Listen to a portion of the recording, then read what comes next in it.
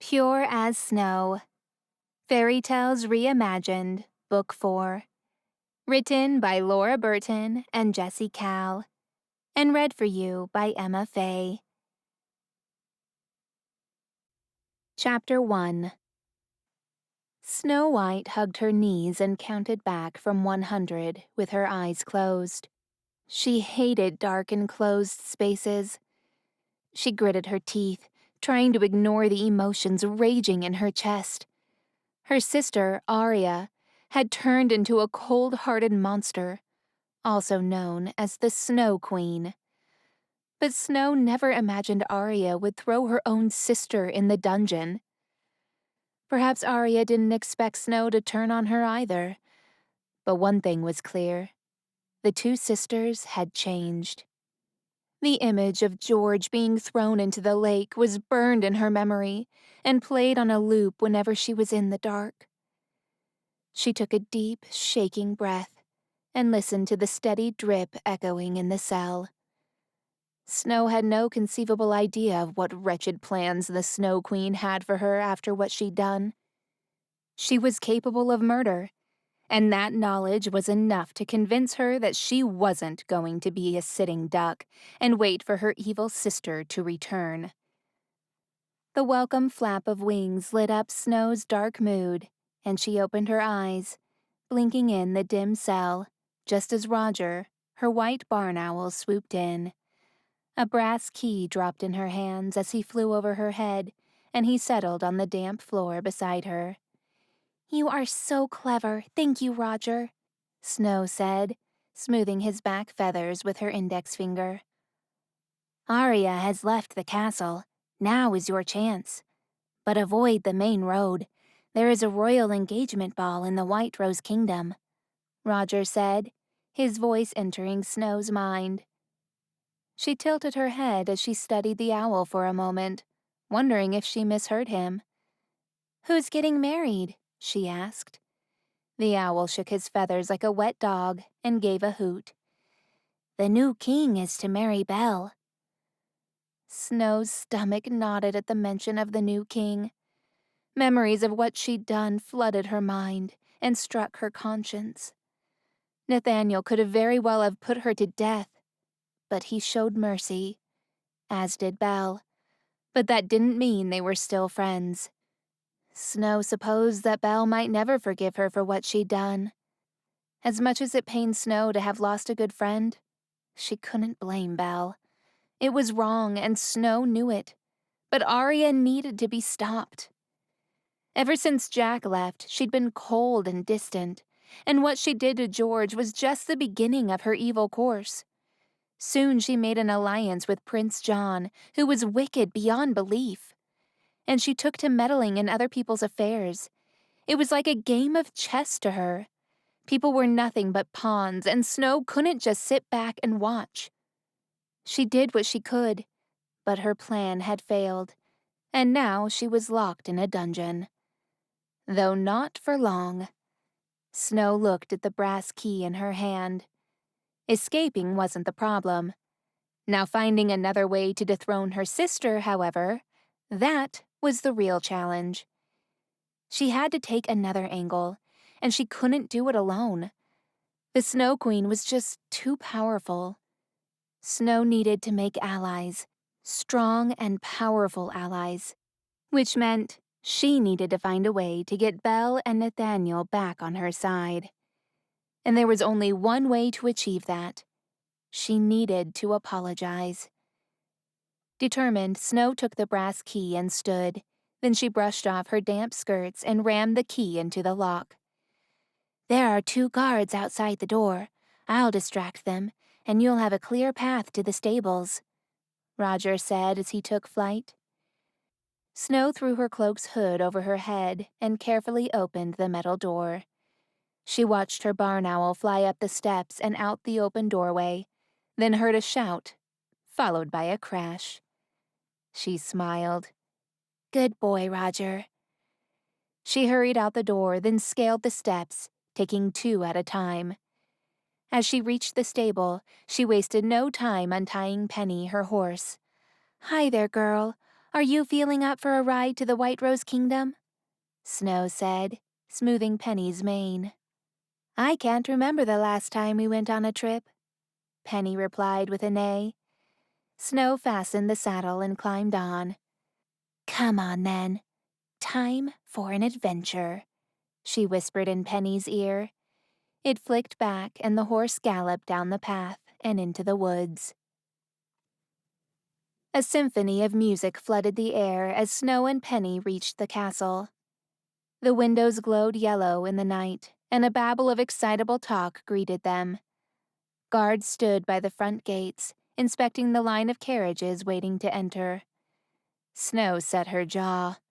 There was no way her name would be on the guest list. She scanned the skies for Roger, but he was nowhere to be seen. Stay here, Snow whispered to Penny, not bothering to tether her.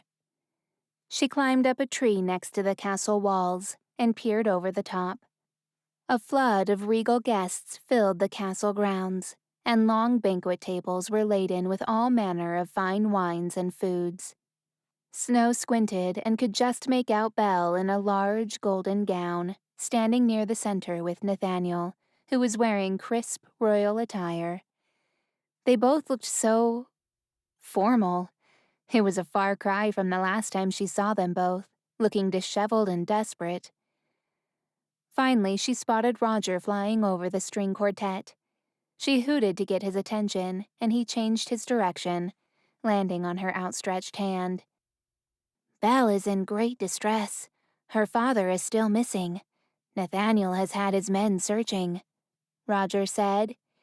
Even her brother and his pack haven't been able to track him down. Snow frowned. Crumbs!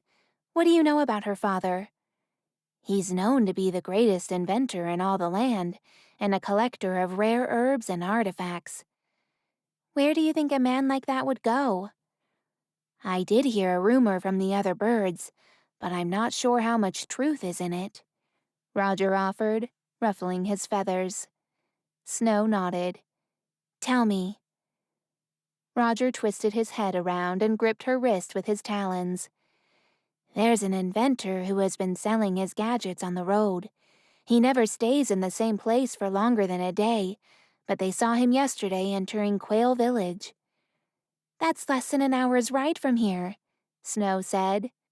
A bubble of hope rose to her chest, and she dropped down from the tree.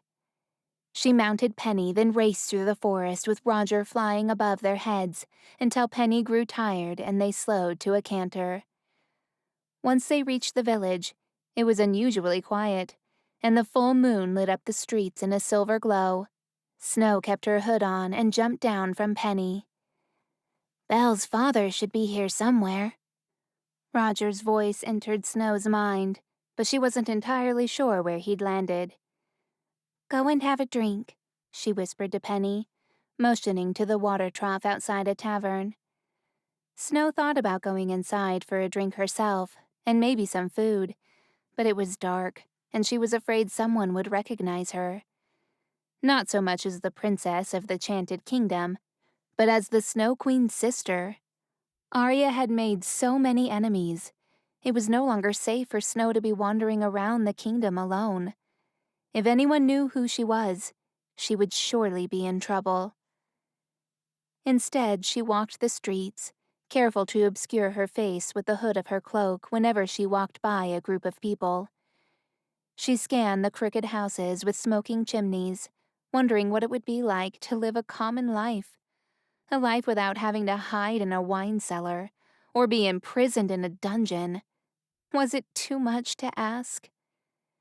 Though even before Arya killed George and the evil queen murdered her parents, Snow's life was far from normal. If it weren't for her gift in talking to animals, she wouldn't have been able to survive all the loneliness. She shook her head, determined not to cry. Now was not the time to get emotional. She was going to find Belle's father and finally reunite him with his daughter, then hopefully gain her support in overthrowing the Snow Queen. Then she would finally get justice for her beloved George. A grunt and a thud alerted her to a dark alley to her left. Without hesitation, she ran to the edge of a building and peeked around the corner into the darkness. A shadowy figure stood near a wagon of hay. When it turned around, the moonlight lit up a pair of brown eyes. Snow released a breath, then stretched her neck to get a better look. The man was older, with gray hair, but his narrow nose and scowl reminded her of Belle. She had never met Belle's father before, but the resemblance was unmistakable. The thrill of finding him before anyone else made her heart skip a beat. She took a step closer, but then halted when the moonlight illuminated a glistening, bloody knife in his hand. Snow looked down to see a man dead on the ground, a growing puddle of blood staining the floor. "I am done being the good one," the killer muttered under his breath. Snow's heart raced. "Are you Belle's father?" she asked, her voice shaking as the iron smell of blood filled the alley. "Not anymore," the man replied, a wicked smile tugging at his lips as he raised the bloody dagger in the air. "Now, I am Rumpelstiltskin." Snow staggered back a few steps as he stared at her. Then a rush of footsteps approached from behind. Rumpelstiltskin raised a finger to his lips as he wiped the bloody dagger on his clothes. Then he turned away and disappeared into the darkness. Two men rounded the corner and gasped at the sight of the bleeding man in the alley, their faces turning pale as they looked at Snow in shock. She held up her hood, hiding her face. "What happened here?" one of the men asked. "Who did this?" Snow turned on her heel as the two men hurried to the fallen man. One of them stooped down to check for a pulse. Snow couldn't speak as she continued to back away with a hand over her mouth in horror.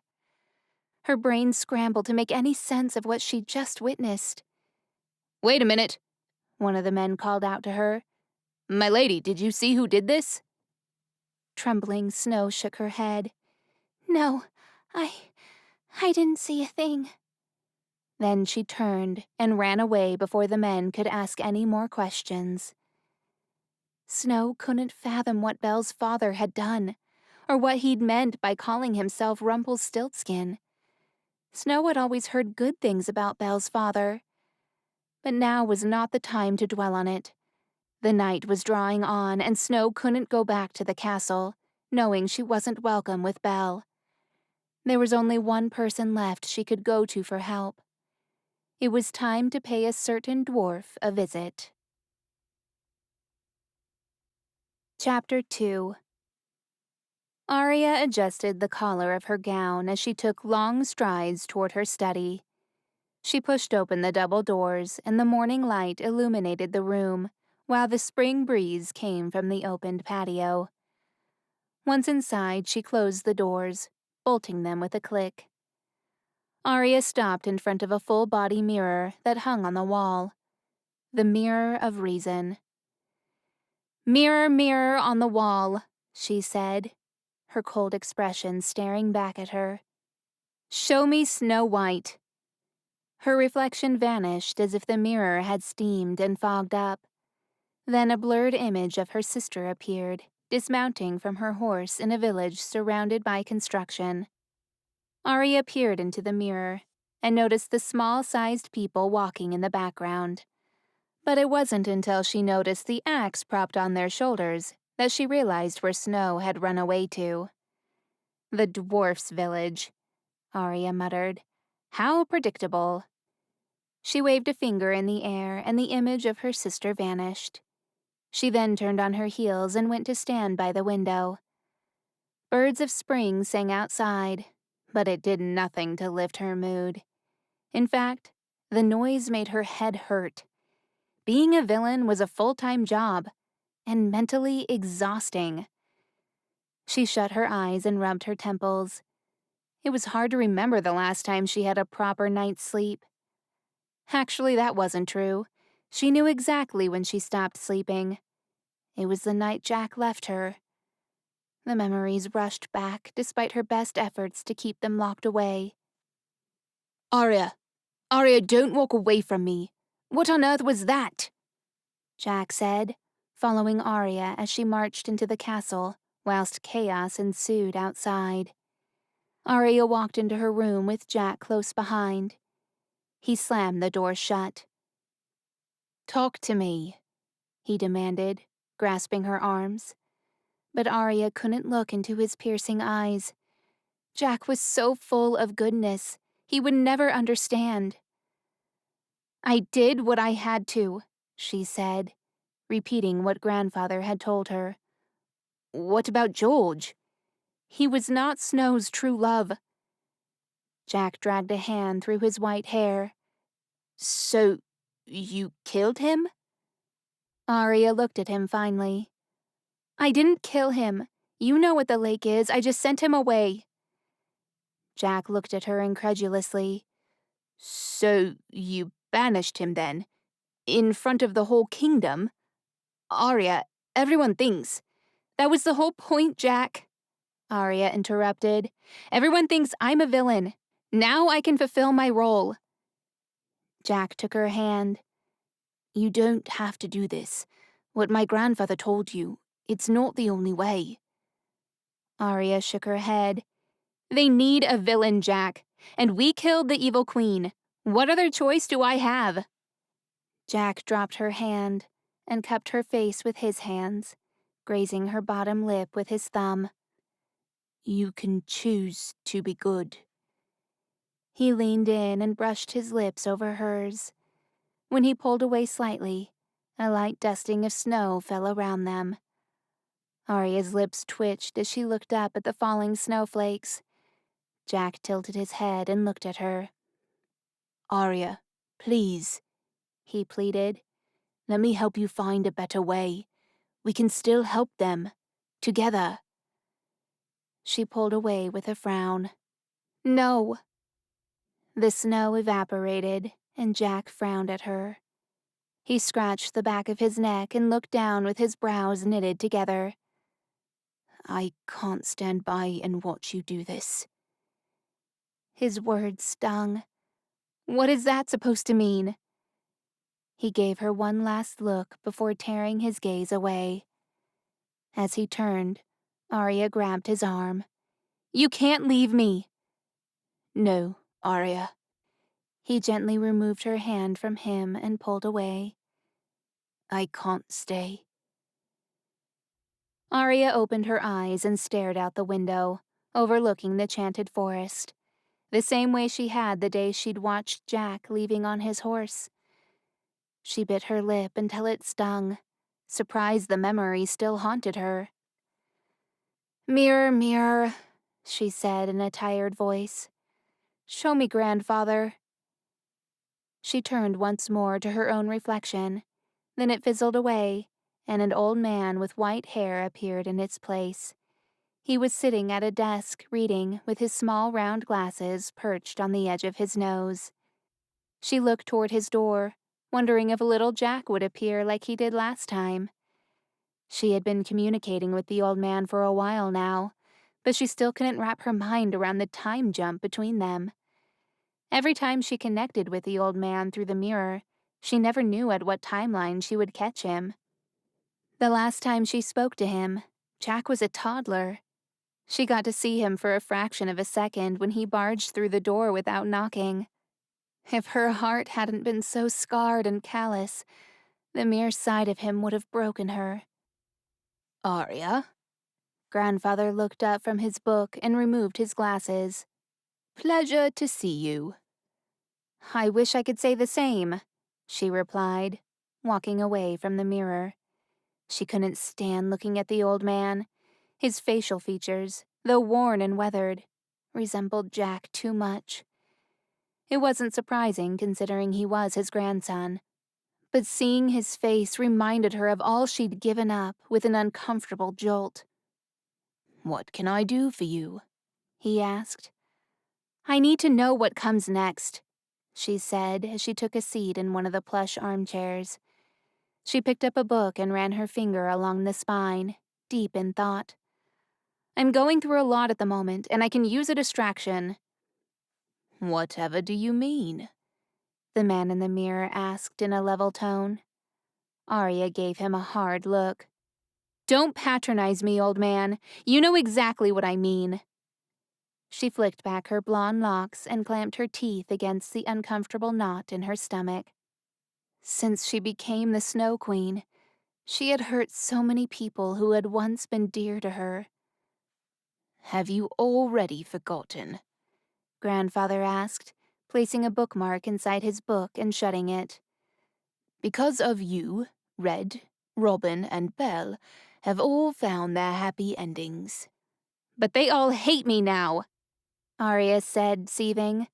Jack left, and my own sister tried to kill me.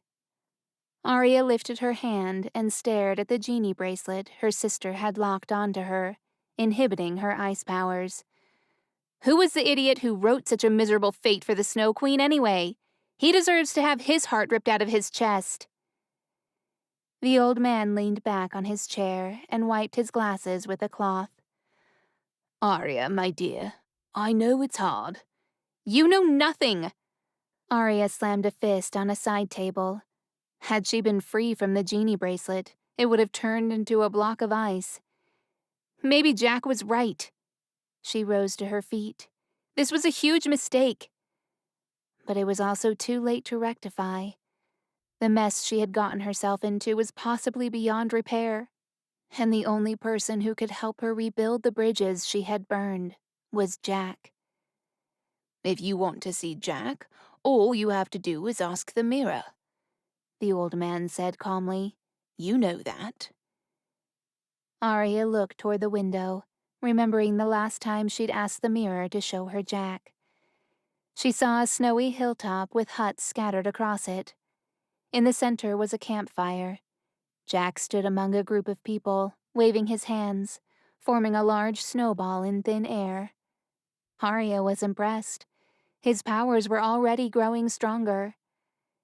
She remembered reaching out, but her fingers only touched glass. She whispered his name, but it sounded different on her lips.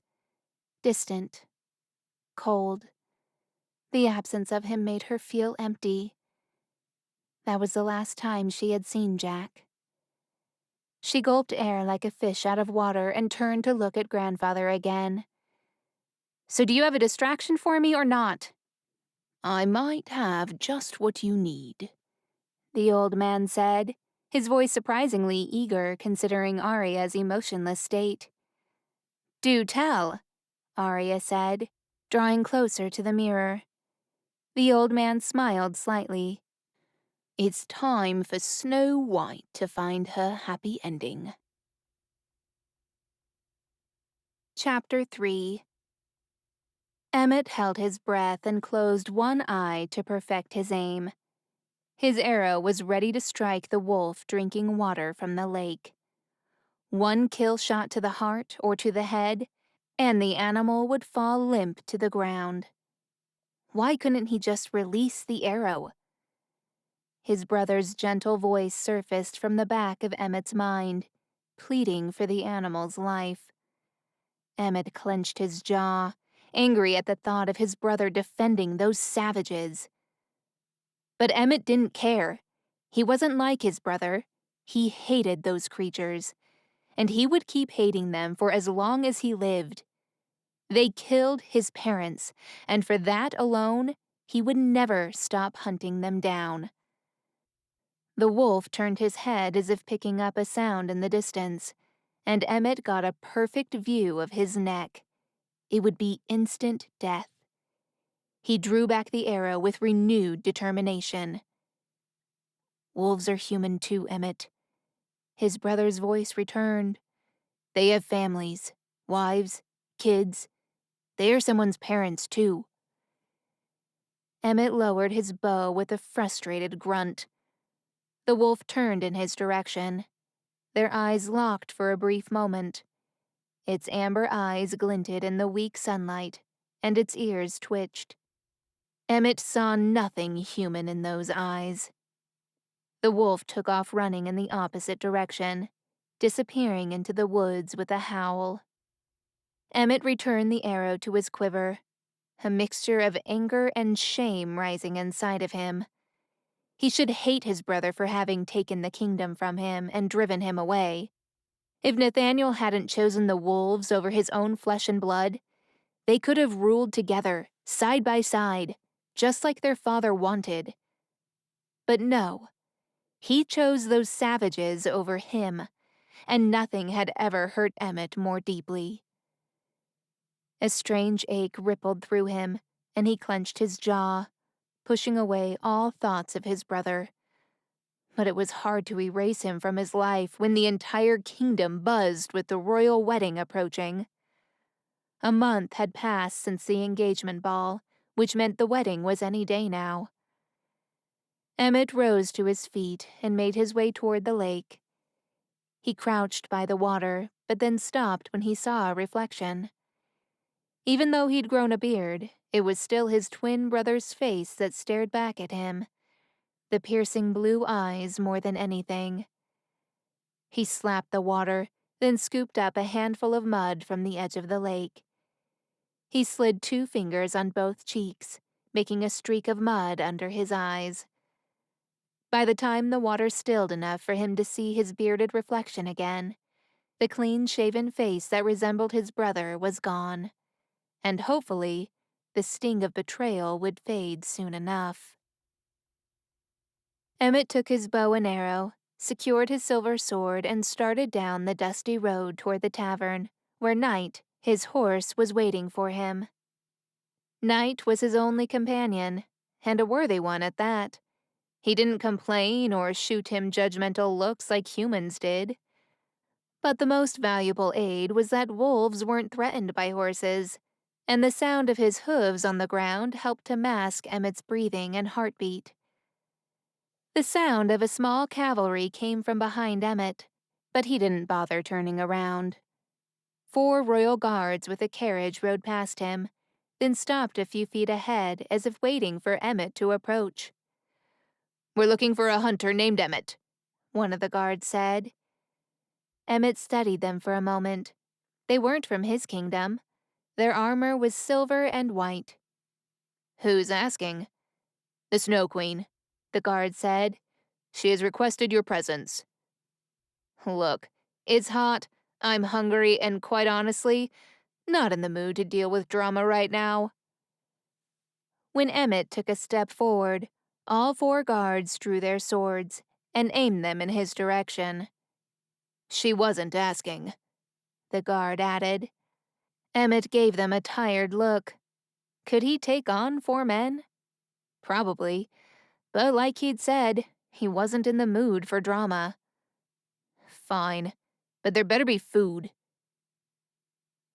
Emmett entered the Snow Queen's white castle with a guard at each side. He didn't need to be held. He followed them willingly down the large, empty corridors. From what Emmett had heard, he'd expected the palace to have been made of ice, with snow ogres as guards. But the dark wood floors reminded him a lot of his father's study. After he died, however, his study became just another vacant room in the castle. It started to smell like an old lake. The Snow Queen's castle didn't smell much different. He glanced at the rooms as they passed by, and noted how still and quiet it was. Their footsteps echoed like beating drums, and Emmett frowned. The Snow Queen's castle was deserted, lonely. The guard stopped in front of an oak door with elaborate markings shaped into a snowflake etched into it, and Emmett braced himself. What did the Queen want with him? He wasn't a king anymore. What could he possibly have that would interest her? The door opened, and the guards guided Emmett inside. Across the room, the Queen sat majestically on her throne, wearing a pale blue gown, her white blonde hair falling in soft waves past her shoulders. At a glance, she was radiant and lovely, hardly having a care in the world. However, the hollowness in her eyes and the permanent line between her brows told him another story. It seemed like she hadn't slept for days. Emmett knew what that felt like. Maybe that was why she summoned him. After all, misery loved company. Emmett took a step forward, but one of the guards blocked him with a sword, shooting him a dark stare before he looked at the queen, waiting for her command. "You may approach," the Snow Queen finally said. The guards bowed their heads. "As you wish, Your Highness." Once they approached the white marble throne, they bowed their heads again and took their posts by the door, leaving Emmett by himself in front of the throne. He didn't like standing there on his own, but at least they hadn't taken his weapons. That made him feel just a tad bit more confident in case anything went wrong. She looked at him from head to toe like he was a painting that didn't impress her. Emmett wasn't offended, but he didn't come all this way to be told something he already knew.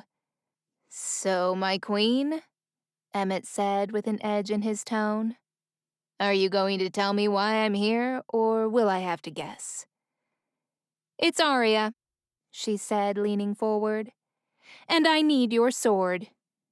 "My sword?" He arched a brow. "Don't your men have swords?" "Not the silver blade," she replied, lifting her wrist to expose one shiny genie bracelet. "Elven metal isn't easily cut, and your sword is made of the same metal, is it not?" Emmett pulled his sword from his sheath, causing the guards to draw their weapons and rush toward him. "Halt!" Arya commanded, raising a hand to stop them. "It's all right." She stood and made her way toward Emmett, stretching out her hand. "May I?" Emmett hesitated, but only for a moment. He turned the sword around and offered her the handle.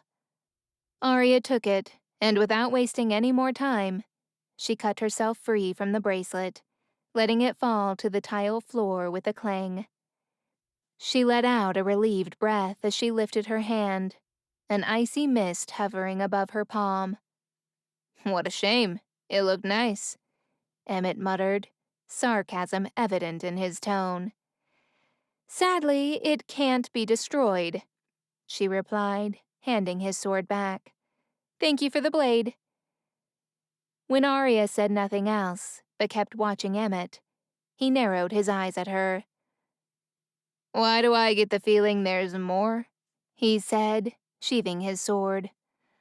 "Observant," Arya said, as if she was checking it off a mental list. "Not bad." "How may I possibly be of assistance to the Snow Queen?" "I would like to hire you," she said. Emmett let out a light chuckle. "Forgive me, but I am positive you're able to find a perfectly good hunter within your kingdom to catch a wolf for you." "It's not a wolf I want to catch," Arya said, giving him a serious look. "It's a young woman, with lips as the red rose, hair black as ebony, skin white as snow." Emmett arched a brow. "Why not just sketch her image and post wanted signs all over the kingdom?" Arya shook her head. "I don't want my enemies to know my sister is out there, defenseless." Emmett's eyes widened. "Someone took the princess?" His sister was also a princess, and if anyone took her, he would call down fire from heaven until every soul responsible vanished from existence. "No one took my sister," Arya assured him. "She ran away. But as I'm sure you are already aware, I have many enemies that will gladly take her into captivity. She is not safe out there. Now what do you say? Will you help me or not?" "What makes you think I'm the best man for this job?" "Because not only are you skilled with a sword, but you know how to respect a lady." "So throwing the sassy princess over my shoulder and bringing her back home, kicking and screaming, is out of the question?" Arya gave him a pointed look. "She is not sassy. She is sweet and kind, and you will do no such thing," Arya said, pointing a finger at him. "Should you choose to accept my offer, there will be very specific instructions to follow." Emmett shifted his weight from one foot to the other. "You haven't made me an offer." "Very well," Arya smiled, starting to walk circles around him. I can make you king once more. I'm not interested in dethroning my brother. Good grief, no. Your brother is 10 times the king you ever were. Emmett rolled his eyes. Duly noted. I'm talking about Prince John's throne, Arya added. With him gone and King Richard sick, there are ways to make you rise again. Emmett narrowed his eyes. How is that possible? Arya smiled. I have my ways. Emmett shook his head. It doesn't matter. I'm not interested in being king. Those days are over for me. Very well. Arya stopped circling and looked at him. She furrowed her delicate brows in thought, tapping a finger to her lips. Then what's your price? Name it and it is yours. Emmett thought about it for a long moment. What did he want? He wanted to walk away from the past and never look back. But how could he do that when his own reflection reminded him of it all? Emmett knew Arya was powerful, but even she lacked the ability to make him look like someone else. But perhaps he could go somewhere new, somewhere people wouldn't know of him or his brother at all. Safe passage and residence to one of the northern kingdoms, he said. Past the King of the Shores. Arya thought about it. That would not be an easy task. They hate you over there. I am aware. And no matter how much mud you put on your face, you still look like your brother. There will be no hiding. Emmett felt his sting in the pit of his stomach. I am also aware. But the King of the Shores will do just about anything for a flipping mermaid. Arya continued, as if Emmett had never spoken at all. I'm sure I can work something out in your favor. She turned to face Emmett with a pleased smile. Perfect. It's a deal then. Brilliant, Emmett replied, with no emotion at all. I'll start my search right away. No need to search, Arya said, making her way back to her throne. The dwarfs have made a new settlement on the border west of here. They have Snow in their care. Emmett arched a brow. If you know she's at the new dwarf's village, why not just send your guards to get her? Because my sister is determined to dethrone me, Arya explained as she took a seat back on her throne. And she won't stop until she's tried everything. So what am I to do exactly? Emmett asked. Change her mind? On the contrary, Arya said. I want you to help her. Help her? Emmett echoed. You want me to help her dethrone you? Like I said, she's not going to stop until she's tried everything, Arya repeated. But I'm afraid of her going at it alone. I don't want her to ally herself with the wrong people. She's never lived outside of these walls. I want to make sure she stays safe. So you're asking me to be her personal guard? Yes, and when she fails, bring her home. Emmett nodded. May I ask you a question? Arya cocked her head curiously, which Emmett took as permission to continue. If she's so determined to destroy you, why do you want her back? Because. Arya narrowed her ice blue eyes. She seemed surprised at his question, as if the answer was obvious. You don't give up on family. Another sharp stab pierced at Emmett's stomach. Well, if there's nothing else, I'll be on my way. Actually, there is one more thing, Arya added, her rosy lips curving up into an amused smile. Make sure to be charming. Chapter 4. Snow looked out of the little open window as she absent-mindedly rolled out pastry. Roger nestled into a groove in a tree trunk and snoozed the day away. How he could sleep among all the noise, Snow had no idea. But Roger was not like any other barn owl. He was inventive, too. She wouldn't have been surprised if he had somehow fashioned earplugs out of mud to block out the sound of the dwarfs working on the new houses. Since their village was destroyed by the evil queen, the dwarfs relocated to the very edge of the Chanted Forest.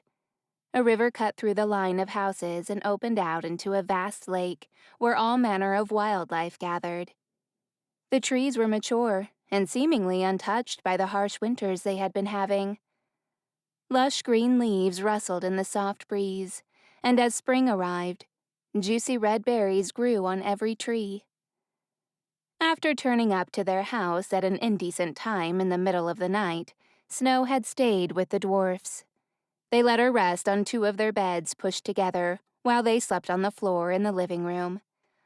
All they wanted in return was a warm meal at the end of the day and for her to tell them stories at night. They were out of the door by the time the sun rose and worked on building houses until the sun sunk in the horizon. They never stopped to eat or drink, so Snow was glad to be of assistance. She soon settled into a routine. When she woke up in the morning, she collected the smelly clothes littered on the floors of the cabin and took them to a large basin outside. She sang with the birds as she scrubbed the clothes clean and hung them out to dry. After that, she folded the sheets, made the beds, and swept the floors. The hard work reminded her of the years she'd spent hidden in the cellar after the evil queen killed her parents. She didn't particularly enjoy having been hidden in a cellar, but she did enjoy learning to do things for herself. Snow closed her eyes, smiling sadly to herself. If she ever returned to the palace, she would thank Mara, her maid, for everything she'd done. Now that her plans were foiled again, she wasn't sure when or how she would return to the palace. Roger kept Snow updated on the whispers in the forest. It was tremendously helpful that birds simply loved to gossip. To the average human, they simply heard tweetings, assuming the birds were singing playful songs or making the occasional mating call. But Snow knew better. The tweets often started off with, "Good heavens, come and listen to this," or, "You won't guess what I heard on the grapevine this morning." The latest gossip was about Nathaniel and Belle's wedding. They had finally picked a date now that her father had been found. No one, however, said anything about Rumpelstiltskin. Snow wondered if they knew what he'd become. "How will that work?" a brown bird asked, flapping its wings. "If they have babies, will they be human or a beast?" Snow snorted as she draped the cut-out pastry over the pie dish, covering up the gooseberries she had foraged the day before. "Don't think too much, Petrie. You'll make yourself dizzy." Snow teased the brown bird, and if a bird could blush, Petrie would have. "My head does feel a little funny." Snow chuckled, then pointed to the pie. "Can I get a little help?" she asked, patting her hands on her apron. Petrie whistled and flew in through the window, settling on the edge of the pie. Then he hopped all around the circumference, making a crisscross pattern in the pastry. "Thank you," Snow said, beaming at the little bird. She rested her hands on her hips, surveying the small pie for a moment, and frowned. "This won't be enough. I need to make another." She picked up the cloth bag from the counter and groaned at the sight of just 2 lonely gooseberries at the bottom. "I'll need to go out and gather some more," she said to no one in particular. Snow took off her apron and hung it on a little wooden hook by the door. She then brushed a few stray hairs away from her face and pulled on her ankle boots. The sun poured in through the trees, touching the forest floor like millions of sparkling diamonds. Snow had never been this far outside the palace walls before. The animals were friendly, albeit a little nosy, but the people in the dwarf village were so welcoming. As Snow strolled deeper into the woods, swinging her cloth bag as she whistled to the birds, she wondered if she should forget about the Snow Queen altogether and focus on starting a new life, away from the palace. She welcomed the idea, but a snap under her feet jolted her out of her thoughts, and in one swoop, Something wrapped around her ankle and she flew upwards. The world turned upside down as she hung in the air by her foot. Snow shrieked, wishing she had not opted to wear a dress that day. She thrashed around the air, trying to push her skirts back over her knees, all while trying to reach the thick rope tied around her ankle. A small chuckle interrupted her struggle. "Well, you're not a wolf." Snow stopped wrestling, pinning the skirts to her knees. Her heartbeat throbbed against her temples as she looked around, searching for the man who had spoken. "I most certainly am not," she said. Finally, her gaze landed on a man with dark hair, his short brown curls oiled to look neat and glossy in the sun. Snow squinted and tilted her head, also noticing the piercing blue eyes. "King Nathaniel?" The man frowned for a flicker of a second, but then settled back into a casual grin as he leaned against a tree with his arms crossed. "No, my lady. My name is Emmett." "Oh," Snow said, not sure what else to say. Emmett was Nathaniel's twin brother, and she wasn't sure if he knew what she had done to his brother. If he knew, he would surely keep her tied up forever. "Hold on, I'll get you down," Emmett said, coming toward her. He took a knife and held it between his teeth as he dragged an arm around Snow's back. The flood of spicy coriander scent brought color to her cheeks. In her mind, being that close to a strange man was scandalous. He clutched her so tightly that the side of her face pressed against his firm chest, and Snow held her breath. Emmett reached up and began freeing her from the net as she held her skirts over her knees until her hands began to tremble. Emmett grunted, and the sound rumbled against Snow's ears. She hadn't been that close to a man since... She bit her lip as George's face flashed before her eyes. "Hold on," Emmett warned. The rope snapped, and Snow yelped as she began to fall. But then Emmett caught her, securing his grip around her body. "It's all right, I've got you," he murmured into her ear. Slowly he lowered her to the ground, and Snow's dress fell to her ankles as she stood. "Thank you," she said, pressing a hand to her racing heart and cursing it for fluttering like that around anyone other than George. Now that she was back upright, she could take a proper look at the man who had trapped her. He flashed her a charming smile as he sheathed his knife. Muscles bulged from his ivory cotton shirt, and he had an axe strapped to his back in a leather holder. He was definitely not Nathaniel. Emmett looked more like a hunter than a king.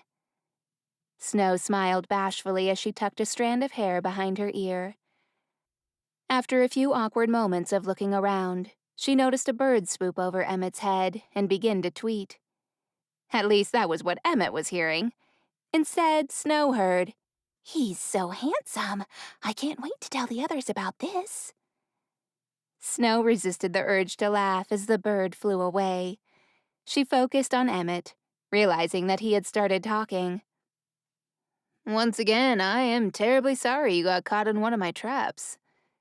Snow giggled and waved her hands. "It's no problem. No harm done," she insisted. "Thank you for rescuing me. I'm not sure how to repay you." Then Snow was struck by an idea. "Do you like gooseberry pie?" "I love pie," Emmett said, his face lighting up. The forest echoed with birds chirping. "He likes pie. He likes pie." Snow ignored them. "Then I insist you take a slice with you on your travels," she said, picking up her dress and walking down the path. "Come with me." Emmett's smile grew wider as he inclined his head. "Well, if you insist, it would be rude for me to decline."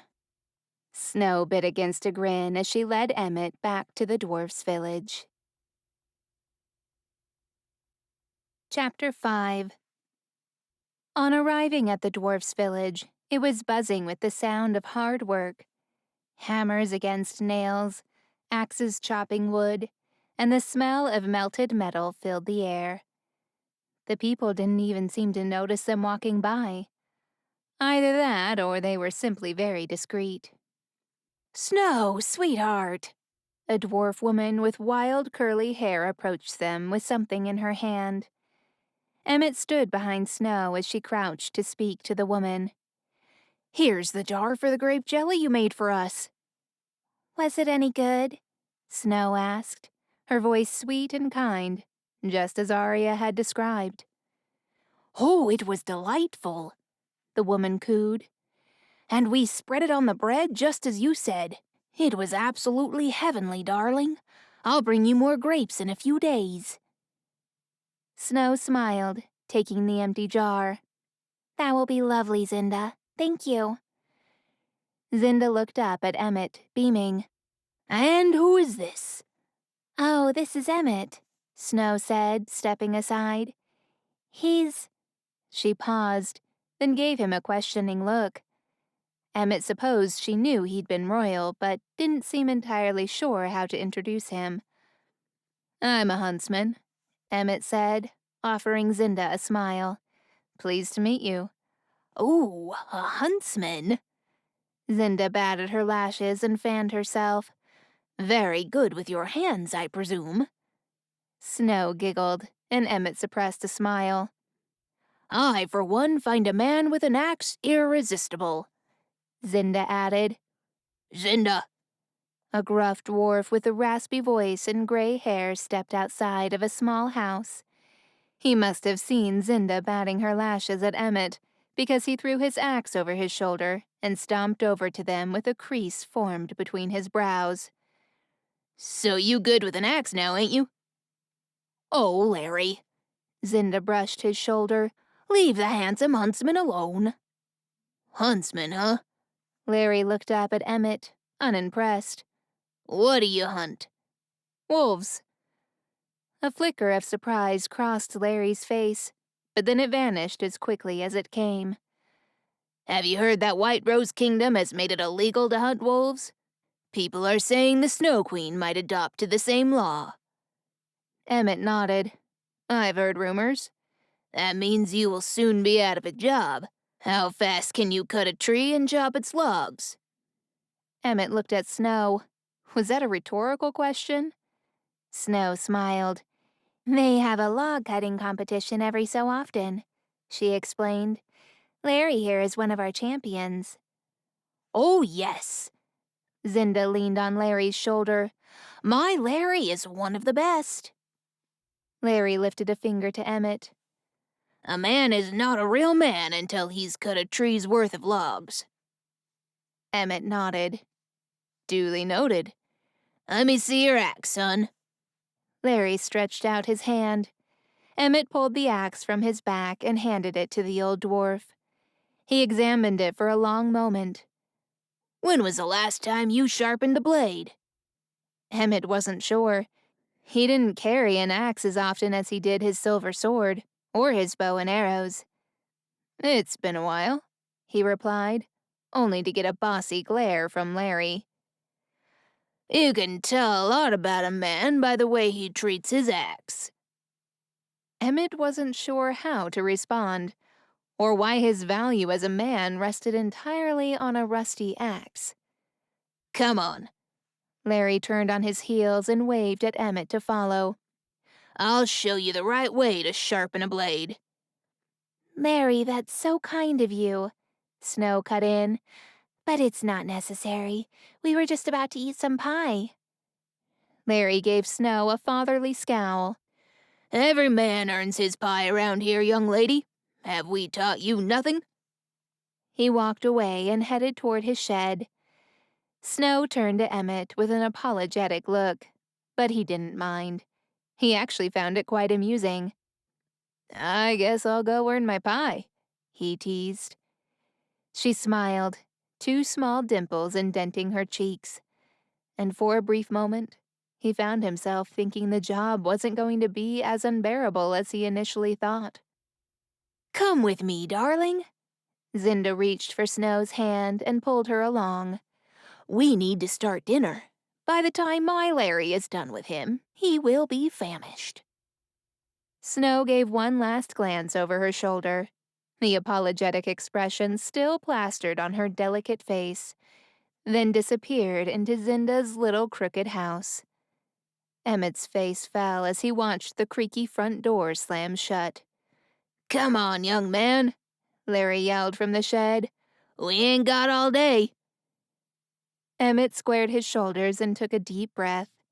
He wasn't particularly nervous, but he did feel the strangest desire to impress the man. After all, how hard was it to sharpen an axe? Emmett's muscles throbbed as he chopped yet another log over a tree stump. His cotton shirt was drenched in sweat, and he hadn't been allowed a break for far too long. "Breaks are for the weak," he kept looping Larry's words in his mind. "Real men tough it out." That may have been the motto in the dwarf village, but for Emmett, he was only a few breaths away from passing out, and most certainly not earning his pie. The sight of Snow approaching with a cold glass of lemonade was like a mirage in a desert. He dropped the newly sharpened axe on the ground and wiped his brow with his forearm. "I was starting to think you forgot about me," he said, taking the cold drink. "I thought he was just going to show you how to sharpen the thing," Snow said, watching Emmett with guilt in her eyes. She clearly regretted leaving him alone. Emmett nodded but was too busy to reply since he was chugging down the refreshing liquid. When he finished, he wiped his mouth with the back of his hand. "We started by sharpening the blade," he said, motioning to the stack of logs next to him. "Then, of course, we had to make sure the axe was sharp enough." "Okay, I say you've earned your pie, mister," Snow said, reaching for his hand and pulling him along. "Let's go." "Where?" he asked, though not resisting. The farther away she got him from that pile of logs, the better. "To my cottage," she said. "You should freshen up before my friends come home." Snow led the way to a small hut on the edge of the village. It had a thatch roof and a smoking chimney that blew out puffs of cloud into the sky. The hammering wasn't as loud, and the smell of burned coals grew weak, giving way to the delicious scent of sweet berries. When he finally entered the cottage, the inviting smell of gooseberry pie filled his senses, and his stomach grumbled. "Sorry about the mess," Snow apologized, her cheeks turning pink as she picked up the many pieces of clothing scattered over the home. "Living with 7 men is no walk in the park." "You live with 7 men?" "Dwarfs," she added. "They're Larry and Zinda's kids. Adult kids, actually. Anyway, the bath is in the back." "Thank you. I just need to get my bag outside." By the time Emmett returned, Snow had prepared his bath with warm water. After stripping off his clothes, he relaxed inside the tin tub. He hadn't taken a warm bath in almost a month, and the heat soothed his screaming shoulders. He'd been living his life as a nomad, and bathing in lakes and waterfalls had become the norm. It wasn't bad during spring, but he would need to come up with another plan for the winter. After he ended his bath and drained the water, Emmett changed into fresh clothes and walked out, drying his short brown hair with his hand. He stopped when he saw Snow across the room with her back to him. She had perfect posture, and the ties of her apron fastened into a white bow at her tiny waist. She stood behind the stove, stirring a large pot. "He's just a friend," Snow muttered. "Now quit it or you're not getting any pie." Emmett looked around the room, wondering who she was talking to. He noticed a squirrel standing upright on the window's ledge. He lifted his tiny arms in the air, then let out a series of high-pitched squeaks. Snow shook her head with a giggle. "I'm not listening." Emmett chuckled. The only other woman he'd ever seen talking to animals was his mother while she was gardening. She would also talk to the plants, and the flowers, too. According to her, they were all living things and needed attention. Emmett found himself smiling at the pleasant memory. Those didn't often come into his mind, so it was refreshing. "All done," he said, pretending to have just walked out. "Feeling better?" Snow asked, looking over her shoulder. Her black hair still obscured half of her face, so all that Emmett could see was a pair of pouty red lips and a soft button nose. "My muscles are going to be sore for a few days," he confessed, joining her in the kitchen, which was a small space in the corner of the living room. "But the bath was great, thank you." Snow smiled. "You're welcome." "Hey, Princess!" A group of dwarfs walked into the home, then stopped by the door as soon as they spotted Emmett standing next to Snow. "Snow?"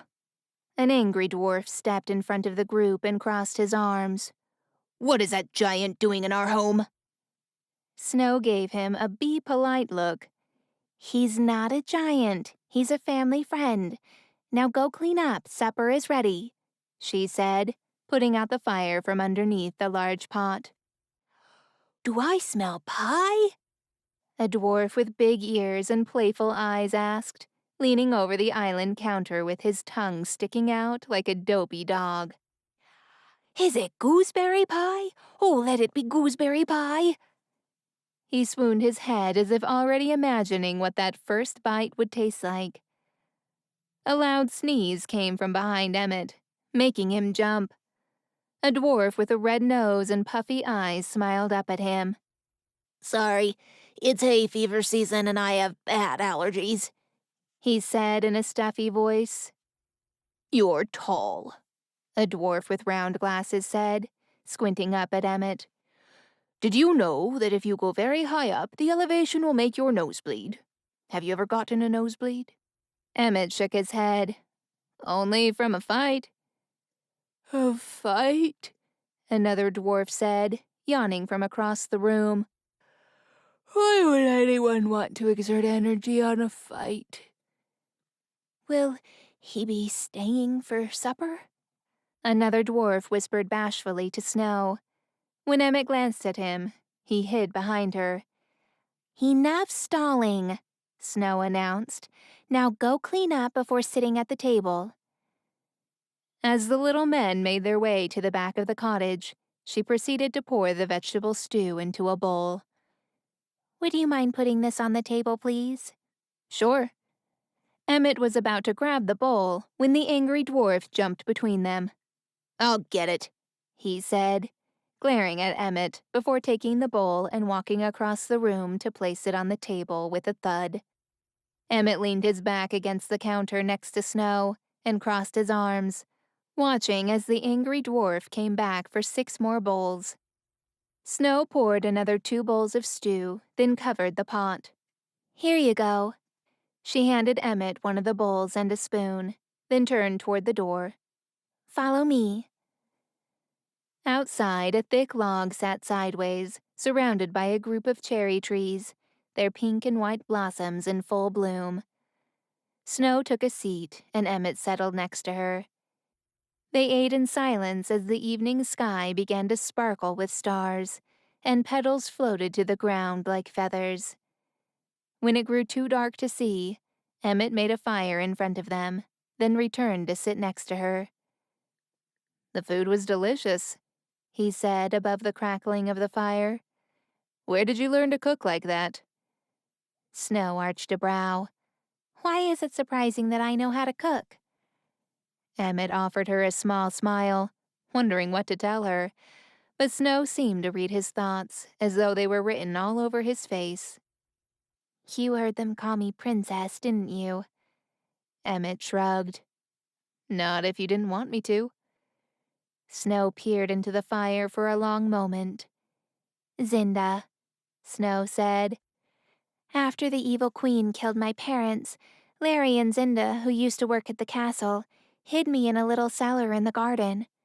She used to come often to check on me, but in the event that she no longer could, she taught me how to cook so I could look after myself." "That was nice of them," Emmett said. Snow nodded. "They saved my life." When Emmett said nothing else, Snow looked at him. The reflection of the fire danced in her eyes. "What about you?" she asked. "What's a king doing wandering about in the wild?" Emmett let out a long breath. "Well, let's see. I had a misunderstanding with my brother and gave up the throne. Sounds somewhat foolish saying it aloud, but trust me, it needed to be done." "It doesn't sound foolish at all," Snow replied. "In fact, it makes perfect sense. You're a wolf hunter, and he's a—" When Snow turned away to look into the fire again, Emmett caught her frowning. "You know what my brother is?" Snow didn't answer for several heartbeats. Then she turned and gave him a small smile, her pretty eyes twinkling like stars. "Not if you don't want me to." Emmett chuckled. "Fair enough. So how come you know my brother, but we've never met?" Snow shook her head. "I don't really know your brother. My sister, the Snow Queen, was good friends with Belle, and she's his bride now, so I just mostly heard of him." "Your sister is the Snow Queen?" he asked, pretending to be surprised. Thankfully, she didn't notice anything out of the ordinary, though her smile evaporated and the corners of her mouth tugged downward. "Sadly, yes." "From what I hear, she doesn't have the best reputation." Snow let out a chuckle. "Now that's the understatement of the century." "Take it from me. When a leader makes that many enemies, it's only a matter of time before they are brought to their knees." "I don't know," Snow muttered under her breath, still watching the fire dance in front of them. "She's too powerful." "You can be just as powerful," he assured her. Snow laughed. "Yeah, right." "I'm serious." When Snow shook her head, Emmett turned his body to face her.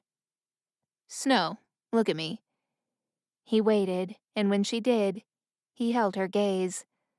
"I have killed more wolves than I can count, but that wasn't because I was stronger than them.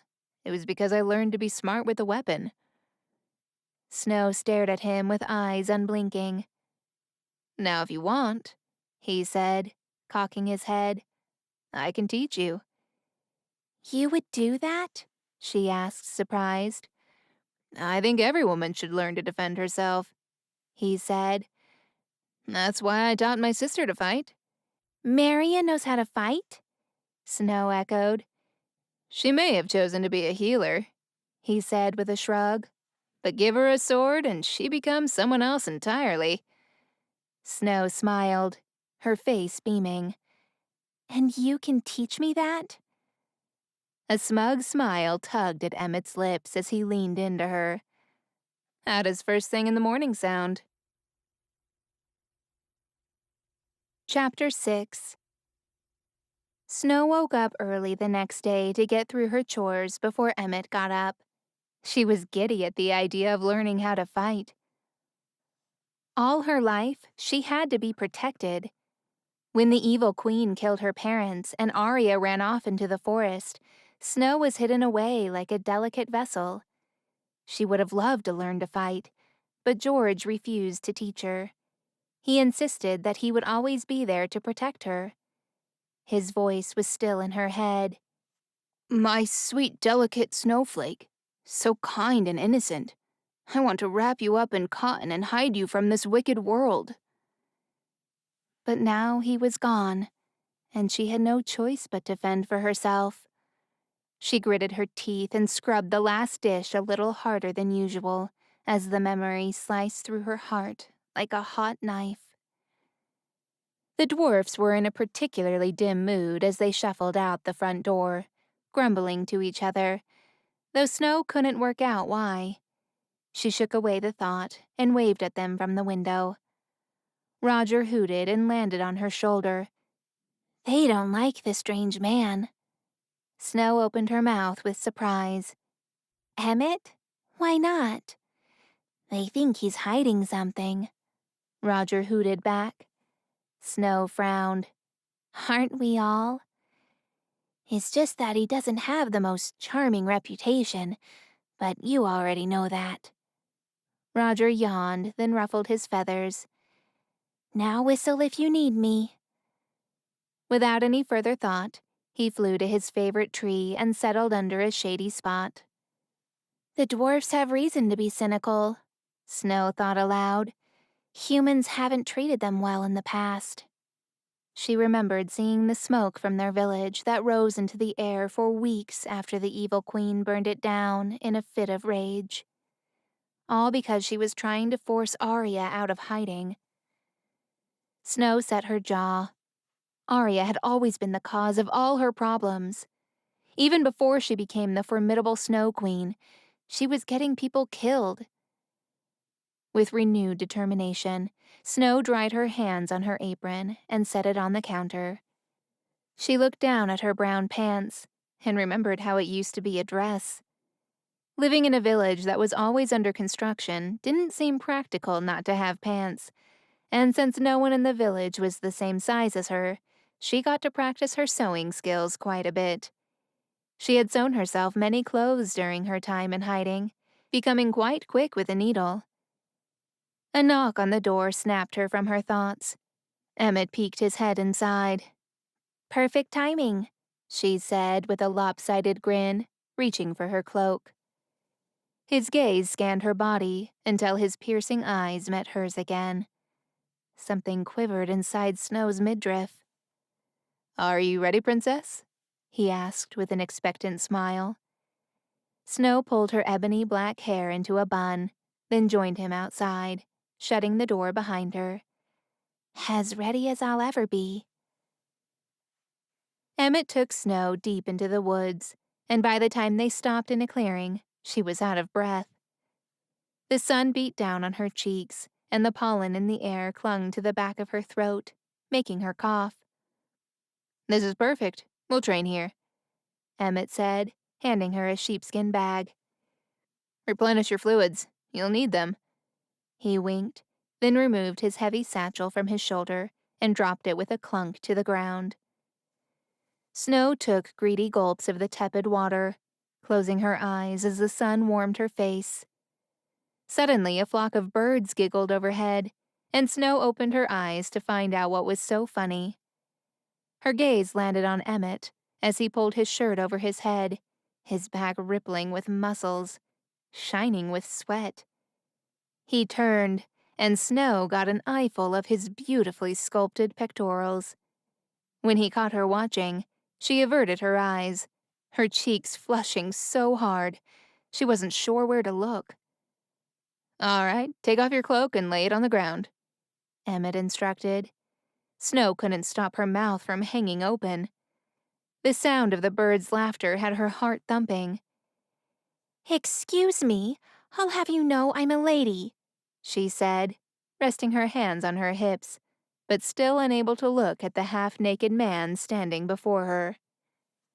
He howled with laughter, and it broke her out of her embarrassed state.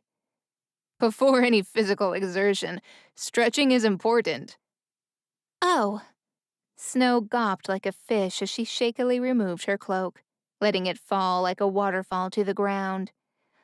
"Right." Emmett leaned over and touched his toes, urging Snow to do the same. After stretching for a bit, he laid on his back and tapped on the space next to him. When Snow didn't move, he chuckled. "Have you ever done sit-ups before?" he asked. "How else are we going to strengthen your core? Now, watch what I do and try to do the same." Snow nodded, keeping her eyes on his chiseled abs as he demonstrated, his muscles going taut as he pulled up his upper body. "Come on, your turn." Snow shook her head, trying to focus as she settled next to him. She followed his exact movements, but within seconds, she throbbed and ached. "This is payback for what Larry put you through yesterday, isn't it?" she said between heavy breaths. "You've done 5 sit-ups," Emmett said, amused. The glistening sweat on his body sizzled, and Snow's mouth grew dry as she watched him. "You need to be strong and agile to fight," he said, apparently oblivious to Snow's impure thoughts. Right, she said, refocusing. What's next? Emmett's grin grew wider. Have you ever shot an arrow? Beads of sweat clung to Snow's temples as she stood still with a heavy bow outstretched. She nocked an arrow like Emmett taught her and took a low, steady breath. Great, that's it. Now pull back and let go. Nice and steady now, Emmett said, his voice low but authoritative.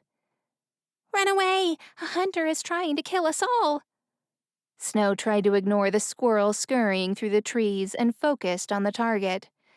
A tree trunk across the clearing with a carved circle on it. Shutting one eye and aiming the arrow at the bullseye, she drew it back and released.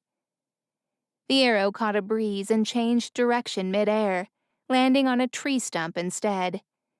Snow lowered the bow with a frustrated huff. Emmett chuckled as he stood up behind her. You're doing great.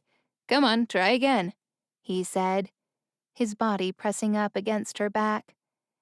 He brought his solid arms around Snow's body, wrapping her up in his strength and overwhelming her senses with his earthy scent. His hot breath tickled her ear as he whispered, Take the arrow and aim it at the bullseye.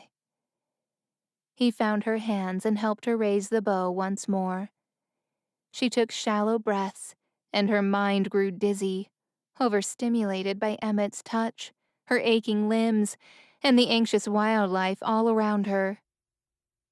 Okay, I can do this, she whispered. Emmett let go of her and stepped back. Suddenly Snow had a chill in the absence of his heat. Still, she aimed at the target again and pulled back the arrow. A twig snapped to her left, and she let go of the arrow with a yelp.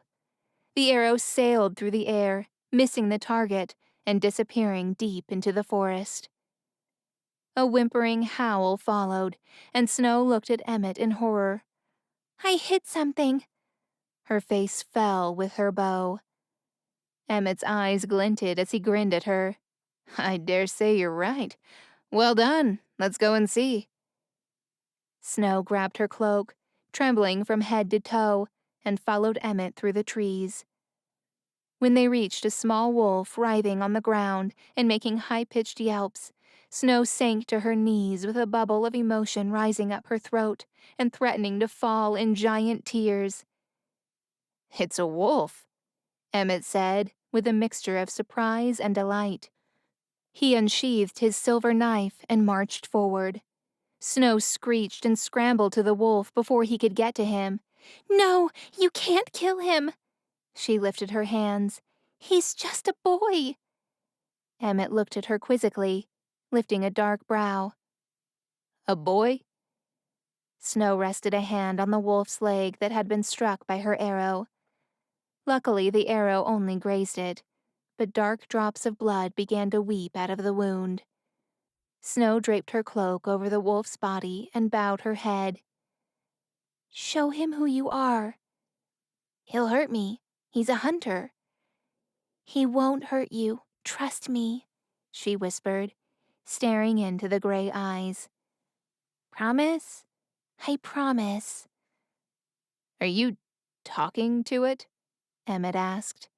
But then he gasped as the wolf transformed into a young boy with a mop of blonde hair. Snow ripped the bottom of her cloak and tied it around the boy's leg, then applied pressure on it. She looked up at Emmett, who stood frozen on the spot, the silver knife still in his hand. See? She offered him a smile. Just a boy. Emmett sheathed his knife and rubbed the back of his neck. He didn't seem one bit comfortable with that revelation. So, now what? He asked, his voice torn. Snow looked back at the young boy. He was panting, and his eyes were wide with fear. She looked back at Emmett. We need to take him back to the village. Doesn't he need a healer? Emmett asked. It's illegal to hunt wolves, Emmett, Snow reminded him. So unless you know a healer we can trust, we could be thrown in jail for this. Emmett was silent for a long moment, but then his eyes met hers. I do. Snow gave him a quizzical look. You do what? I know a healer we can trust. Chapter 7. Arya watched as Emmett picked up the boy from the ground and carried him through the forest. Enough! She waved a hand over the mirror, and the image vanished. Rubbing her tired eyes, she paced back and forth. Why can't he just kiss her already and live happily ever after? I don't think that's how it works, my dear. A man's voice came from her patio, and Arya swung around. An older man with white hair and wrinkles on the edge of his eyes stood there, leaning against the open glass door. Who are you? She asked, lifting a hand, ready to strike if necessary. I'm Rumpelstiltskin, he said, bowing his head respectfully. But you can call me Rumple. After all, you and I can make a powerful alliance. Arya crossed her arms. And why would I make an alliance with you? Rumple smiled. Because the alternative is animosity, and you don't strike me as a woman who makes bad decisions. Arya couldn't help but laugh. Clearly, you know nothing about me. Perhaps not. He entered the room and took a seat on the sofa, crossing his legs. But I do know you have a mirror that shows you anything you want. Arya leaned against the back of a chair. And I'm looking to find something, he said vaguely. I was hoping you could ask your mirror to locate it for me. Before Arya could even think to refuse, he raised a hand. I'll make you a deal. Arya narrowed her eyes. What kind of deal? Rumple pulled out a parchment from his pocket and held it up. Safe passage to the Northern Realm. Isn't that what you promised the Huntsman if he brought your sister home safely? Arya's eyes widened and she moved away from him. How do you know about that? Rumple smiled. You really shouldn't make promises you can't keep, my queen. I was going to figure something out. He cocked his head, amused. You and I both know those sailors would rather face the evil queen 10 times over than have any dealings with you. The harsh winter really put a damper on their work. Arya pinched the bridge of her nose. How many times will I have to say it? She hissed. The harsh winter was not my fault. Downside of being the Snow Queen, Rumple said callously. Now back to business, shall we? He lifted the parchment and waved it in the air. Do we have a deal? Arya squared her shoulders and gave him a hard look. What do you want me to find? Rumple flashed a wide grin. A special gift for my daughter's wedding. Chapter 8. Even as a king, Emmett was never one to care much about luxury. But on crossing into Sherwood territory while riding on a wooden wagon, he really missed the smooth roads of his kingdom. Holes the size of craters made the wagon ride a lot more unpleasant. It didn't help that the wound on the child's leg was turning purple, increasing the sense of urgency. Emmett had no idea what that meant, but he knew it wasn't good. And the uneven terrain made it that much harder to pick up the pace. Good thing Snow knew the conditions of the road ahead of time, because she made sure to add lots of pillows and blankets so the boy wouldn't be hitting against the hard wood. He's asleep, Snow said, climbing over the wooden seat to settle next to Emmett as he held the reins of his horse. The dwarfs had offered their horse to go with their wagon, but leaving Night behind wasn't even an option. We already crossed into Sherwood, Emmett said. We should be arriving at the village soon. Thank you for doing this, Snow said, her voice soft as the evening sky sparkled with stars. I know it couldn't have been easy for you." He knew what she meant. He walked away from his brother because of his allegiance to wolves, but yet, here he was, helping one of them. The irony of it all surprised even him. But he wasn't doing it for the creature. He was doing it for the child. And even though Snow thought they were one and the same, that wasn't true. Not to Emmett. "Back in the woods," he finally spoke. "You had a conversation with the boy before he shifted. How did you do that?" Snow watched Emmett for a moment, knowing he never acknowledged her last statement. Thankfully, she didn't press him because talking about his family wasn't a pleasant topic for him. "I don't just talk to animals," Snow said, shifting her attention to the darkening road ahead. "I can hear them speak, in my head." Emmett gave her a sideways glance, but she kept her gaze forward. Whether she was embarrassed about her special ability or not, he couldn't tell. "To others, it just sounds like they're squeaking or quacking," she went on. "But to me, I hear them just as clearly as a human." "What do they say?" Emmett asked, intrigued. "Oh, all sorts of things." She chuckled as if remembering something in particular. "I can't speak for all birds, but the ones in the Chanted Forest are known for their gossip. Roger, on the other hand, is not only great at keeping a lookout for danger, but he's quite the collector." Emmett raised a brow. "Who's Roger?" "My barn owl," she said, pointing her thumb to the back of the wagon. Emmett was tempted to glance back. He had no idea they had an owl riding with them. "I've had him since I was little. He was the size of the palm of my hand. I was playing in the garden with my sister when she blasted a dagger of ice by mistake, and it hit the top of a tree. An owl's nest fell on the ground, and there he was, with these big black eyes staring up at me." Snow smiled at the memory. "He was trembling, so I picked him up and asked him if he was okay. That's when I heard him speak for the very first time."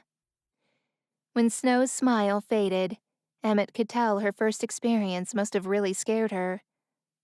"What did he say?" Emmett asked. "He asked me if I was going to hurt him," Snow replied. "I was so scared I dropped him back on the grass and ran inside." She paused as if trying to remember what followed. "I spent the rest of the day in my room, shoving my head under a pillow, trying to block out the sound of him calling for his mama and papa. He was so scared, and I thought for sure I was going out of my mind, especially when I told my sister, and still she could only hear him hoot." "So what did you do?" "My sister assured me that there was nothing wrong with me. Maybe I was special like she was, and I should embrace my gift. Then that same night after supper, she came into my room and handed me a box. When I opened it, the baby owl was inside. She told me it was going to be our little secret, so I kept him in my room and we talked every day, for hours on end. Oh, and he was jealous of my sister." "The owl was jealous?" Emmett echoed. "Well, he also hated that Arya kept calling him Fuzzy Chick." Snow laughed, and Emmett found himself uplifted by the joyful sound. "I never told him that, but he really did look like a fuzzy little chick when we found him." Snow paused for a moment, then giggled. "Sorry." Emmett gave her a quizzical look. "What for?" She pointed a thumb over her shoulder. "Roger heard what I said." Emmett arched a brow. "It does take some getting used to." "Tell me about it." She widened her eyes. "It took me years to feel comfortable with it myself." "Oh, hey, I see firelight just ahead." Emmett nodded. "Looks like we're here." After asking around, they finally pulled up to Marion's home. Emmett jumped down from the wagon while Snow hurried to the back to check on the boy.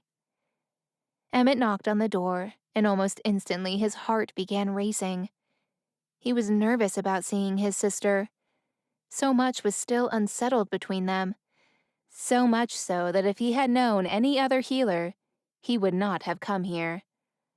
He turned around to look at Snow.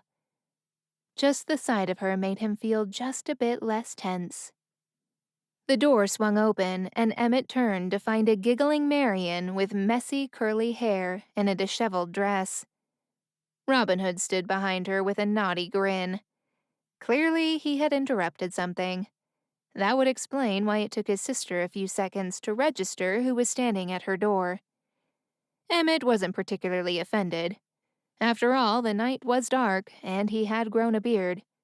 So much had changed. "Emmett? Sorry to show up unannounced, but—" He motioned toward the wagon. "We need your help." Marian came out of the bedroom with a slight crease between her brow, which often appeared when she was intensely focused. "He's going to be okay," she said, walking toward the basin in the kitchen and washing her hands.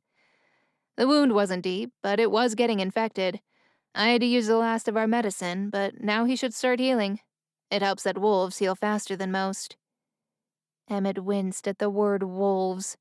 He did it for the child. "Thank you so much," Snow said, sitting at the table. He could tell a strange reluctance in her voice, almost as if she wasn't comfortable being there. Good to know he wasn't the only one. "If there's anything I can do to repay your kindness—" "There might be," Marian said, taking a cloth from Robin's hand as he prepared dinner. "The entire kingdom is low on resources because of the Snow Queen's harsh winter. Now merchants are charging a lot more for herbs and medicine than we can afford." More than she could afford? His sister was a princess, for crying out loud. If she had only stayed where she belonged, they wouldn't be going through financial problems. But Emmett decided to keep that to himself. "Why not just grow it yourself now that winter has ended?" Emmett asked, taking a seat next to Snow at the table. "Because—" Marian hesitated for a moment when Robin gave her a look. But then she turned away, apparently ignoring the silent warning Robin had given her. "You made it illegal for us to grow our own medicine, punishable by death." Emmett vaguely remembered agreeing to that law. It had been Prince John's idea. "Can't Nathaniel undo that law?" he asked. "He has to wait until he has a unanimous concession from the counselors before changing the law, and it seems that many of them are still loyal to you, so they are making it hard for Nathaniel to undo the damage you've caused." Emmett looked at his sister unfazed. "He didn't seem to waste any time on changing the law on hunting wolves." Marian gave her brother a stern look, but then Robin said something that broke their stare down. "Sorry, what?" "The lobster," Robin repeated. "It's gone." "What do you mean it's gone?" Marian asked, looking around the room as if the animal had somehow crawled away. Emmett caught Snow sinking in her chair, her eyes glued to her feet. As soon as she caught him looking, her cheeks reddened. He leaned close to her. "Did you take the lobster?" he whispered. "The poor thing was praying for the gods of the sea, Emmett," she whispered back. "What was I supposed to do?" He leaned even closer, the flowery scent of her soap still lingering on her skin. "Where is he?" Snow glanced across the room. Marian and Robin were too busy looking to pay attention to them. "I gave it to Roger so he could drop him back in the sea." She turned to meet Emmett's eyes. "I'm so sorry. I know it wasn't my place. And believe me, I feel terrible. I really do. But I couldn't just—" Her eyes lost their sparkle. "I couldn't ignore him." Emmett nodded. He couldn't say he understood, but also couldn't imagine what it would feel like to hear an animal beg for his life. It was hard enough for an average person to hear a lobster scream as they're boiled alive. But to Snow, those screams would have sounded human. He reached for her hand and gave it a light squeeze. "It's all right." He sat up in his chair and squared his shoulders. "Vegetables and potatoes sound like a pretty good dinner to me," he said, turning to look at his sister. "Robin went through a lot of trouble to get that lobster. she said, giving him an accusing look. Emmett shrugged. I wasn't gonna eat it anyway. I'm allergic to seafood, he said, pointing to the food that had already been placed at the table. Now, shall we? Marian narrowed her eyes at him as though she didn't buy the lie. But then Robin put a hand on her shoulder, and her expression softened. Emmett watched her follow Robin to the table where they seated themselves side by side. He and Snow joined them, and everyone settled into a polite silence. Robin served Marian, then Snow. Emmett insisted on making his own plate, but Robin made it for him anyway. Reluctantly, Emmett accepted the food with a grateful nod. Then, for several minutes, the room fell quiet as everyone ate. Only the clinging of the spoon against the bowls filled the air. Since when are you allergic to seafood? Marian asked, looking up from her bowl and giving him an accusatory stare. Emmett kept his expression neutral and focused on his food, rather than meet her eyes. Since I got food poisoning a while back, he said between bites. Perhaps you would have known had you not run away. Marian's spoon banged against the table as she slammed her fist on the hardwood. Don't you dare! Emmett lifted his eyes innocently. You asked. And you sold me off to that coward, she yelled, like I was nothing but a signature in a contract. What did you expect me to do? A jolt of anger rippled through Emmett's body so fast, he pressed his eyes shut. He didn't want to lose control. He didn't come here for this. I was being a king, he said through gritted teeth. You were being a selfish fool, only thinking of yourself. Who else was I supposed to think of, Marian? Emmett's blood boiled and he jumped to his feet, kicking back his chair. There was no one left for me to care for. Those blazing wolves took everyone from me. They slaughtered our parents, injured my brother, then to top it all off, they took you. I was left with no one. Emmett's voice was so thunderous, the wooden walls just about shuddered. Do you have any idea what it felt like to grieve alone? To wake up each day with a dagger of guilt stuck in your chest? Driving yourself mad, thinking you weren't strong enough to protect those you love? His eyes blurred with tears, but he blinked them away. So yes, I know what kind of king I was, but after everything that happened, how could you expect me to be any different? Snow's eyes were like two fried eggs, and Robin reached for Marian's hand. The tenderness between Robin and Marian was almost too much. Emmett stepped back, his hands shaking. So don't waste your breath telling me Nathaniel is twice the king I ever was, because I already know that, Emmett added, his voice deflating. I was never groomed to be the leader of our kingdom. I had no guidance, but most importantly, I never asked for any of it. He clenched his jaw, fighting back the torrent of emotion rising in his chest. There was still so much he could say, but he was too spent. Without another word, he turned around and headed out of the door.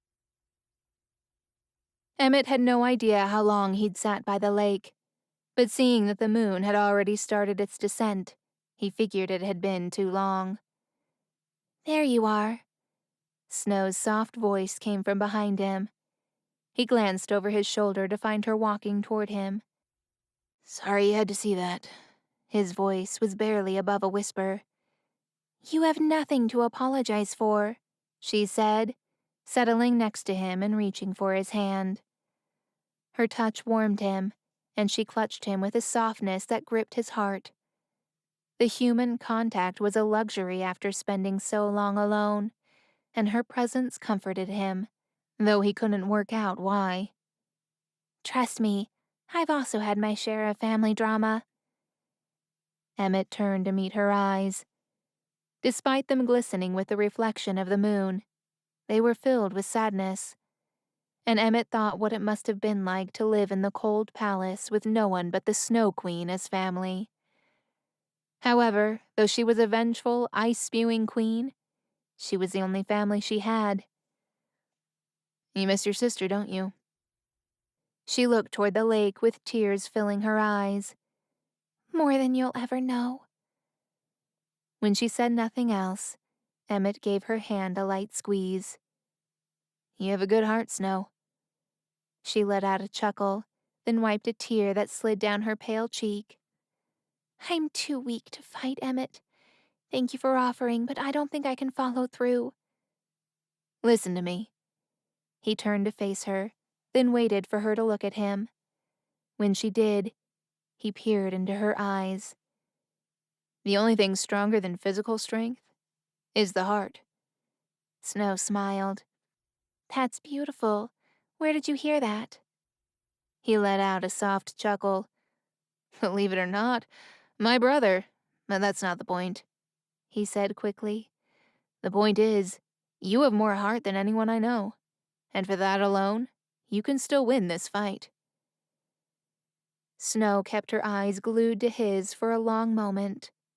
Then she drew in a breath, as if filling herself with renewed determination. Then that's what I'll do, she said. I'm going to fight with the heart instead of a sword.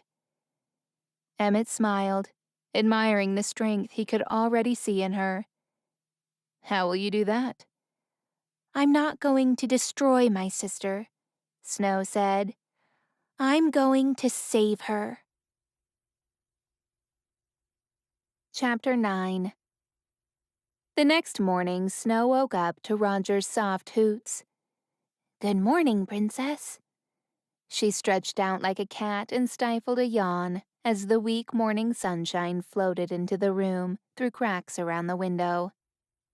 Marian insisted on giving her their spare bedroom upstairs, which was full of Robin's bows and weapons. Meanwhile, Emmett slept on the sofa in the living room.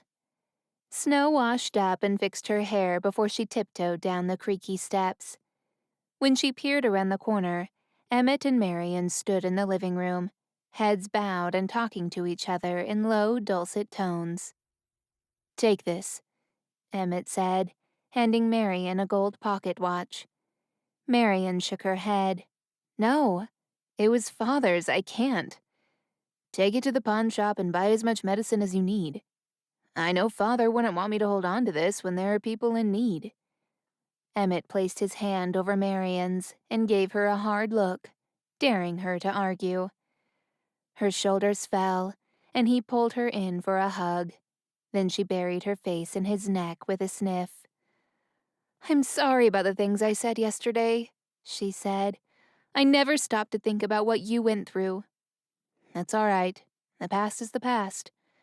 Not to me. She pulled back to look at him. Not until we fix things between us. Between you and Nathaniel. That is not going to happen, Marian. Why not? Emmett touched her arms, then looked into her eyes with a gentle gaze that clearly conveyed that he was done talking about it. I'm glad I came. It was good to see you. Emmett. Snow walked in with a fake cough, hoping to save Emmett from a pressure that was plainly unwelcomed.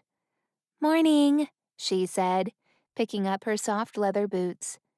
Marian and Emmett broke apart. Are you both leaving so soon? Marian asked, watching Emmett as he marched over to pick up his jacket. Yeah, Snow and I have a long journey ahead. How's the boy doing? Snow asked. He's fine, Marian replied. Will and Red are coming over tonight. Perhaps they could find out who his parents are. That would be wonderful, Snow beamed. Thank you. The stairs creaked and Robin's yawn broke their conversation. Just in time, sleepyhead, Marian said. Our guests are leaving. Already? We've stayed long enough, Emmett said, shrugging on his jacket. Going on another adventure, eh? Where are you off to this time? The Ice Mountains, Snow said. Robin dropped his hands and shook his head with a furious, No, no, no, you're not. Robin nearly died at the Ice Mountains, Marian explained, her voice laced with concern. She wrung her hands and bit her lips as if trying to stop herself from saying more. And the mountain men, Robin cut in. They're indestructible. We know the risks, Emmett added. We'll be careful. At least let me prepare you a bag of food to take with you, Marion muttered, looking at Snow since Emmett was probably used to going without food for days. That would be lovely, thank you. She marched off to the little kitchen while Robin wagged a finger at Emmett like he was a mischievous boy caught stealing apples at the market. What do you want to be going to the ice mountains for anyway? You don't understand how dangerous it is. We heard you the first time, Emmett cut in. He folded his arms and towered over Robin, his arms bulging in his jacket. Besides, it's the only way for Snow to help her sister. Robin snorted. Arya? She's beyond help. Honestly, I wash my hands of that silly girl. Most people have, and I can't blame them, Snow said in a firm tone. But I won't give up on her. You don't give up on family. Robin crossed his arms and narrowed his eyes. Even if you do manage to survive, you're not going to find anything to help you at the ice mountains. Snow clamped her teeth together and began to grind them. Then she took a breath to steady her temper. She hated being looked at as the weak younger sister. I'm going to bring Jack home. Robin's face twisted at the sound of his name. All that's waiting for you at the ice mountains are the mountain men and a terrible death. I'll take my chances, Snow said, determined. Robin hummed with disapproval, but Marion re-entered the room and handed Snow a cloth bag that was surprisingly heavy. It's not much, but it'll keep you going for a few days. Snow broke eye contact with Robin and hugged Marion. Thank you, she said into her wiry hair. When she pulled back to look at her, Marion's eyes were glassy. Be careful, she whispered. Don't worry, I'll protect her with my life, Emmett said. Marion looked up at her brother and sniffed. I want you both back alive, she said, giving her older brother a motherly look. Because I need you to walk me down the aisle. Emmett placed a hand over his heart, touched. We'll be back. I give you my word. Snow pulled on her cloak and swallowed as the air grew thick with emotion. But then Robin spoke 100 miles an hour, giving Emmett advice about the ice mountains. I'm telling you, those mountain men mean trouble. If you come across one, just run. Don't engage. Definitely don't shoot them. Arrows don't pierce their freaky skin. Listening to Robin telling Emmett about the mountain men sent the hairs on the back of Snow's neck on end. She didn't know what they might face at the ice mountains, nor if they would survive the trip.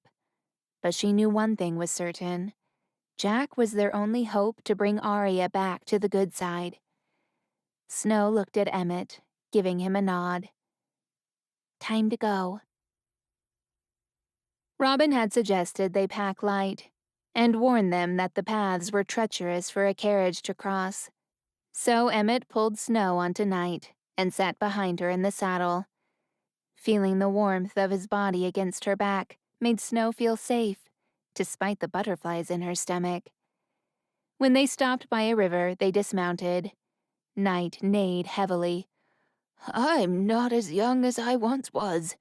My back is killing me. Then he greedily lapped up a drink from the river. A twinge of guilt nipped at Snow's insides. I want to walk from now on, she said to Emmett. What's wrong? He said, searching her face. Snow caressed the horse's mane. Night is tired. We've only been riding for a few hours, Emmett said, placing his hands on his hips, looking at his horse in disbelief. I dragged that wagon for miles and miles, young man. Night shook his head, puffing air through his nose. I'm sore. And do I get any thanks for it? No. Snow bit against a growing smile. Thank you. For what? Emmett asked. Not you. I'm thanking Night for dragging that heavy carriage to Sherwood. She rubbed the horse's mane and cooed at him. Meanwhile, Emmett stared at Snow with his mouth hanging open, then dragged a hand through his hair with a sigh. Well, I don't know what to say. You could also thank me, for once. Snow nodded to Night and hummed in agreement. What? What is he saying now? Emmett demanded. Snow tickled Night's ears as she looked at him. He wants you to thank him, too. Emmett dropped his hand with a breathy laugh and looked around, a rush of color rising to his temples. I'm not talking to a horse, he said, his voice weak. Why not? Snow asked, tilting her head as she studied Emmett. He paced around and opened his mouth, but nothing came out except a hiss. I, well, he exhaled as he pinched the bridge of his nose. Thank you, Knight. Snow grinned. See, that wasn't so hard, was it? After several hours, with intermittent breaks, Snow and Emmett finally emerged from the forest and came out to a ravine. A glistening ice bridge stretched across it, leading to the vast white mountains looming over them like sleeping giants. Emmett whistled as they took in the scenery. So, these are the ice mountains. They look a lot bigger from here than they did from my kingdom. Snow nodded, unable to talk. He was right. Just the snowy tips of the mountains could be seen from the Chanted Forest. She imagined that Emmett would have had the same view from his castle. The people shared folk tales about the ice mountains, but no one dared to climb them, for every curious traveler that went was never seen again. You know, the dwarfs used to tell stories about the mountain men, Snow said as they crossed the bridge. A gust of wind howled up from the bottom of the ravine, and the air grew so cold that it had a frosty bite to it. Snow wrapped her cloak tighter around her shoulders and tried not to let her teeth chatter. So what do the dwarfs have to say about them? Emmett asked, strolling along like they were having a pleasant walk in the woods. Even though the only thing preventing them from plunging to their deaths was an ice bridge that, judging by the too-perfect design, was fashioned by her sister. They said the mountain men were ancient humans that lived in camps. One day a tribe was caught in an avalanche, but not an ordinary avalanche. It was formed by a powerful king who wanted to build an unstoppable army. Emmett hummed deeply. Robin did say arrows don't hurt them. Snow nodded as they reached the other side, and she lowered her voice to a whisper. They do not feel fear nor pain, and they have the strength to tear a wolf limb to limb. Emmett shot her an amused look. Limb from limb? That's a bit violent, don't you think? Snow's cheeks pinched. I'm only repeating what they said. The skies grew white, and tiny flecks of snow fell to the ground. Well, I don't suppose they told you how to defeat them, did they? Emmett asked. Snow shook her head and lifted the hood of her cloak, desperate for warmth as they followed a narrow path between two mountains. I don't like this. I don't like this at all, Night muttered as they walked deeper through the pass. Snow shushed him and stroked his mane, trying to offer him comfort. Emmett stopped by a narrow path leading up one of the mountains and crouched down. Have you found anything? Snow asked him, her voice barely audible over the high winds. Emmett craned his head to give her a frown. You won't believe what tracks I've found. Snow edged closer to peer at the prints on the snowy floor. They look like bear prints, Emmett finished. But a bear bigger than anything I've ever seen. Snow gulped. You know I love animals, she whispered in his ear, but I don't know if I want to meet the bear that made these tracks. Emmett rose to his feet, bracing against the winds, and took Night's reins. Well, that's too bad, because these tracks are fresh, and they're leading the way. Snow stared open-mouthed as Emmett led Night up the rocky path. Why do we need to follow that? Snow asked, picking up the rear. Because, Emmett shouted over his shoulder as they pressed on, They're going to lead us safely up the mountain." "How do you figure that?" Snow's black hair whipped across her face, and she clung onto the narrow tree trunks as they continued to climb forward. When she puffed her hair out of her eyes, she caught Emmett smirking at her. "If a giant bear made it up okay, I'm sure Knight will be able to as well," he said. "Oh, great. I feel so much better about this climb now," Knight grumbled. Snow chuckled at his sarcasm. "I suppose the fact that a bear has more agile limbs than me doesn't make a difference."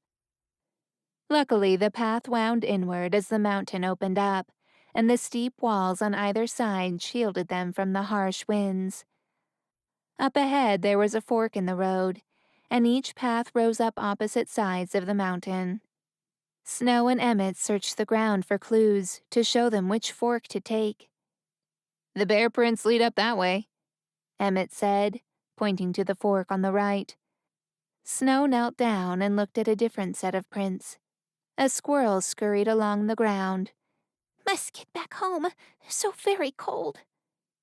"Excuse me," Snow whispered, and the squirrel's ears pricked up.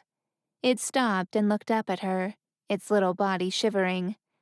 Snow held out her hand. "Hop on, and I'll warm you up for a few moments." The squirrel hesitated and sniffed her hand with curiosity. He then scurried up her arm and buried himself in her cloak, wrapping his little body up with his fluffy tail. "I wonder, have you seen any men on this mountain?" Snow asked, keeping her voice soft. She knew that squirrels had very sensitive ears, and even a whisper sounded like a roar in the wind. Roger would have been an invaluable aid to them, but she didn't want anything to happen to him, so she instructed him to stay behind. Emmett was standing next to Knight, removing a sheepskin bottle from his saddle. He took a steady gulp of water, unaware of Snow's little friend. "Men, you say?" the squirrel replied. "Why, I see lots of them in these parts, but none of them are as warm and friendly as you are. Do you know of any camps?" "Camps?" Snow nodded. "Tents, burning fires. Humans?" The squirrel wriggled against her neck. "I see smoke rising over that side of the mountain most nights. Maybe there is a camp there."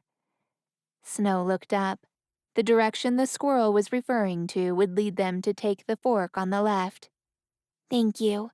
Would you like to join me for a little while? Is your home very far?" "No, no.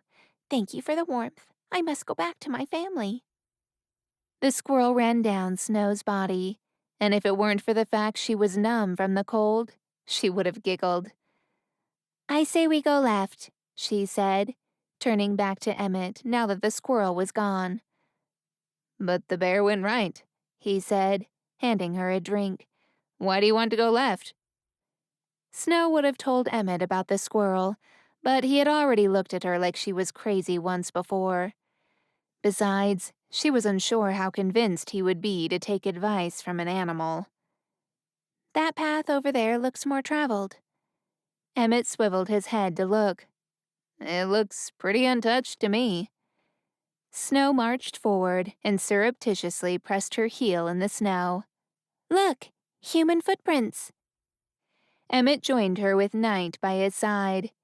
His gaze pointed at the ground. Then he gave Snow a frank look. "It's one footprint, and it's yours." Snow's cheeks heated. "Can you tell me why you're insisting on going this way?" Snow stepped back, feeling small under Emmett's discerning stare. But when she didn't reply, he dropped his hands and smiled softly at her. "Look, I'm here to keep you safe. If you want to go this way, then that's the way we'll go." Snow perked up and lifted her head. "Right. Then come on." She marched forward, a smile creeping across her lips. Soon the clouds grew dark and the harsh wind slapped Snow's cheeks until they were red raw. Night drew weary and complained with every step. Snow knew that soon they would have to find a place to rest for the night. Emmett must have had the same thought, because just as they reached the crest of a small hill, he held up his fist and halted.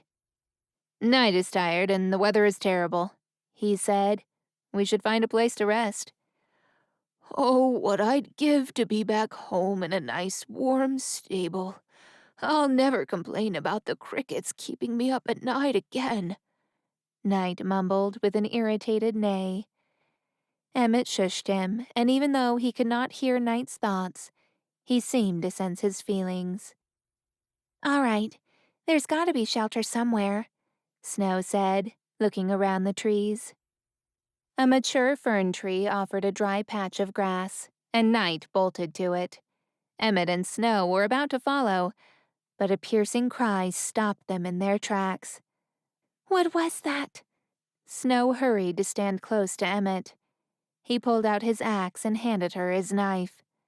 "Sounds like we've got company," he muttered. Snow gripped the knife with both hands, wishing she had trained more before she attempted this adventure. "We mean you no harm," Emmett called out. "We're just looking for safe passage." "What a mighty relief. We were all so scared," an eerie voice carried in the wind. Snow shivered, but this time it had nothing to do with the chill in the air. She whipped around, disoriented, but found no one. Emmett and Snow stood back to back, looking around, searching for the owners of the eerie voice that surrounded them. "I thought you meant no harm, yet you brought weapons," another voice said, sounding far too close for comfort. The winds died down just enough for her to see a man step into view. Her eyes met the steely eyes of the bald man who must have been almost 7 feet tall.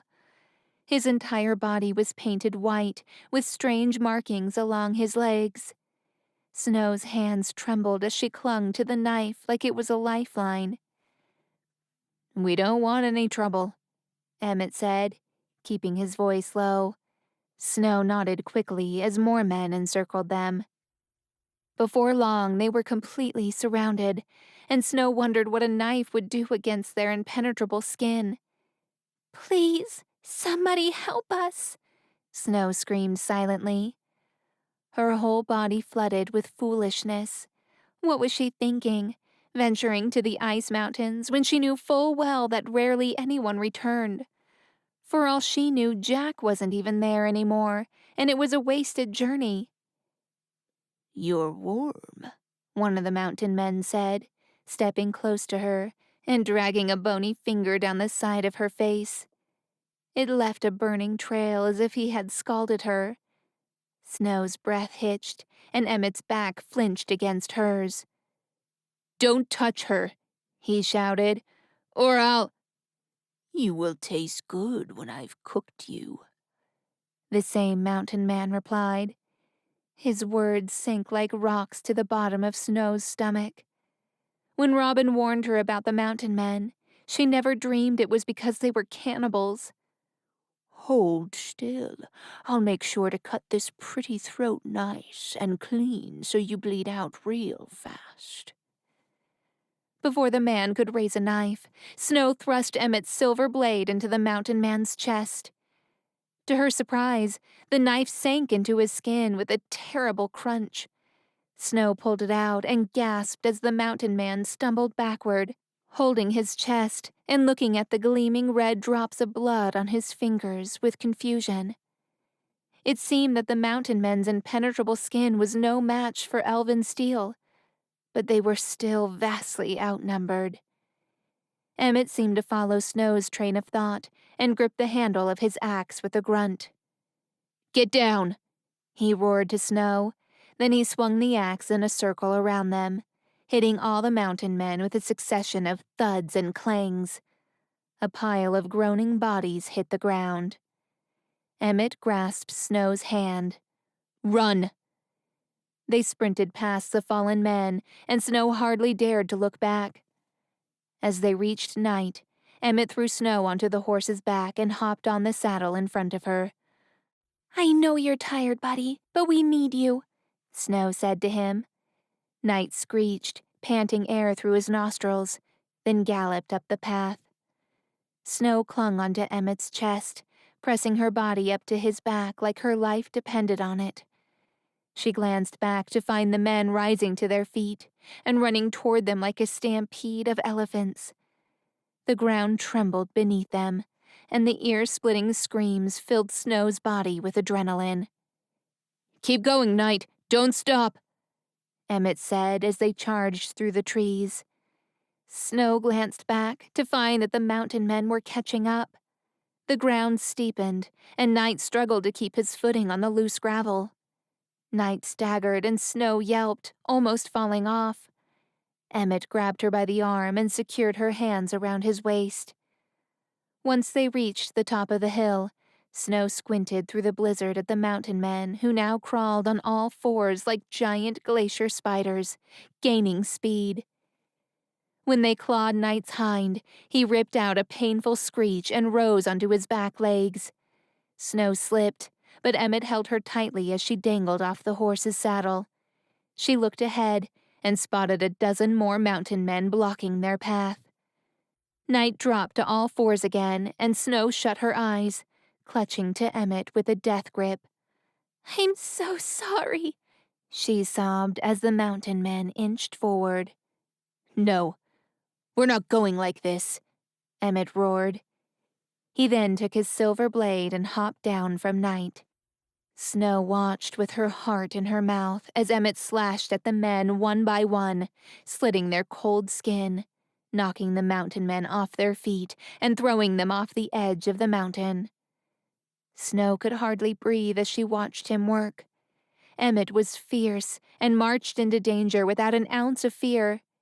He gave a battle cry as he slammed his knife into his foes, and for a moment, Snow thought they might have a chance of surviving. But then she spotted one mountain man that was scrambling over the edge and grasped Emmett's boot. Snow jumped down, fueled by adrenaline, grabbed the knife from Emmett, and thrust it into the mountain man's hand. The elven blade pierced into his thick skin, and an ear-piercing scream ripped through his throat. He let go of Emmett, then slid off the edge. Snow helped Emmett to his feet, then they stood back to back once more. She knew there was no hope. Soon they would be overtaken and forced to face the most terrible death imaginable. A new sound sent a shockwave over the whole mountaintop, and for a split second, the mountain men stopped and looked around, wondering what was happening. An almighty roar flooded the air, and the ground trembled as a ferocious white beast charged into view. Snow's mouth hung open, and Emmett lowered his axe as they came face to face with the largest polar bear Snow had ever seen. It burst through the mountain men, sending them flying over the edge like pebbles. When it opened its gigantic jaws, they were sprayed with saliva so frigid it froze them on the spot. The few mountain men that could move scattered, and soon Emmett and Snow were the only ones left standing on the mountaintop. They stood panting, both too shocked to move or speak, as the polar bear puffed air through his nose and bowed his head. "You saved us," Snow said, reaching out to touch the bear. But then the creature looked at her, its eyes glowing blue, and Snow covered her mouth in shock.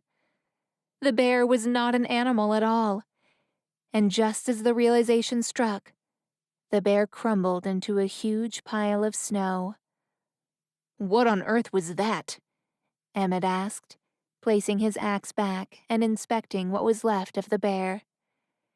Snow looked up at the gloomy sky and bit against the tears welling in her eyes. "That—" She didn't know how it was possible, but there was only one explanation. "Was Arya."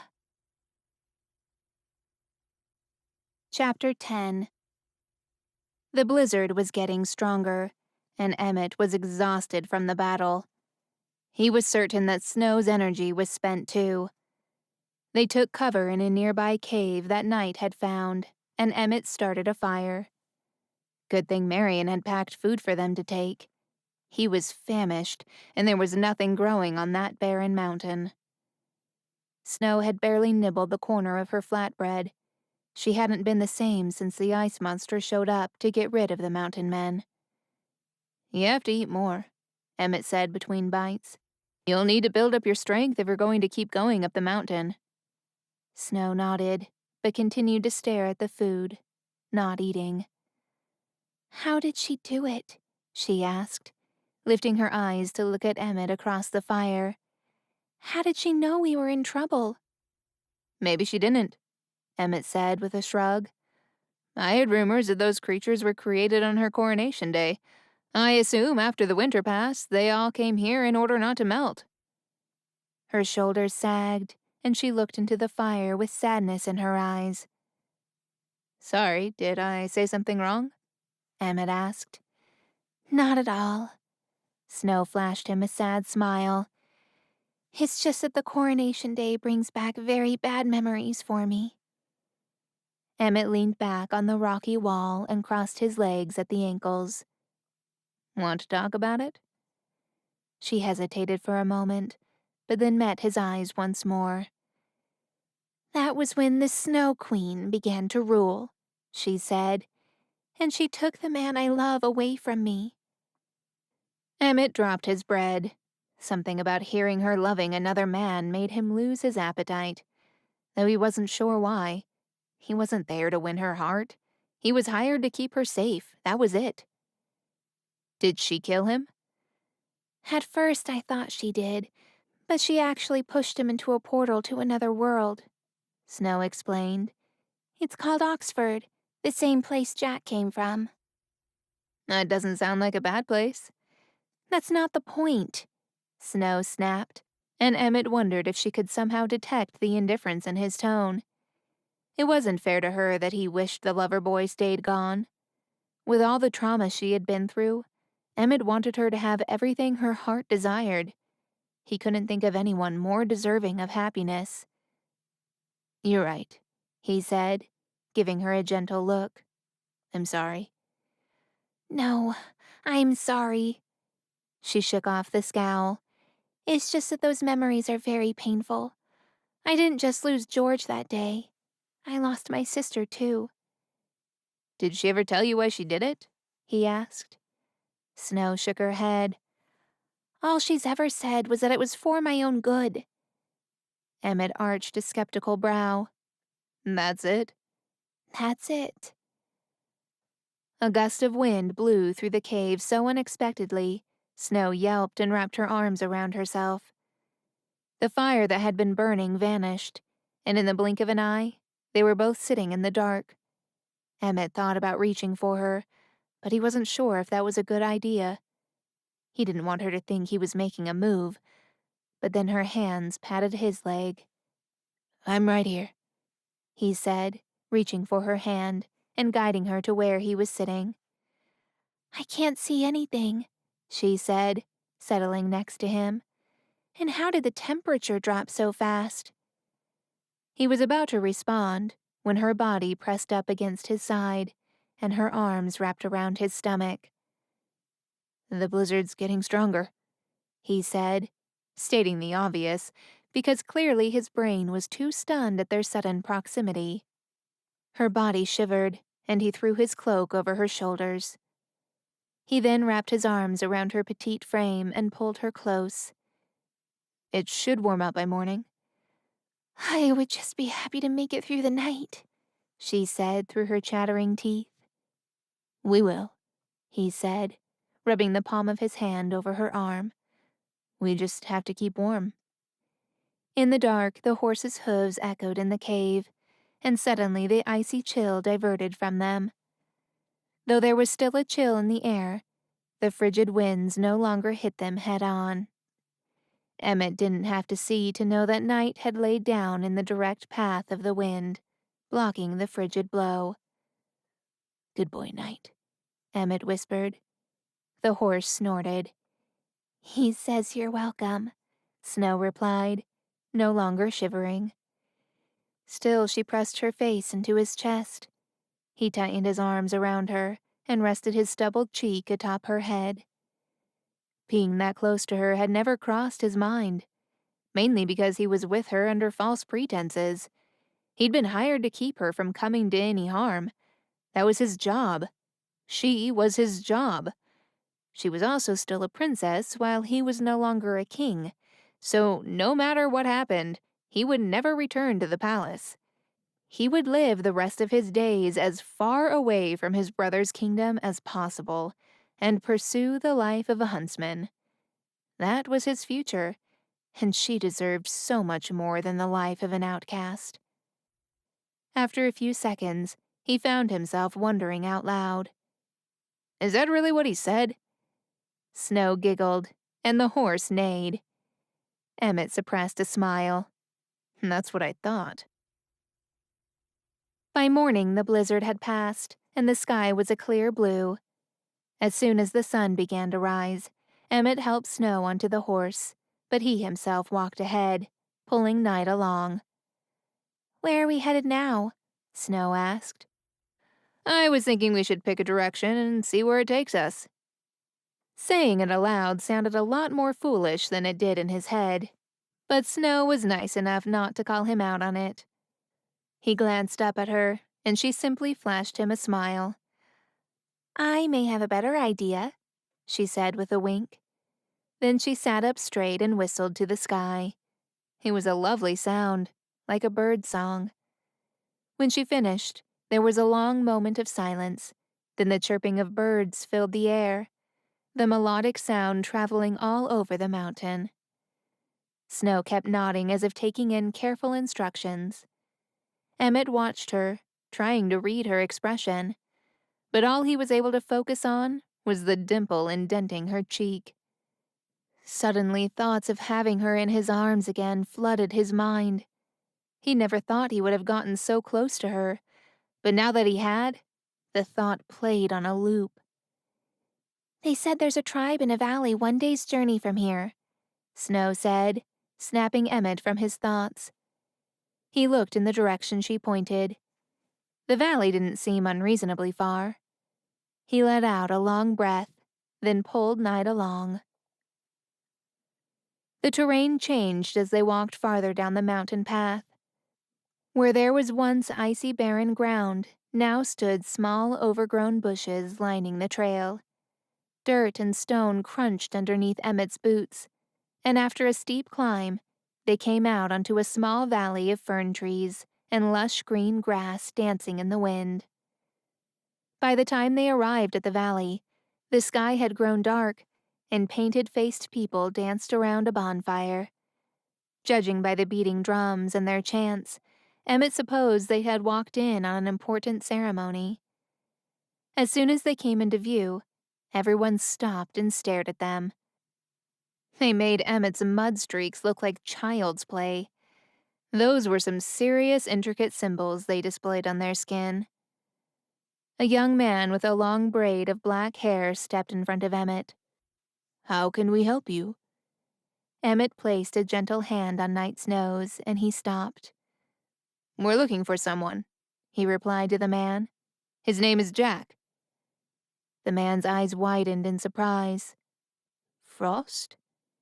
Emmett glanced at Snow for confirmation. He'd never heard that name before, but then again, he wasn't familiar with Jack. Yes, Snow replied, with snowy white hair. The man gave them a terse smile. Come with me. When he turned and began to walk, the tribe continued their dance around the fire. Emmett's muscles tensed, but he pushed himself to follow, keeping a hand on the hilt of his knife. They had already crossed danger once on their trip, and he knew nothing of this tribe and their intentions. Once they arrived, the young man disappeared into a tent made of animal hide. Emmett walked to the side of the horse and looked up at Snow. Are you sure about this? He asked, keeping his voice low. Not really, she muttered back. But what other choice do we have? She had a point, but he still wasn't comfortable trusting the strange man.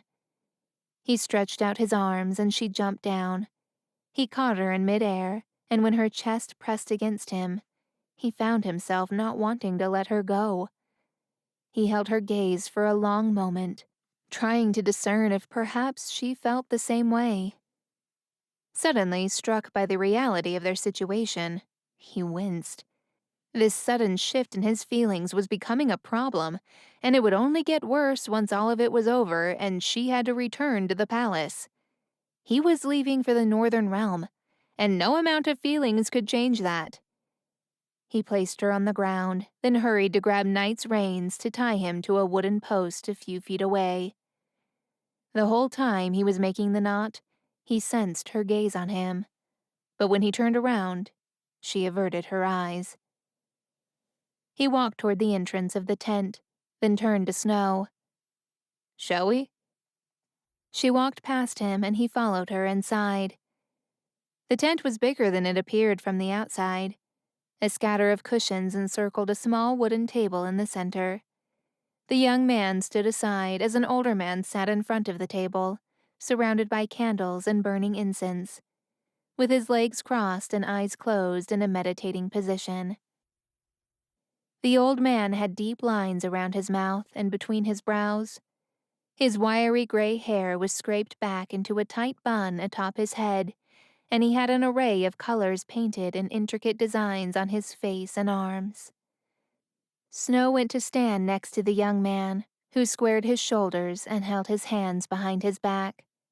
Emmett followed her lead. "Who's this?" Emmett whispered to the young man. "Our chieftain," he whispered back.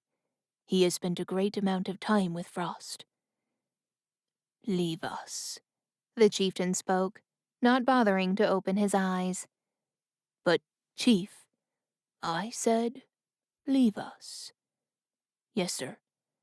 The young man bowed his head respectfully, then backed out of the tent. "Please," the chieftain said, motioning to the space in front of him. "Take a seat." Emmett and Snow shared a quick glance, then Snow went to sit across from the old man. Emmett followed and settled next to her. The old man rested his open palms upward on his knee. "You seek answers?" "Yes," Snow replied. "We're seeking to find Jack Frost. We need his help." "A very special gift was bestowed on Frost," the old man said, finally opening his eyes and looking at Snow.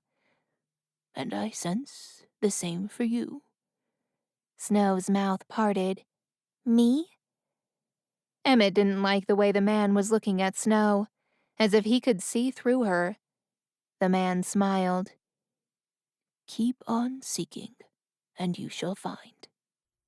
Snow gave the man a quizzical look. "What will I find?" "Freedom," he said, giving her a knowing look. "To achieve the victory you seek, you must first seek answers with an open mind." "What kind of answers?" Emmett cut in, narrowing his eyes at the chieftain. He didn't like the cryptic lines one bit. Snow touched Emmett's hand as if encouraging him to trust the old man. "Freedom from what?" she asked. "Your sister." The chieftain pointed to something on the tablet between him and Snow. It was a hand mirror that lay face down. Emmett hadn't noticed it was there before. "And the truth," the chieftain added, "shall set you free." Snow hesitated, but only for a moment. When she reached for the hand mirror, a wave of discomfort rose inside Emmett. The etchings carved in the silver frame matched the handle of his silver blade, which meant it had to be made of elven metal. "It's another mirror of reason," Snow muttered under her breath. Emmett leaned over to take a better look. From what Snow had told him about her sister's mirror, that one didn't look like it could have been a portal. No human would ever be able to fit through it. Maybe it served another purpose. Snow lifted her eyes to look at the chieftain, waiting for further instructions. Emmett scooted closer to her. If anything happened, he needed to be close enough to grab her and run. The chieftain leaned forward and waved a hand over the mirror in Snow's hands. "Show her that which will set her free." The silver frame began to glow, and Snow stared at it with eyes unblinking. Then her reflection in the mirror faded, and the image of a baby took its place. It was a baby girl so young, not even her hair had grown yet. Her eyes were closed in a peaceful sleep as she was cradled by a man with long, silver hair. By the crease between Snow's brows, it didn't seem like she recognized the man. He wore a crown made of shells, and he held the baby against his bare chest. His skin was wet, and his lower body was hidden beneath the water. But then an iridescent fin came into view, and Snow gasped. "Merman," she muttered. Emmett leaned closer to get a better angle at the images in motion. Snow kept her unblinking eyes on the mirror. With glistening tears falling from his clear blue eyes, the merman handed the baby girl to an old man that Emmett had never seen before. He took the sleeping baby in his arms and walked away, leaving the merman to cry silently while floating in the water. When the image vanished and Snow's reflection returned, Emmett noticed a single tear slid down her porcelain cheek. The chieftain made a sound of approval, as though her distress was precisely what he wanted. He returned to his meditative state. Without another word, Snow placed the mirror on the ground, jumped to her feet, and ran out of the tent crying. Emmett ran after her. "Snow, wait!" She darted into the forest, and Emmett followed the sound of rustling leaves and her footsteps. When he came to a small lake, he found her standing at the edge, her shoulders trembling. The full moon above reflected on the water, casting an ethereal glow. Though she kept her back to Emmett, he could hear her cries. "What happened back there?" he asked. She turned around, wiping her eyes. "I'll tell you what happened," she replied, sniffling. "I was just shown the truth." Emmett had no idea what she was talking about. "What truth?" "The truth that sets me free from my sister." She repeated the chieftain's words. "That was it. Didn't you see it?" No, he hadn't. He stared at her, his heart aching as she broke apart before his eyes. "That baby was me, Emmett," she said, "and that was my biological father. He gave me away to the intruder." "Your biological father was a merman?" Emmett echoed in disbelief. "That doesn't make any sense. How does that set you free?" Snow shook her head. "I'm not royal, Emmett." Her voice was barely above a whisper, "which means I'm free from the fight with the Snow Queen. I have no right to the throne unless I kill her, and I can't. I won't kill anyone." Emmett hated that she was hurting, but something about her not being a princess filled him with a selfish hope. They weren't so different after all. "All my life," she muttered, turning away, "I've always followed the rules. I've always done what was asked of me. I've always been proper as a princess should be. And for what?" Emmett frowned, wishing there was something he could say to soothe her broken heart, to take all the pain away. "You know what?" She wiped her wet face, then squared her shoulders. "If all this was meant to set me free, then that's exactly what it'll do." She turned to Emmett with renewed determination. "I'm done being proper. I'm done following the rules." Before Emmett even took another breath, she grabbed his face and pressed her lips to his. Chapter 11. All sense of reason fizzled away as Snow pressed her lips to Emmett's. But when he stiffened under her, Snow pulled back and lifted her hand to her mouth. "I am so sorry," she whispered. horror creeping in at Emmett's shocked expression. Emmett had treated her well and had been so sweet, but perhaps he hadn't made a move on her because he simply didn't find her attractive. She turned away, unable to look him in the eyes. "I'm so sorry." She buried her face in her hands. "I am mortified." Emmett touched her shoulder, and when he spoke, his voice was soft in her ear. "You are the one person in this world who has no reason to be sorry. Now please, look at me." Snow shook her head, her face still buried in her hands. "I can't. It's too embarrassing." "I actually thought it was pretty arousing." She didn't have to look at him to know he was grinning. Her cheeks burned even hotter. "Emmett, you're not helping." "Snow, can you please show me your face so I can kiss you back?" Snow dropped her hands and turned to meet his eyes.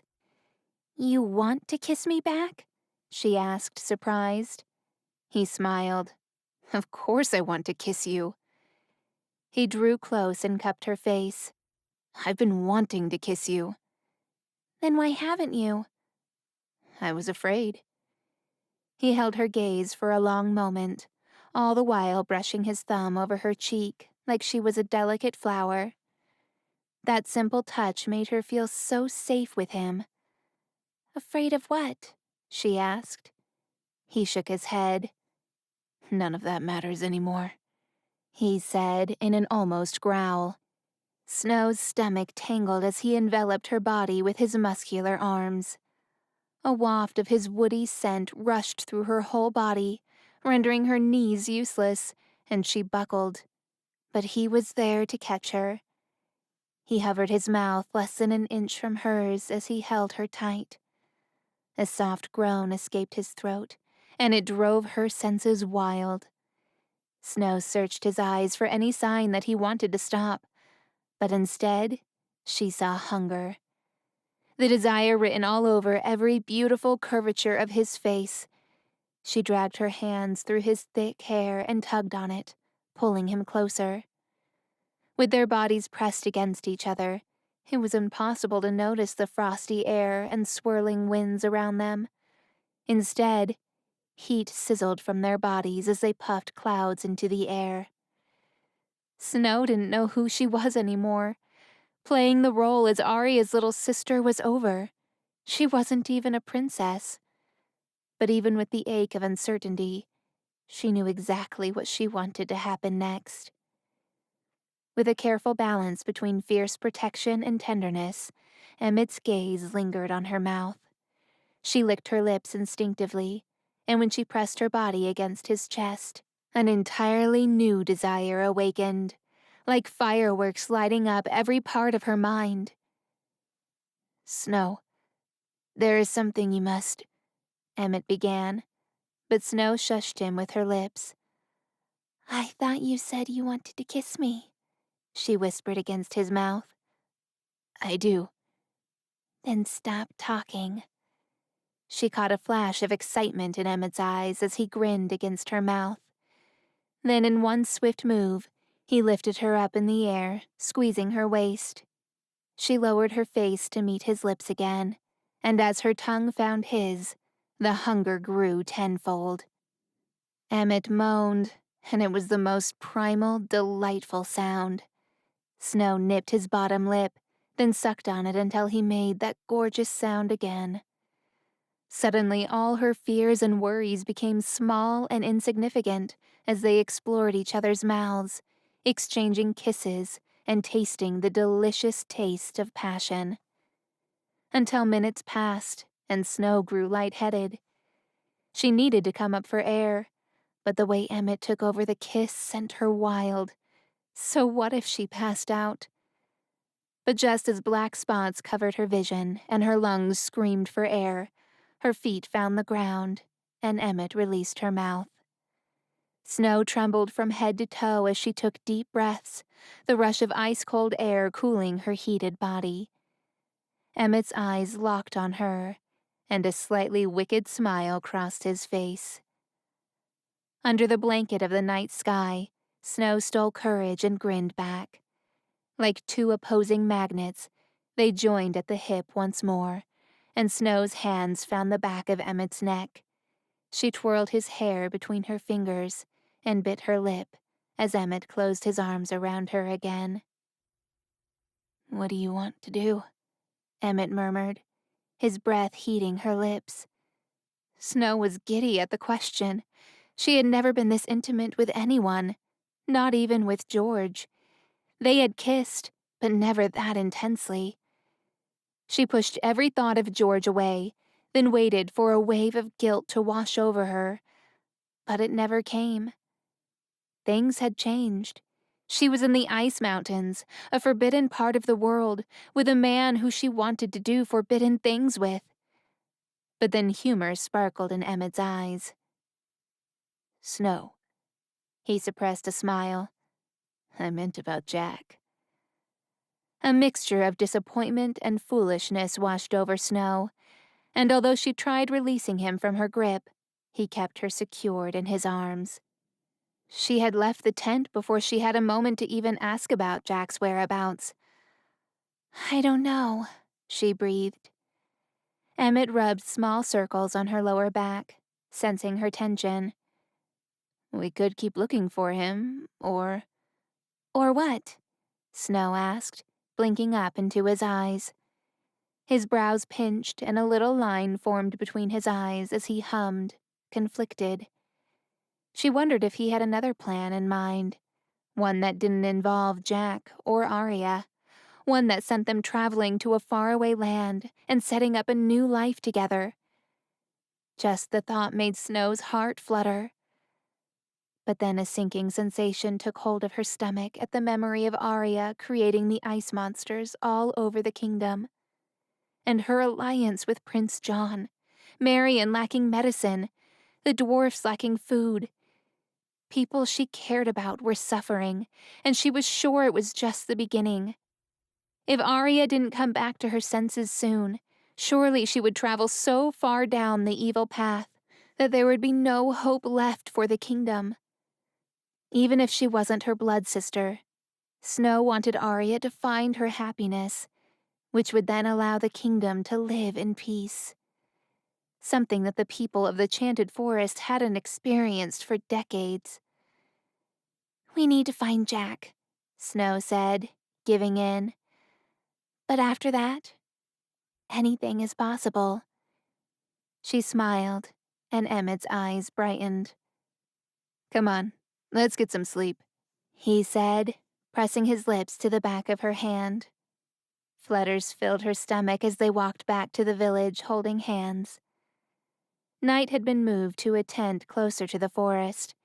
He snorted softly, and it echoed in the quiet night.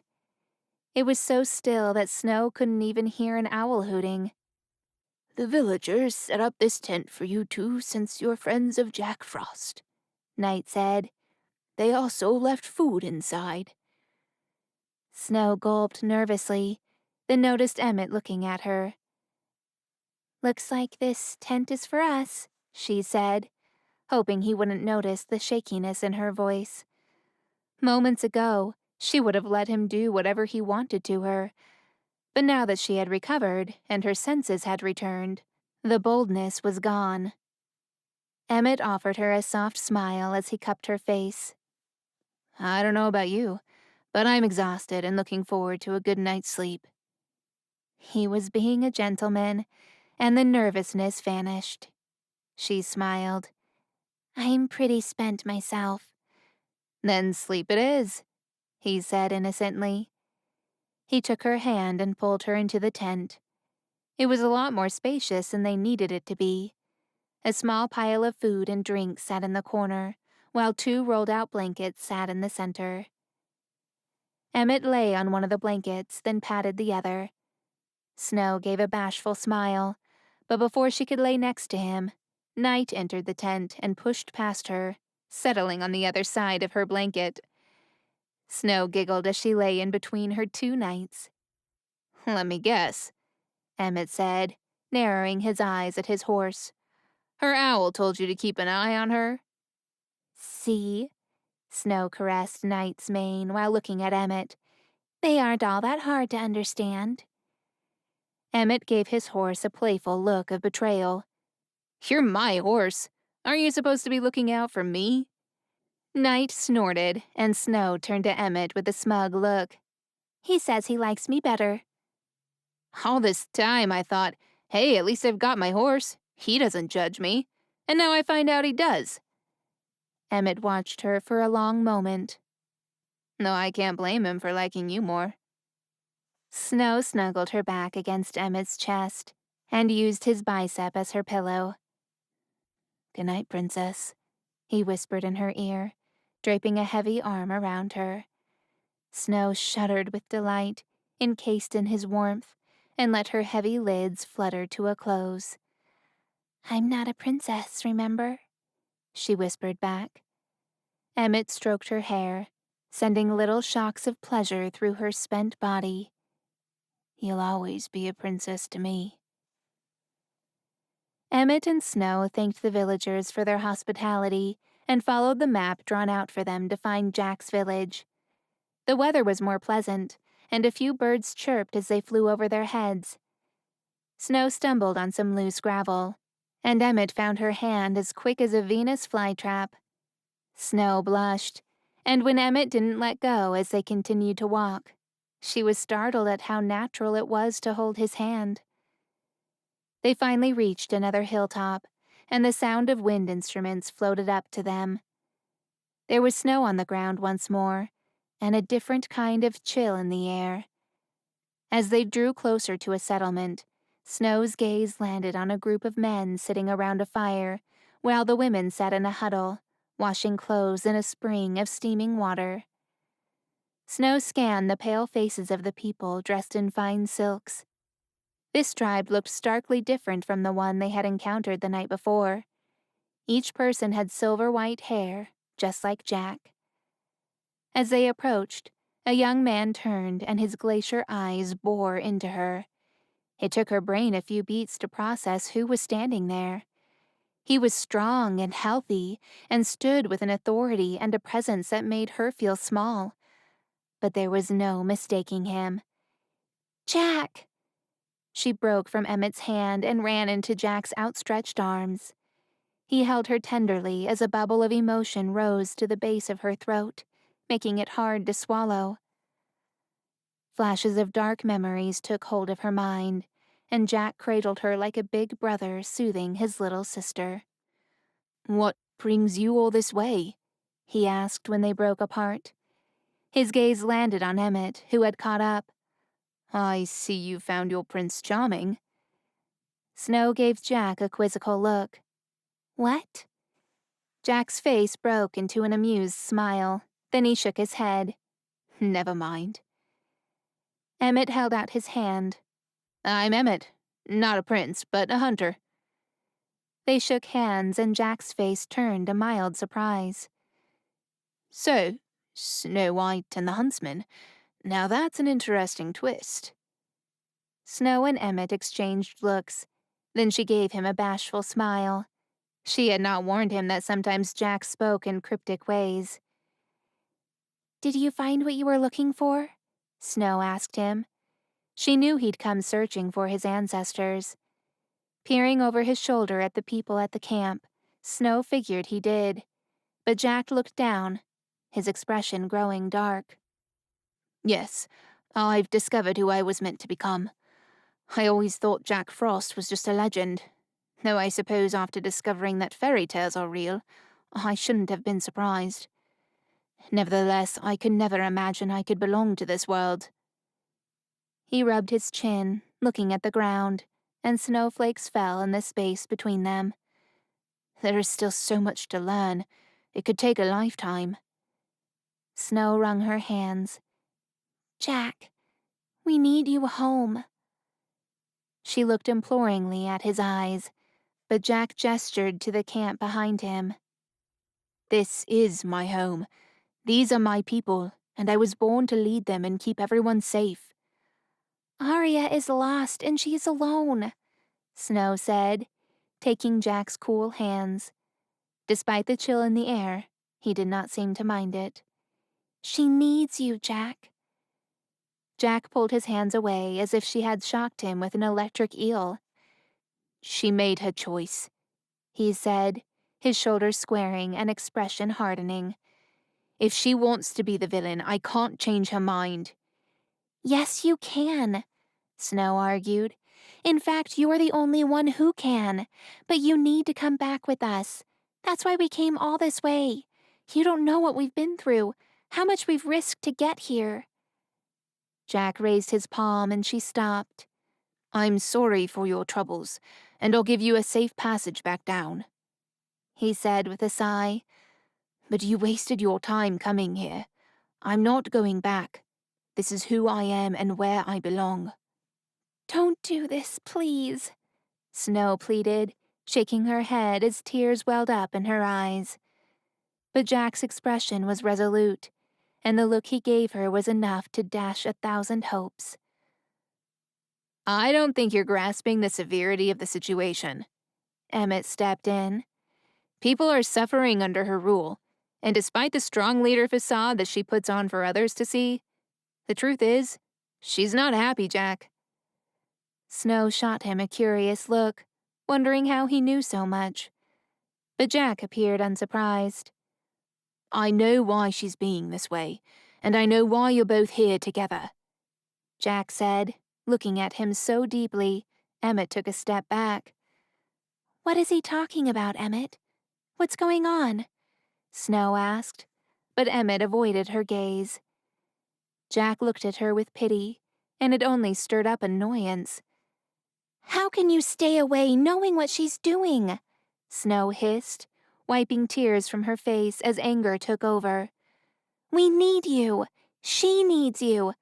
How can you just give up on her? I thought you loved her. I will always love Arya, Jack said firmly. It's the Snow Queen I cannot condone. She's still in there. I know she is. Jack, please, Snow begged. Help me bring Arya back. Jack peered into Snow's eyes, his expression serious. Arya will not stop until... He pressed his lips shut, as if whatever he knew, it wasn't his place to tell. You're her target now, and she'll not stop until she's done with you. Snow gave him a puzzled look. Me? But Jack was done talking. His stare grew cold, and his dark eyes turned white. Jack? Snow said, a sense of unease filling her. Then a gust of wind encircled them, and Snow yelped as she rose up off the ground. Goodbye, Snow. Focus on finding your own happy ending, and everything will be fine. Jack's steady voice echoed in her ears as she and Emmett clung on to each other. This is freaky. Put me down right now, Knight said through terrified neighs. But despite their pleadings, Jack lifted his hands, and the vortex sent the three of them zooming to the bottom of the mountain. They landed softly beside the ice bridge, and Emmett held on to Knight, panting heavily. I don't ever want to do that again, he said between breaths. The Snow swiveled on the spot and shook a fist up in the air. You coward, she shouted. I'll never forgive you for this, you hear me? Never! She collapsed on her knees, racked with confusion and grief. Emmett crouched beside her and pulled her in for a tight hug. I'm sorry it didn't work out, he said softly. But at least you tried. I failed her, she whispered, her voice trembling. Emmett lifted her chin, and she could see her devastated face reflected in his clear eyes. You didn't fail her. She failed you. She made the choice to be a villain, and she made the choice to push Jack away. His gentle eyes softened. Now it's time for you to think about you. Let's put her behind us and just focus on being happy. Together. Snow grabbed his face and pressed her lips to his as the thought of building a life with him flooded her mind. They kissed until they ran out of air. Then with their foreheads pressed together, Snow opened her eyes. Happy. Together, she smiled. I liked the sound of that. Emmett sucked in a nervous breath and gave her a serious look. Then run away with me. Chapter 12. Arya stared at the mirror with eyes unblinking. She watched Emmett and her sister, facing one another still at the foot of the ice mountains. Emmett asked Snow to run away with him, and although she hesitated at first, she agreed to go, and they sealed it with a kiss. It almost pained Arya to think that her sister would leave, but Snow deserved to be happy. The image of Emmett and her sister vanished from the mirror, and Grandfather appeared instead. She got it, Arya said, a strange stillness inside her. My sister got her happy ending. They're running away after his brother's wedding. It's over. Arya wanted to be happy for her sister. She finally found her happy ending. Emmett wasn't officially a prince, but he was the Prince Charming she deserved. Arya, Grandfather spoke. He didn't seem happy about the news, but then again, happiness was no longer part of his personality. Every time they would reach a happy ending, he would simply turn a page in his book and move on to the next plan. Arya was just relieved she didn't have to hurt her sister in any way for her to find true love. Snow's book had to be the easiest so far, and Arya couldn't have been more grateful. It's not over yet, Grandfather said in a cold tone. Arya's brows furrowed. What do you mean it's not over? He just asked her to run away with him. They can be together without anyone getting in the way. Isn't that what we wanted? That's not the way it should be, he replied. Who cares? They're together. But it's not true love, he said firmly. Not yet. Maybe not yet, but it will grow. Arya. Grandfather gave her a stern look. Do you want their relationship to last? Arya crossed her arms and went to stand by the window. Of course I do. Then there is more work to be done, he said nonchalantly. Now let's keep our focus. Easy for you to say, she said, swinging around with a scowl. It's not you that they hate. This is not even your world. But it was the world of the woman I loved, he reminded her, and it is now the world of my grandson. Oh, you want to talk about your grandson? Arya marched toward the mirror. Good thing that old man was out of her reach. Otherwise, she would blast him with daggers of ice. You said I would never lose him. You promised. I'm sure he still loves you.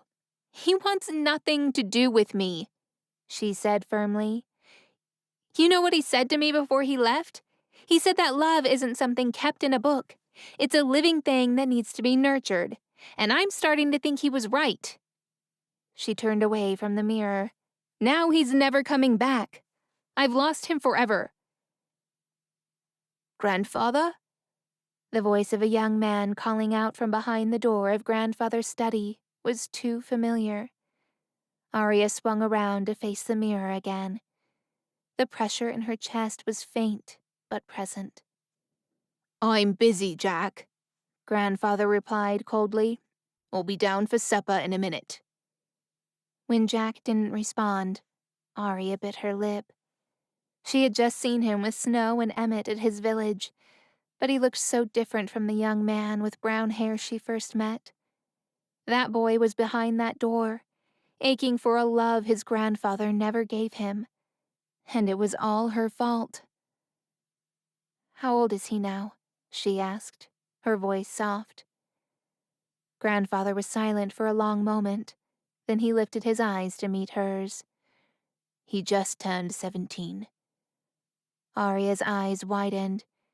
That's the age he loses me, yes, Grandfather replied, even void of emotion over his own death. It's only a matter of time before Jack goes through the mirror." It was hard for Arya to wrap her mind around the time gap between them. She took a seat on the sofa near the mirror, still trying to understand that in Grandfather's timeline, Jack still hadn't gone through the mirror. But yet, in her timeline, he'd lived through so much already. The thoughts of those times flooded her mind. The ogres, the pirates, the mermaids. "Arya," Grandfather's voice pulled her from her thoughts. "it's important that you don't let your feelings get in the way of doing the right thing." "Don't worry about me," she said coldly. "I've got it under control." "This is your sister," he said. "As strong as you may think you are, your heart is a lot more fragile with her than with the others. So for this book, it's best to take things one step at a time. All you need to do is trust me. Look how all the others have worked out so far."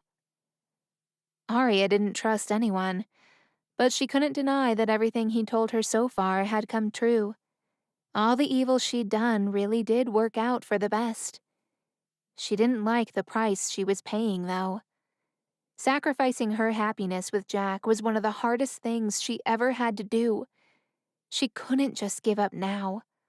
Not if it would jeopardize her sister's happiness. She was so close to getting it. Her sister. That echoed in her mind for a long moment. "Why didn't you tell me she wasn't my biological sister?" Arya asked, remembering what she'd seen through the mirror while her sister was in the tent. Grandfather let out a long breath, then ran a hand through his white hair. "How did you find out?" "The mermaids, out of all creatures in this kingdom." "Arya," she glared at him. "I had the right to know." "All things must be." He reminded her of the words of the elves. "It was not my place to tell you, but it is your place to continue being the villain of this story. Now don't lose your focus." "Just tell me what I need to do next," Arya grunted.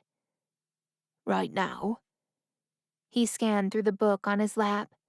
you need to do whatever it takes to keep that young man from taking your sister away." "What else?" Arya asked. "One step at a time, remember? Now go be a villain." His image vanished from the mirror, and Arya let out a frustrated sigh. He was starting to get on her nerves, but she still needed him. He had the books, and she couldn't restore the happy endings without them. "Guards!" Arya yelled. A group of guards barged into her study and took their position by the door. "Yes, my queen?" "My sister is at the dwarfs' village," she said. "Go get her and bring her home." The guards exchanged glances with one another. "But, my queen, wasn't the huntsman supposed to bring her home?" "Change of plans," Arya said, throwing her cloak over her shoulders. "And when I come back, she better be in her room. Is that clear?" "Yes, my queen." Once the guards left the room, Arya turned to face the mirror again. "Mirror, mirror, show me where I can find that flipping mermaid." Chapter 13.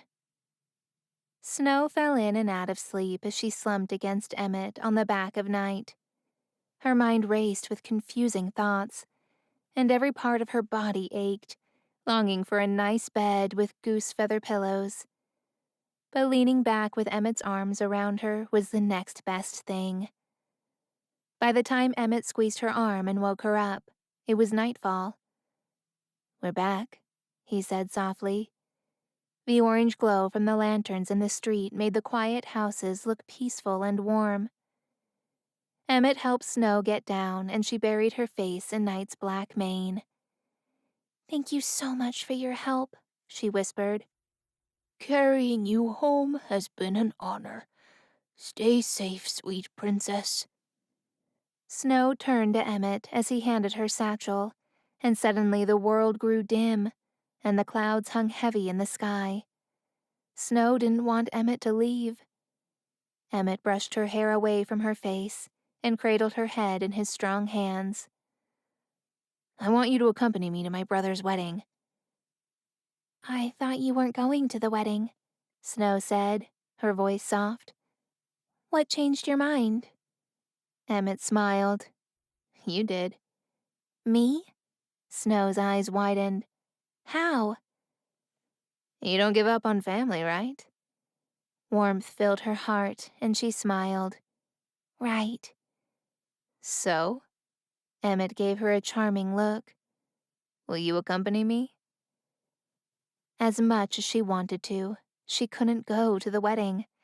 If Emmett knew what monstrous things she had done, using his brother, she might lose Emmett forever. I can't risk it. My sister might be there, she said. But that was a lie.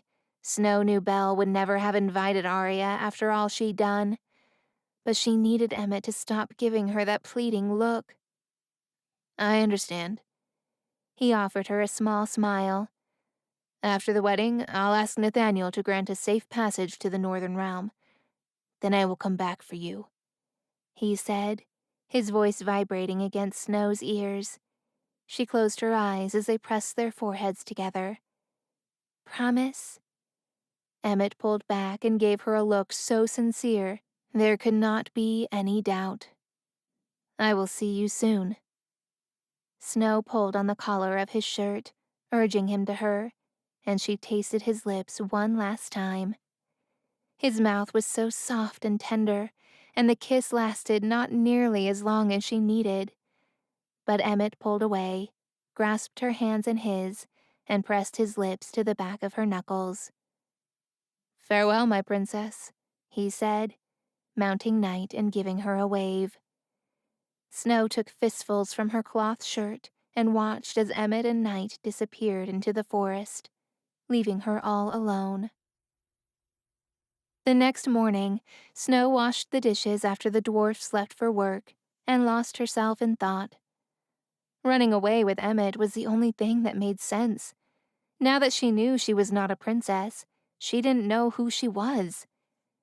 The face of the merman with long silver hair and ice-blue eyes appeared in her mind once more, and she wondered who the man was, if he was even still alive.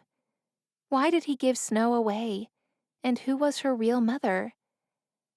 Roger flew across the sky, and Snow watched him, wondering how simple her life would have been if she were an owl. Hello, Roger. I haven't seen you for days, she said, delighted as Roger swooped in and landed on the windowsill. Usually he would fly to his favorite tree and get ready to sleep the day away, but today he ruffled his feathers and hopped side to side like he was walking on a bed of coals. Snow frowned.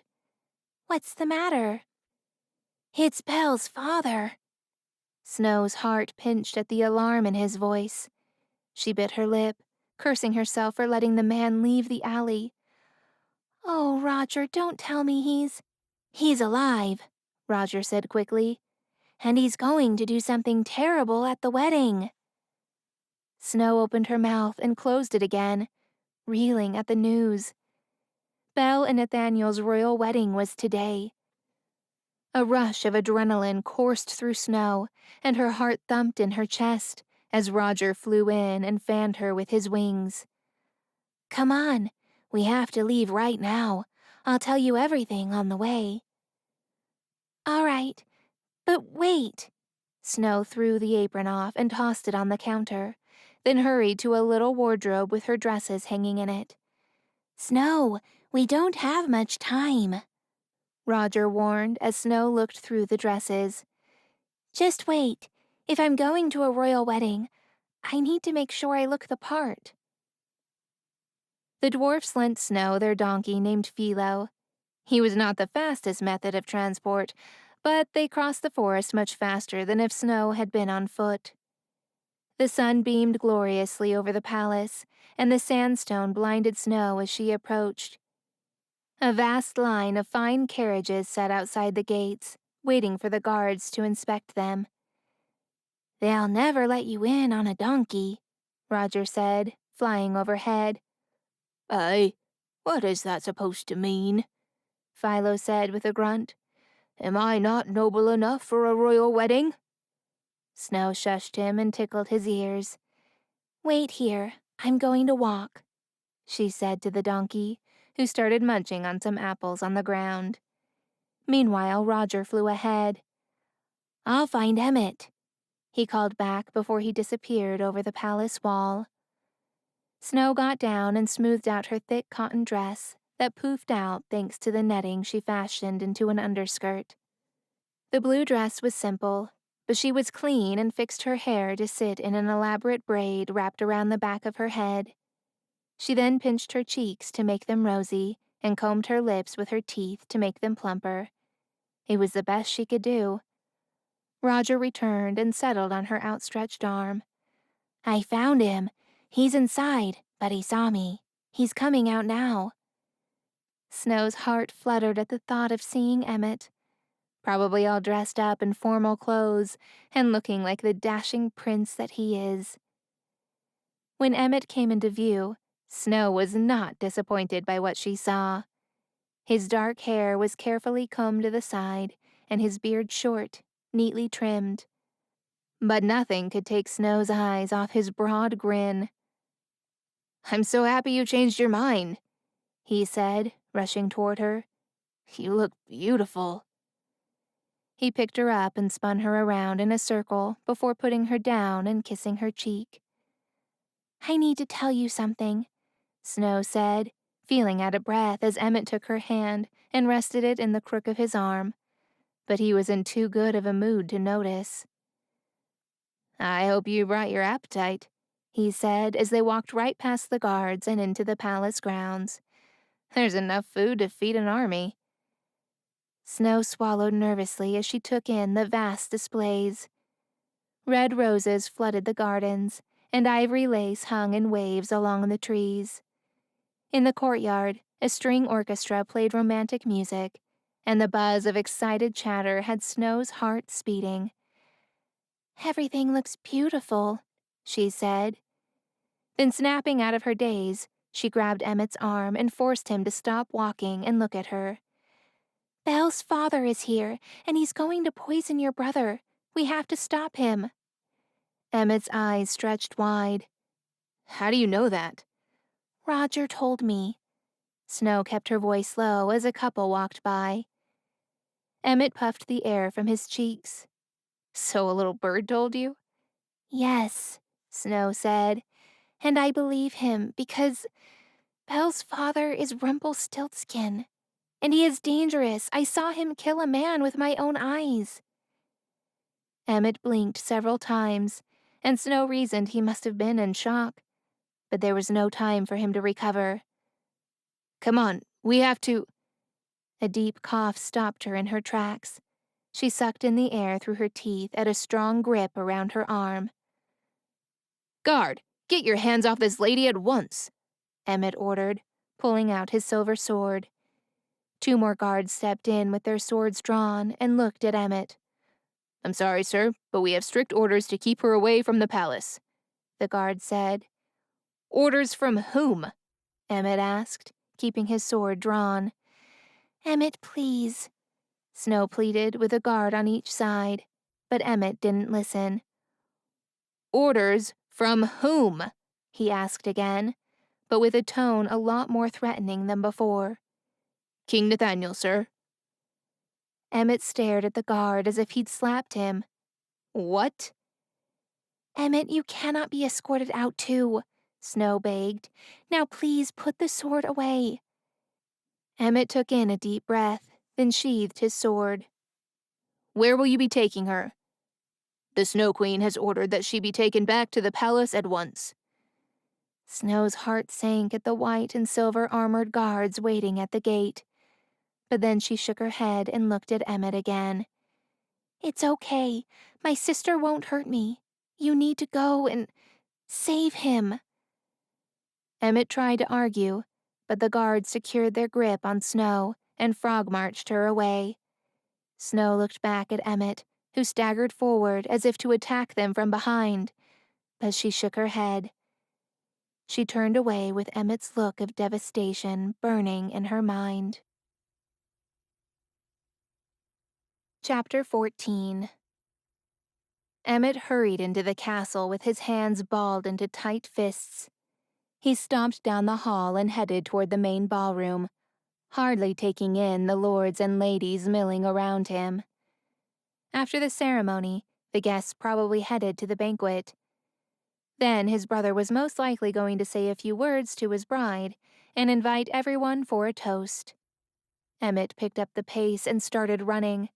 If anyone thought for 1 second that they could come into his kingdom and threaten to kill his family, they were gravely mistaken, even if his brother was a beast.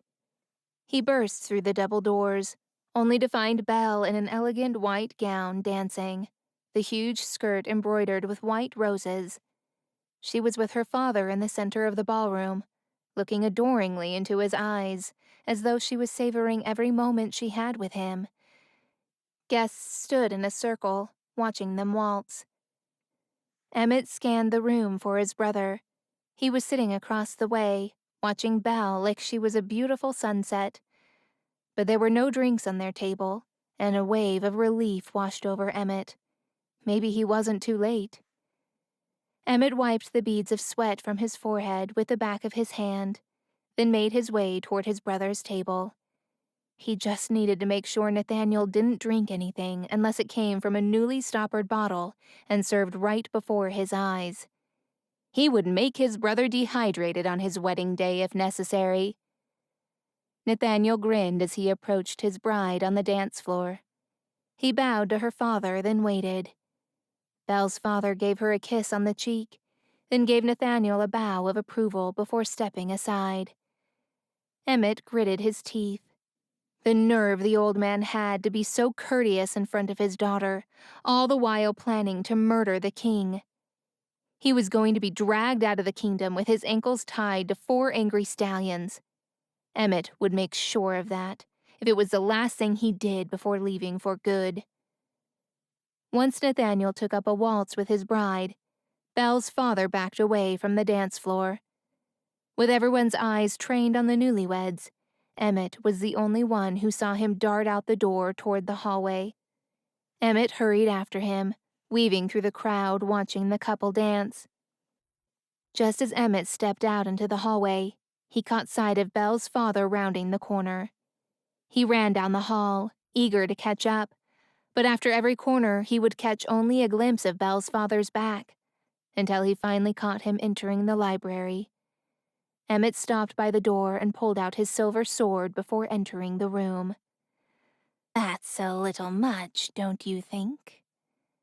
The man's voice came from the corner of the room.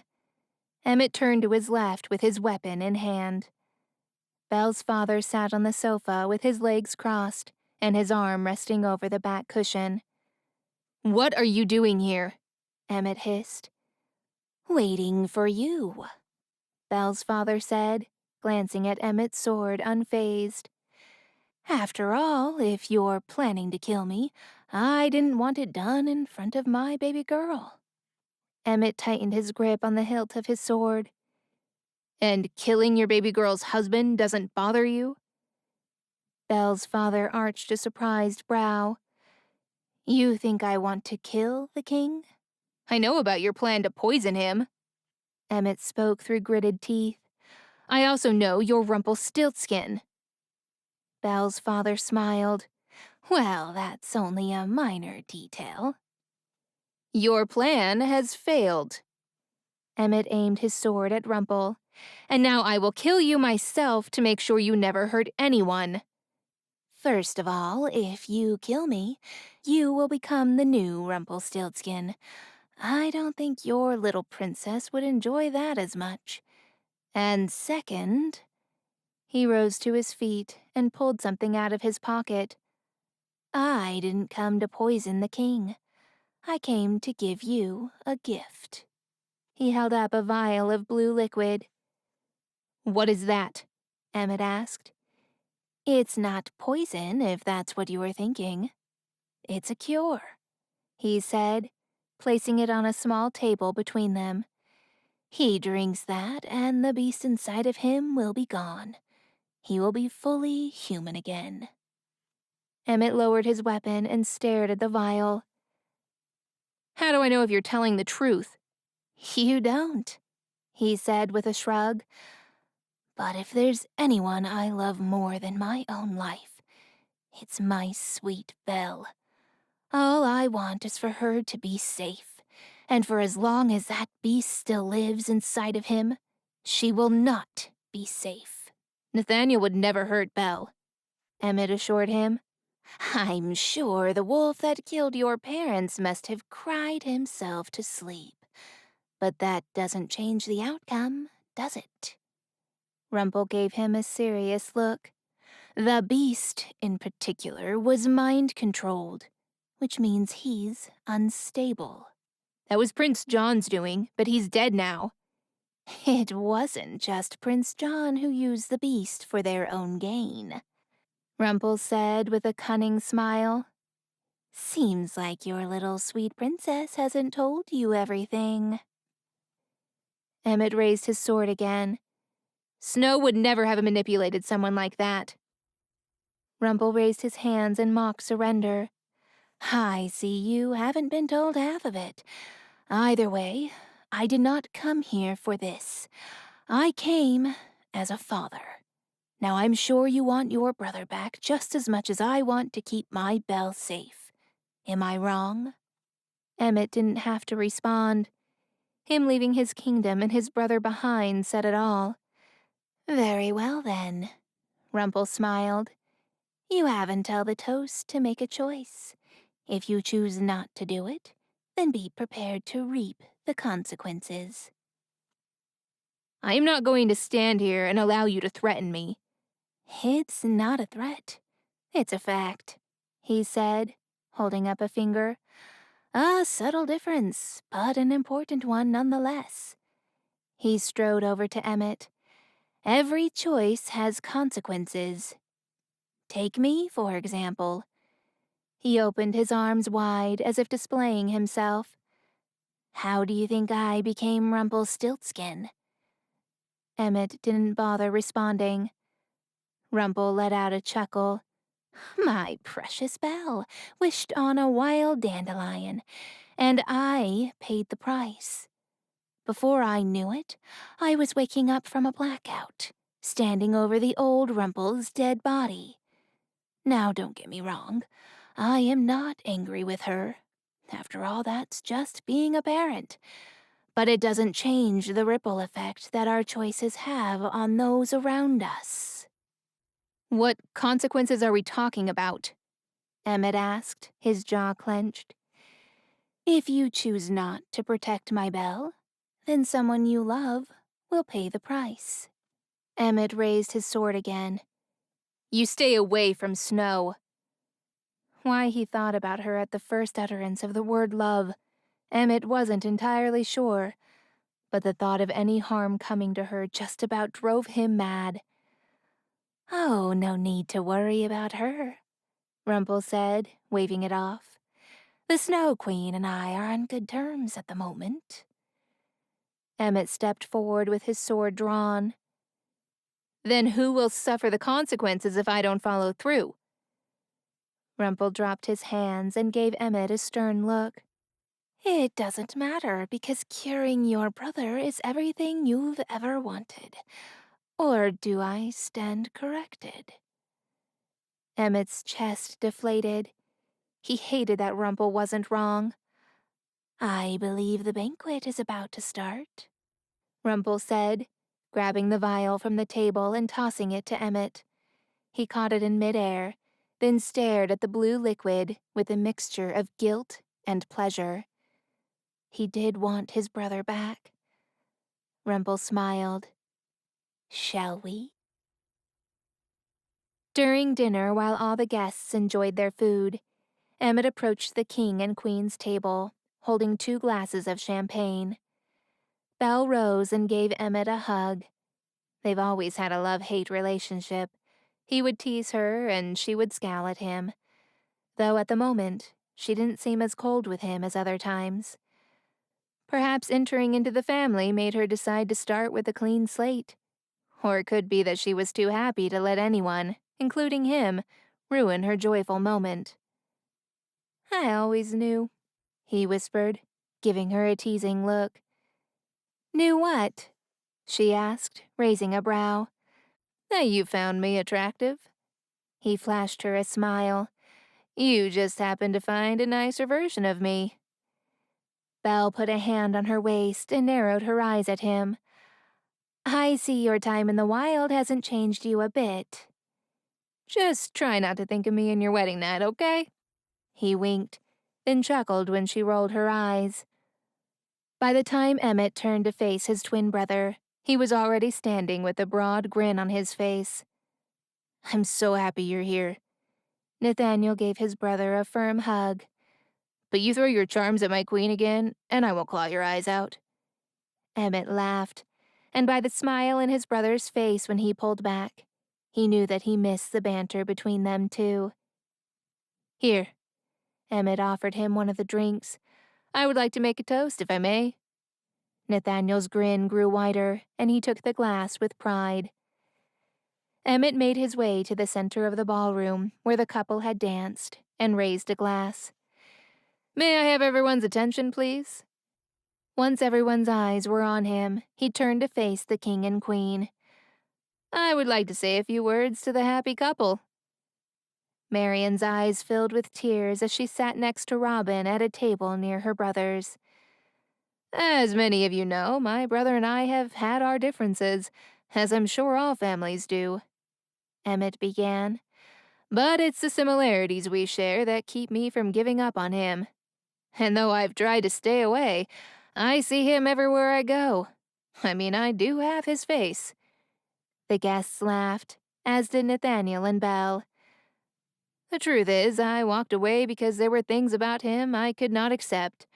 But none of that will matter after tonight, because I've returned, determined to get my brother back, and to ask that he forgive me for all my bad decisions. Past, present, and future." Emmett raised his glass, as did everyone else, including Nathaniel. "To new beginnings."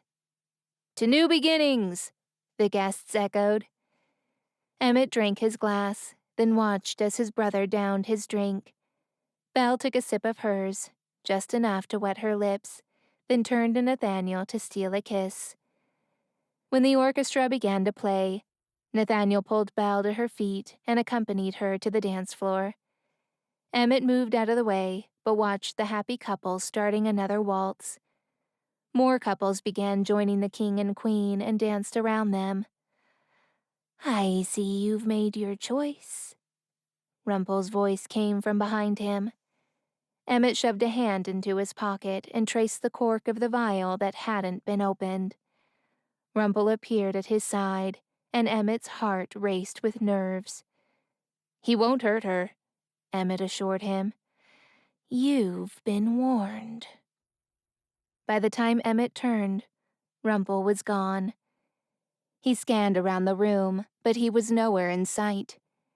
As soon as he caught his brother and Belle sneaking out to the patio, he hurried after them. "Nathaniel, wait!" Nathaniel swung around with Belle on his arm. "Is something wrong?"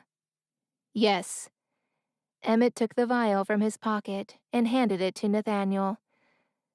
"Belle's father wanted me to put this in your drink. It's a cure for—" "I know what it is," Nathaniel said, taking the vial and staring at the blue liquid. Belle stared at it with a horrified expression. "Why would my father want that?" "You might want to have a chat with him," Emmett replied. "It might not have worked tonight, but he seemed determined, so be careful."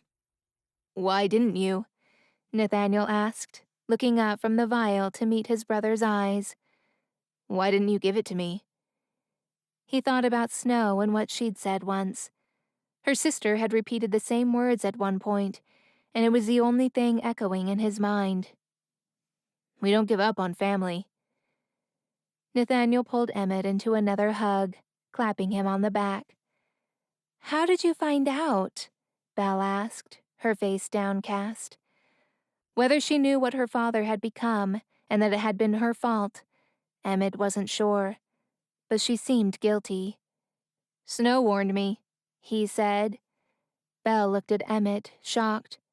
"Snow? Arya's sister?" Emmett nodded. "Yes, she was here earlier but was rudely escorted off of the premises." Belle shared a glance with Nathaniel, then the both of them lowered their eyes to the floor. "It was her, wasn't it?" Emmett said, reading their obvious expression. "She was the one manipulating you after Prince John lost the mermaid stone." When neither of them responded, or even bothered looking Emmett in the eyes, he knew.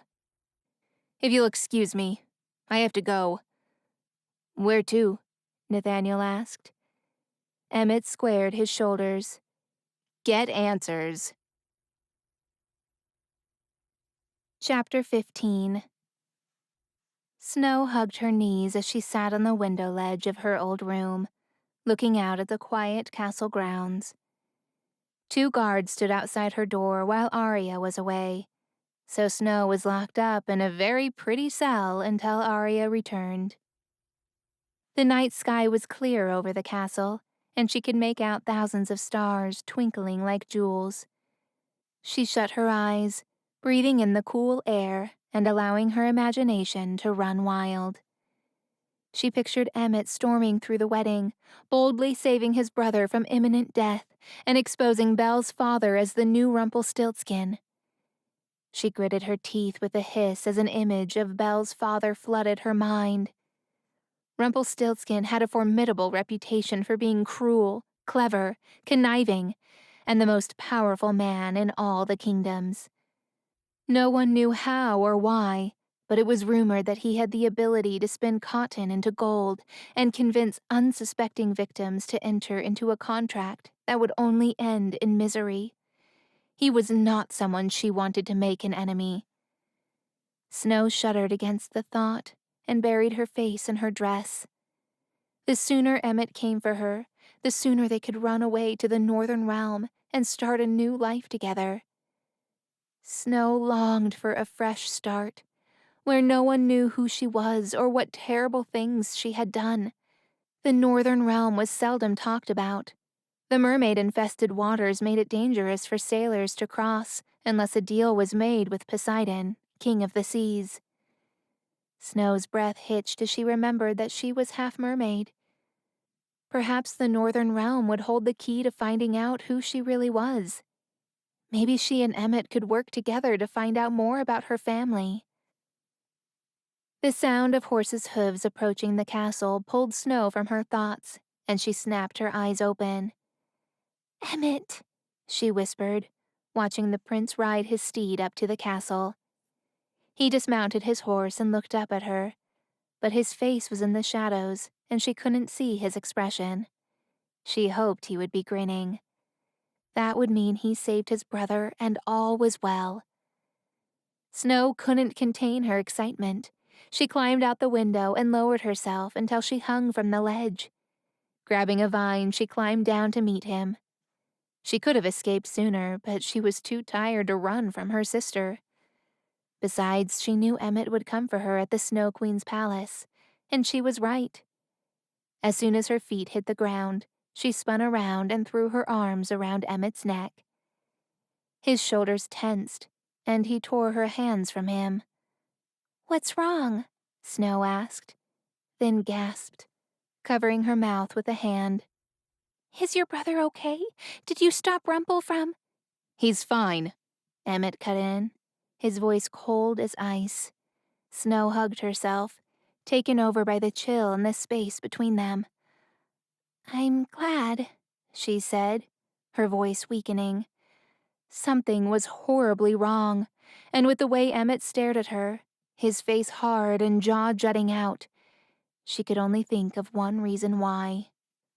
Belle and Nathaniel must have told him the truth. Snow bit her lip as her eyes brimmed with tears. He didn't need to say it. They told him everything. She knew it. "Tell me it's not true," Emmett said, his voice breaking. For a split second, His hardened expression gave way to sadness. It wasn't a demand. It was a plea. Snow wanted so badly for it not to have been true that it made her heart ache. She wanted to tell him that it was all just a big misunderstanding, and that Belle and Nathaniel were wrong about her. But none of that was true, and under his stare, Snow couldn't bring herself to lie. Emmett took a step back, shaking his head. "No," he said, barely above a whisper. His reaction sent a jolt straight through Snow's chest, and she cried softly, the floodgates opening. Before she knew it, all of her thoughts came spilling out. "I had to do something," she said, pressing her fingernails into her arms as she held herself tighter. It was as though her whole body was breaking apart, and this was the only way she was keeping herself in one piece as her heart splintered, threatening to shatter at any moment. "Arya had to be stopped. So when I found out that Prince John was using Nathaniel to terrorize the villages with the mermaid stone, I had Roger steal it from him." She stopped to take a breath and studied Emmett's face for any sign of forgiveness, or at least understanding. But there was nothing but coldness as he stood immobile, waiting for her to continue. Snow shut her eyes to steal some courage. "It's true. I used the mermaid stone to control your brother." She opened her eyes and took a step closer. "But he never hurt anyone under my control," she added. "I only ever used him to look for the genie bracelet so I could put it on my sister. It was the only way to keep her from using her powers." Snow reached out for Emmett's hand, but he stepped away. "You think that makes it all right? To take away someone's will?" The incredulity in his voice sliced through Snow's heart, and it throbbed, bleeding into her chest and flooding her with emotion. "I'm sorry. I'm so sorry. I was just so focused on trying to stop Arya. I didn't think—" "You're right," Emmett interjected, his voice landing on her like a lightning bolt. "You didn't think about anyone but yourself. You keep saying you did it to stop Arya from hurting others, but I know why you really did it." Snow lifted her gaze to stare at Emmett in horror. He leaned forward and spoke with a deathly whisper. "Revenge for your beloved George." His name was the final blow to her heart, and Snow fell to the ground, her body racked with grief and shame as she sobbed. "I'm so sorry." Emmett cleared his throat, and Snow wiped her eyes furiously, blinking and daring to hope that he might say something to make her feel less wretched. But his eyes were cast upward. "My queen," he shouted.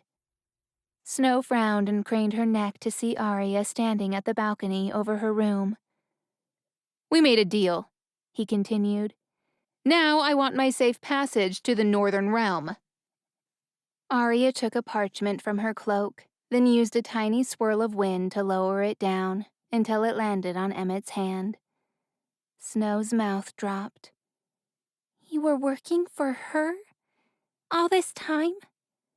Emmett's jaw hardened, and he barely looked at her. "Goodbye, Snow." The words were colder than the harshest winter, and he turned and walked away, leaving Snow to crumble, her heart breaking into a million pieces as she drenched the ground with her tears.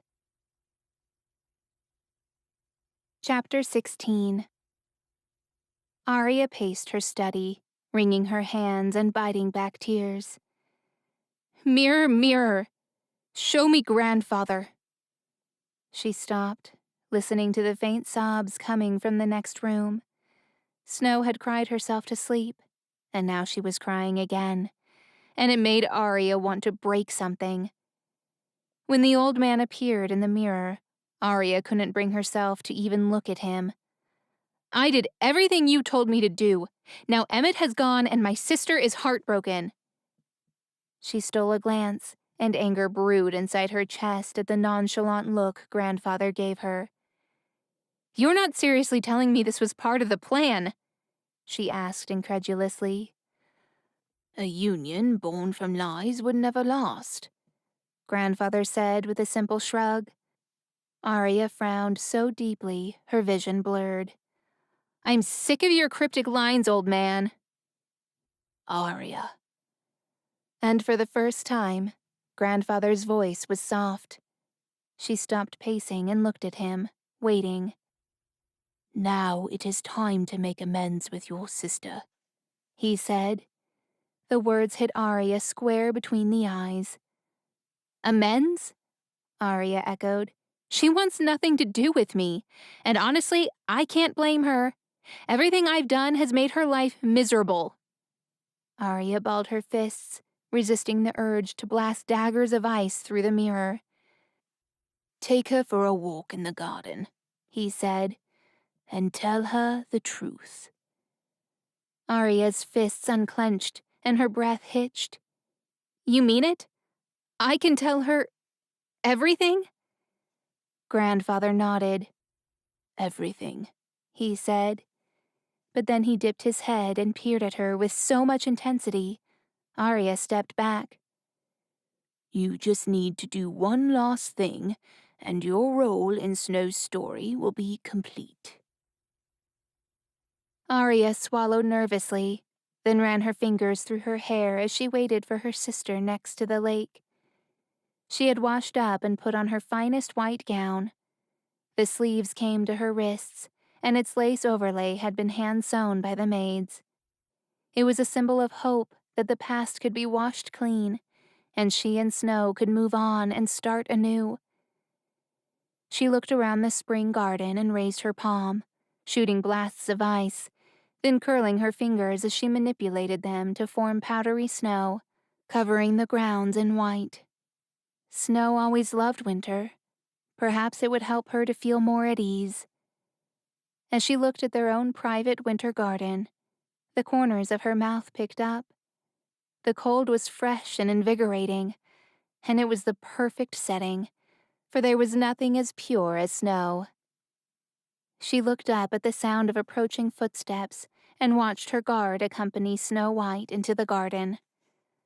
Arya smiled with approval at the sight of her. The maids had powdered her face, removing any traces of dark circles under her eyes or her tear stains, and her black hair sat in soft waves to her shoulders. She wore a simple dress with a red tie at the waist, and for a moment, Arya was reminded of days long past.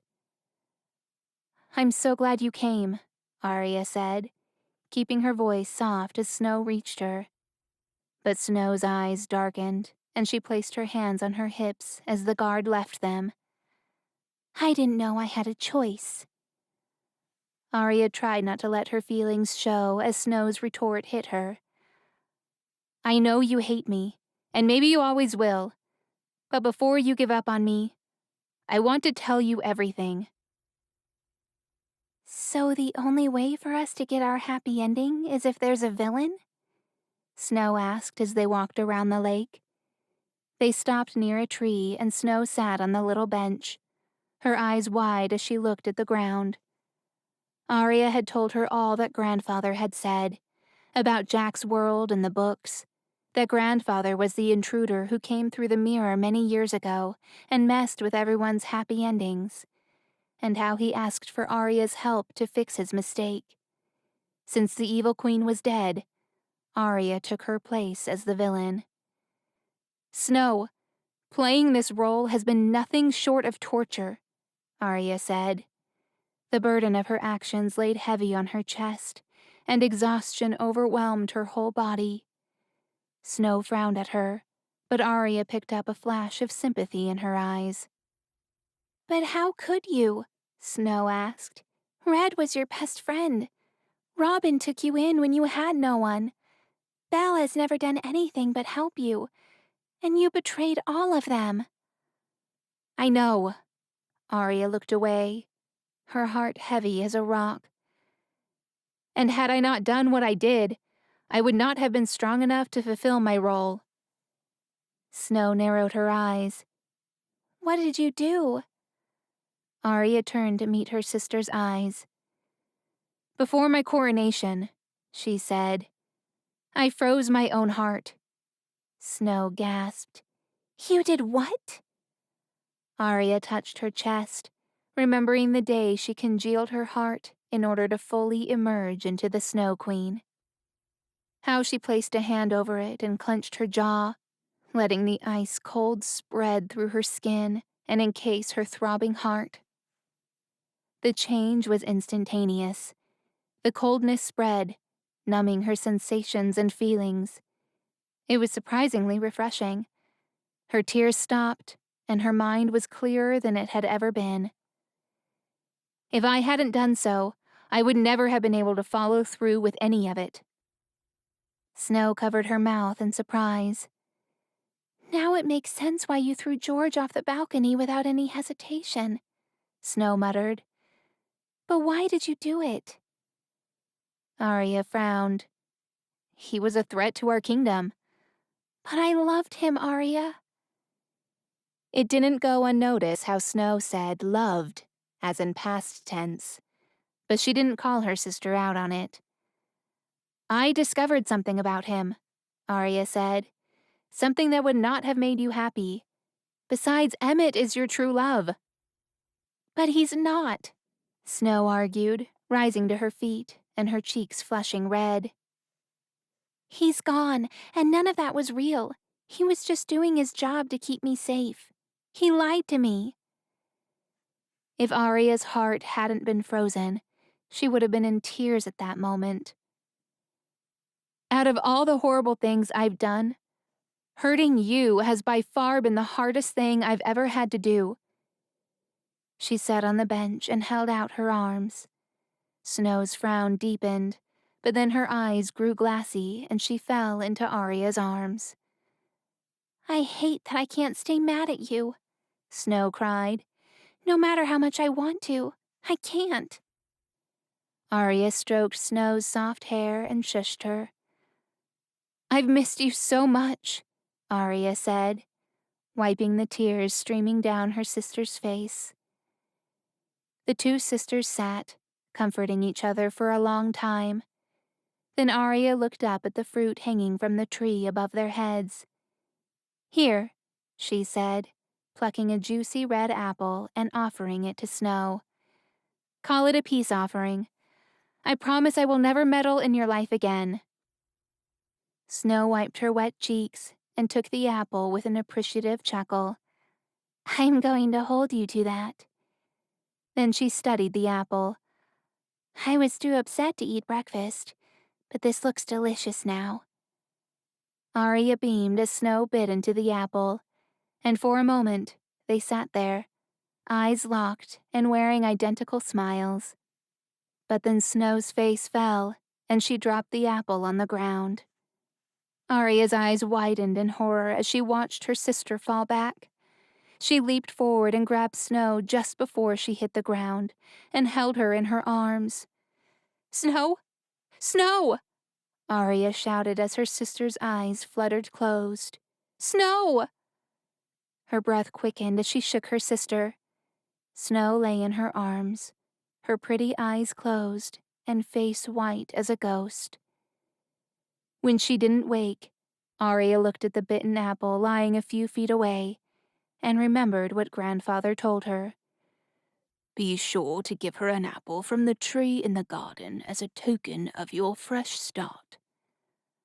Arya looked at the tree standing so close to the Lake of Reason, and her heart throbbed in her chest for the first time in months. "No," she whispered with horror. "No, no, no, no." Being unable to wake her sister when they had just made amends was enough to melt the ice around her heart, and the rush of pain was so sudden that it took her breath away. She shook her head, tears falling freely. She clung onto Snow's body as grief racked through her whole being. Every inch of her splintered in pain, and her heart stung so deeply she thought the grief might destroy her completely. "Snow, wake up! Snow!" With one final look at Snow's lifeless body, Arya let out an unearthly scream so powerful it sent a massive shockwave through the whole garden, and out to the rest of the kingdom. The snow turned to ice. Frozen fractals formed in the trees, and all was frozen for as far as the eye could see. Guards rushed out in a panic, slipping on the ice as they approached. Arya allowed them to take Snow's body.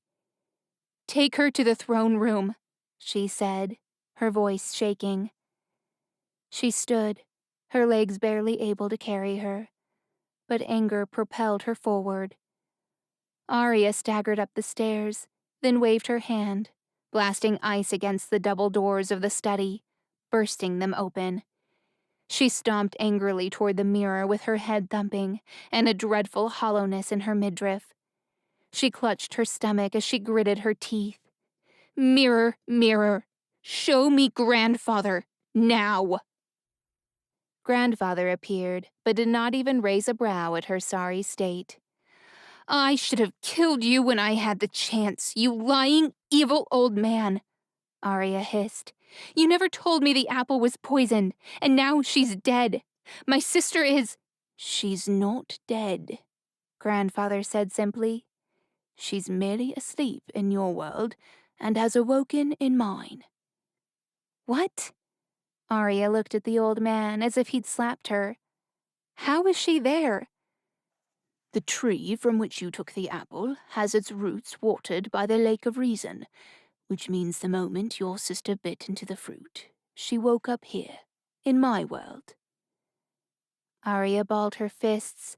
"How do I bring her back?" Grandfather smiled. "You don't. Only true love's kiss will." Arya's mind raced and her whole body ached. She glanced out the window and looked out at the frozen kingdom. The shock waves she sent had put them into an eternal winter, and she had no idea how to reverse it. "But how will that happen if Emmett is gone?" "Here is what you do next." The sound of a grunt caught Arya's attention, and she swung around. The old man's eyes and mouth were wide open, and it didn't look like he was breathing.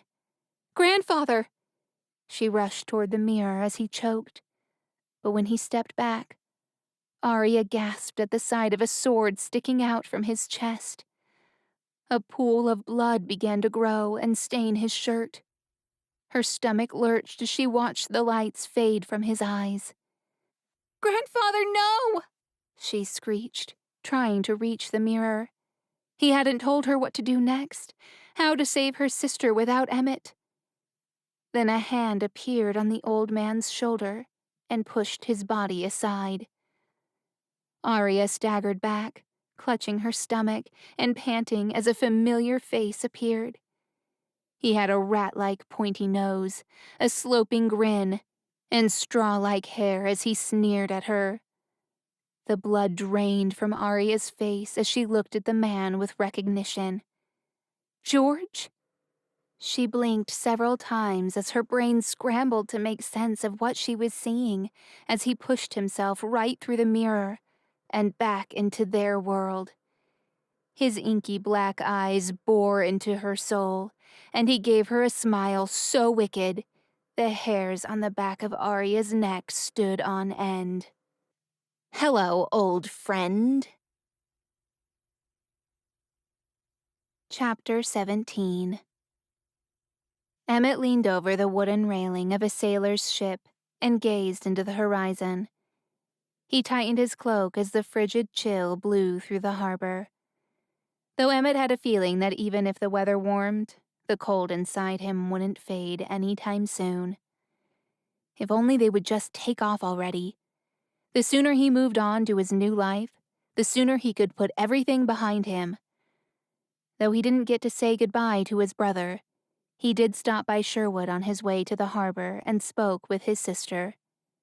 He didn't stay long, mainly because memories of snow began to flood his mind. The wagon, the lobster, the lake. Everywhere he looked in the Chanted Forest reminded him of Snow, and memories of her made his heart ache. Emmett wasn't a stranger to pain. He'd lost his parents, and for some time he believed both of his siblings had also been killed. But somehow, The pain that struck him the moment he walked away from Snow surpassed all of it. He'd lived alone in a castle which had once buzzed with life and joy, but yet nothing had made him so empty and cold as he did without her. He wasn't angry at her because she wanted revenge. Emmett was familiar with the poisonous feeling himself. After all, he'd killed more wolves than he could count because he was also blinded by vengeance. So much so, when he heard about a beast on the loose, he himself had searched for the creature with the intent of piercing him with a silver sword. And when he couldn't catch it, he started a campaign for all hunters to go on a killing spree. What if he had killed his own brother? It would have been all her fault. She was the one controlling him and making him terrify the villages. The beast was hated and feared in the whole kingdom, which meant that if the people ever found out the truth about his brother, there could be an uprising. And it wasn't even his brother's fault. He never wanted to harm anyone or to terrorize the people.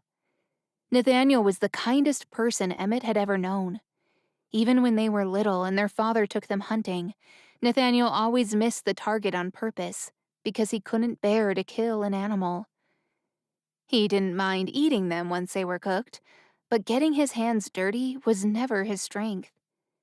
Emmett could not even imagine the nightmares his brother had to endure, the memories that plagued his mind from all the atrocious acts he was forced to do, and did it all against his will. It was unforgivable. But then Snow's beautiful face would surface from the back of his mind, and all the hate would turn into pain. The image of her pleading for him not to go, the shock of having found out the truth about his deal with her sister, the sound of her shattered cries as he walked away. It was unbearable. His heart was like an anvil in his chest, and it ached as if he'd been pierced with a dagger that he couldn't pull out. The sound of an explosion erupted in the distance, and Emmett swung around just as a blizzard rushed in his direction like a tsunami. The sailors stopped and watched the phenomenon with eyes unblinking. The violent winds hit the crew with such an immense force it threw them to the wooden deck. Emmett was thrown off the boat, but instead of splashing into the water, his back hit an icy ground. He pushed himself to his knees, watching as the blizzard froze the ocean as far as the eye could see. Then he caught a movement in the sky. Roger flew in circles high above Emmett's head. The sound he was making was unlike anything Emmett had ever heard. It wasn't just louder than usual. It was panicked, like an alarm call. Emmett stretched out his arm and Roger swooped down and landed on Emmett's forearm.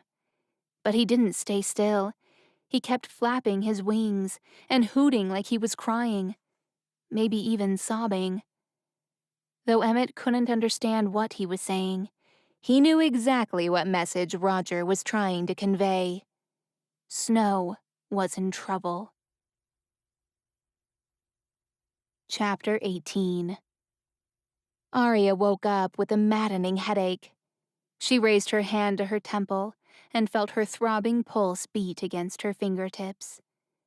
It took several moments for her to work out where she was.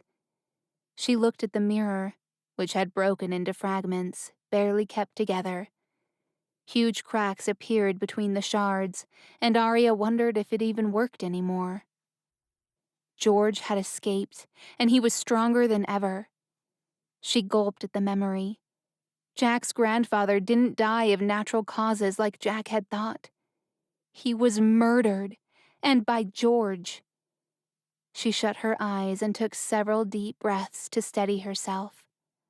How did George even end up in Grandfather's timeline? When Grandfather went back to his realm in Oxford, he didn't just cross worlds. He also went back in time, back to when Jack was a baby. Maybe when she pushed George through the portal, he went to the same place in time as Grandfather did, because he was the last person to go through the mirror. That was the only reasoning Arya's brain could come up with at that moment. Her chest tightened at the thought that it was her fault that Grandfather was murdered. If she hadn't thrown George to Oxford, Grandfather would never have died. How could she ever tell Jack that? Jack! Grandfather never got to tell Jack about the mirror. She rushed toward the mirror, unable to stop the tears falling from her face. "Mirror!" she shouted in panic. "Show me Jack in Oxford!" The mirror changed from her reflection to that of a graveyard. A mass of people huddled around an open grave. Arya sniffed as she looked through all the faces. Then her eyes landed on a young man with muddy brown hair, wearing a dark suit and throwing a rose into the grave. "Goodbye, Grandfather," Jack whispered above the grave. When his eyes lifted, Arya held her breath. The young man's eyes locked with hers, and they stretched wide with surprise. Arya watched him, her body tingling as if an invisible cord tethered them together, and she felt strength coursing through her veins. It was Jack, but before he came through the mirror.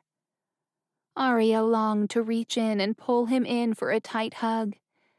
But then he faded, and the mirror brought her reflection back into view. "No!" Arya said, edging closer. "Mirror, mirror, show me Jack in Oxford again," she said, barely breathing. Suddenly she could see Grandfather's office again, but this time no one was in it. "Jack?" She raised a palm and a flash of cold air shot from her hand, cracking open the study door with a squeal. Arya looked at her palm with surprise. She had never done that before. A movement by the door caught her attention, and she looked up. She bit her lip, seeing Jack walk in. He looked around the study, then placed a finger on an open book and read for a moment. Arya watched, her heart melting and twisting at the sight of him. "Jack, I need you," she whispered as she raised her palm. Another blast shot from her palm, and he jumped back. His brown eyes lifted and met hers for a moment. They stretched wide, and he edged closer. But he stopped. Arya gritted her teeth. With the state of the mirror, it could hardly hold together or let him see her fully. But she needed him to try. "Jack, I need you," she whispered again. But he seemed not able to hear her. She set her jaw and focused on Jack, raising her hand. She blasted another wind and directed it to bend and hit Jack from behind. He stumbled, grabbed the edge of the mirror, then fell forward. The mirror shattered into a million pieces, covering the whole study like glitter. Arya stood, panting, blinking at the empty space where the mirror once was. She looked around her, wondering if she might see Jack. But she was entirely alone. Arya shut her eyes as they filled with endless tears, and she clenched her fists. Her emotions were amplifying her powers, and if she didn't get them under control, she would never be able to help Snow. The door opened with a bang, and Arya turned just as Emmett rushed in. "Where is she?" he demanded. "Where is Snow?" Before Arya could say anything, a guard came in. "Your Majesty, George has been here, and he's taken Snow White." Emmett looked at the guard with incredulity. "George?" He turned to Arya. "Surely not Prince George." Arya inclined her head and looked out the window. Snowflakes fell like ash from the gray skies. A white barn owl swooshed inside and hooted, flying around Arya's head. "Do you know where he's taken her?" Arya asked the bird, recognizing it to be Roger. Though she couldn't understand the bird's reply, he hooted and flew out the door before coming back in. "He knows," Emmett assured her. "Then let's go." Arya rushed down the stairs, picking up a satchel on her way out toward the door. "Hold on a minute. Where did George come from?" Emmett asked, stepping in her path. Arya raised her brows at him. "There is no time to explain," she said firmly. "But trust me, when I get my hands on him, he's going to wish he never came back." Emmett stepped aside and followed her out of the castle. "I'm going with you," he said, not caring whether or not she agreed. Arya inclined her head. "I was counting on it." She raised her hands, her mind clear as a summer's day, and let the cold shoot out, creating a winged horse made of ice. It snorted and jumped into life, neighing at her. "You think you could make me one of those?" Emmett asked. But Arya laughed lightly. "Oh no," she said, and Emmett's face dropped. "You need something bigger." Arya waved her arms and formed a huge ice dragon. It pulled back its neck, rising on two giant legs, and roared. A spray of ice-cold cloud emitted from its jaws, and Emmett shivered. "A dragon? Are you serious?" he said, his teeth chattering. Arya mounted her horse and raised a palm at the dragon. "It has wings. That's all that matters." Emmett climbed on the back of the dragon. "Okay, Roger, lead the way." Chapter 19. Emmett had never ridden a dragon before, let alone one made of ice. But it wasn't a slippery ice. It was dry and with enough texture that it made it easier to hold a firm grip. He tried not to look down as the dragon sped over the snow-covered trees of the Chanted Forest. But then the trees ended, and the dragon flew past the beach and toward the ocean, which had scattered blocks of ice bobbing over the dark waters. Emmett wasn't entirely sure what caused the sudden winter, but if he had to guess, the Snow Queen had an emotional meltdown when she found out her sister had been taken. He glanced at Arya as she rode on her winged horse next to him. But something was strange about her. Her demeanor was focused, but the flush of her cheeks made her appear more emotional. Or maybe knowing that Snow was at the hands of a man who wanted her all to himself was filling her with hot rage that was impossible to hide. Emmett couldn't quite blame George for feeling that way, and if Snow had willingly gone with him out of her own free will, Emmett wouldn't even have thought twice about letting her go. She deserved to be happy. But taking her while she was unconscious? That was unacceptable, even if they had been together in days past. In the distance, Emmett noticed an island with a tower made of rocks in the center. It looked small at first, but it grew larger as they got closer. Emmett couldn't understand how on earth George could have gotten there so quickly. Surely he didn't have a winged creature to fly them there. Or did he? Arya waved a hand and the ice dragon slowed, soaring up higher in the air. By the concerned look on Arya's face, Emmett could tell something was wrong. Her brows were furrowed with sharp focus, but something about her constant glances toward the water made it seem like a prey sensing its predator. Emmett leaned sideways, leading the dragon to soar closer to Arya. "What's wrong?" he asked. "He's here," she said, sensing something in the air. "Probably in that tower," Emmett pointed ahead. "No." Arya raised a hand, as if somehow she could silence the world. "Here." She looked down. Just as Emmett followed her gaze, a monstrous creature with the head of a dragon jumped out of the water. It was 10 times the size of a dolphin, with 4 gnarly limbs and a long tail with razor-sharp scales. It headbutted the ice dragon, causing it to shatter. With nothing to hold on to, Emmett fell into the ocean like a scrambling bug. The freezing water felt like knives piercing through his body. When he broke the surface and took a greedy gulp of air, the monster collapsed into the water in a belly flop, creating a wave so huge Emmett held his breath and dove under again. The wave crashed over him and he swam to the surface. A gray iridescent fin appeared to his left, and he hurried to grab one of the chunks of icebergs floating in the water. Just as he climbed onto it, The monster's tail rose above him and crashed it down on the edge of the ice, sending Emmett flying through the air and splashing back into the water. The freezing liquid engulfed him, sending a sharp stab into his brain. When he came up for air, he caught Arya flying above, shooting daggers of ice at the water dragon. "George!" Arya yelled. "If you don't surrender my sister, I will make you regret it." The monster was George? The creature screeched as he hurled his tail toward Arya. Ice exploded from her palms, freezing the tail in midair.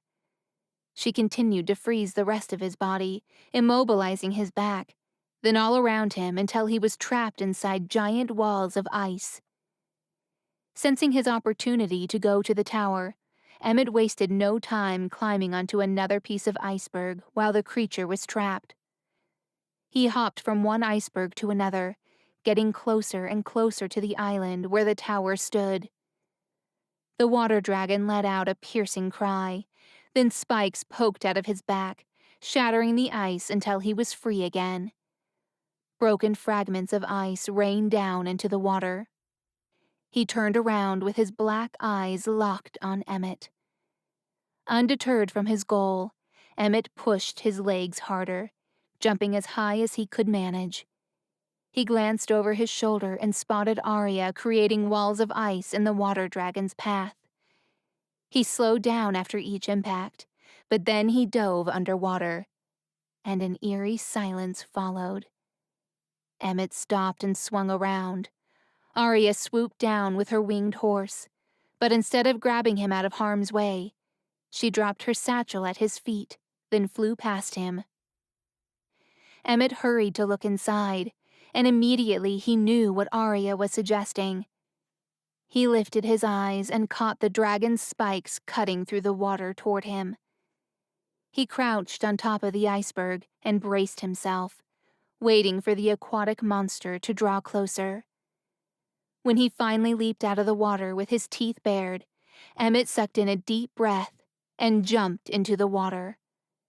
The freezing temperature was like daggers piercing into his skin, but he forced himself to focus on the task. He looked up to find the dragon swimming over him. He touched the dragon's belly, then grabbed his small legs, bracing himself as he was pulled at an incredible speed. Without another thought, he shoved his hand into the satchel, pulled out the genie bracelet, and clamped it on the dragon's ankle like a shackle. The water dragon roared so loudly, the water trembled around Emmett. He lost his grip and swam back to the top. When his head broke through the surface, he took the most desperate gasp of air. His lungs ached as his heavy breathing created a puff of flurries in front of his face. Then another human broke through the surface next to him, gasping for air and flailing his arms in a surge of panic. Emmett looked up to find Arya swooping down on her winged horse again. He reached to grab human George, hooking his arm around his chest, then took Arya's outstretched arm with his other hand. She snatched them out of the water like an eagle snatching its food, then flew them toward the island about 100 feet away. As soon as she dropped them on the snow, George staggered to his feet and ran naked past Emmett, disappearing into the island's forest. Arya landed her winged horse on the sand and jumped down with balled fists and a scowl. Emmett pushed himself to his knees, panting. "Arya, go get my sister," Arya hissed, glaring into the woods. "I'll handle him." Emmett nodded, not bothering to argue. He staggered to his feet and mounted the winged horse, letting it take him up to the top of the tower. As he looked in through the open window, he saw a casket of ice sitting in the center of an empty room. Emmett jumped on the rocky ledge of the window, then slowly entered the room. As he drew closer, Snow's beautiful face came into view. He stopped next to the casket and pushed the top out of the way.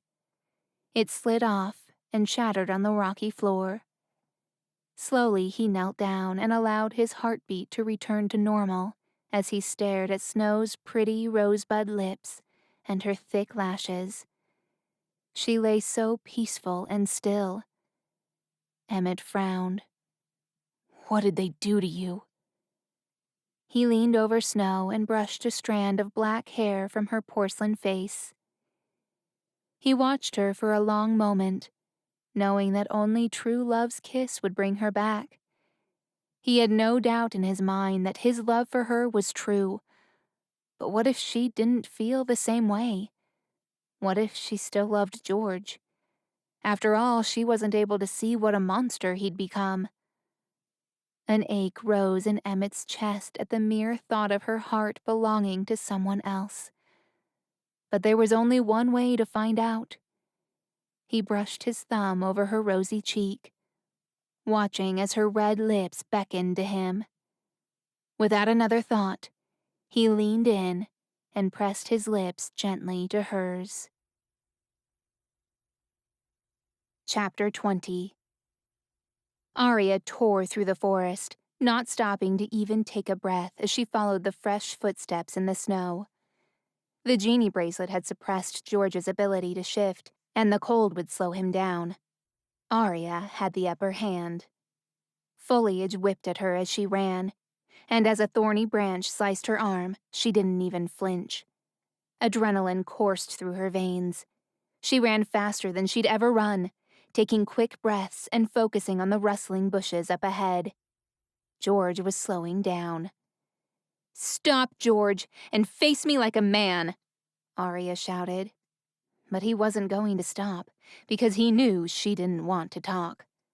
She wanted to look him in the eye and slice an ice dagger through his chest, and watch the lights fade from his eyes, just as he had done with Jack's grandfather.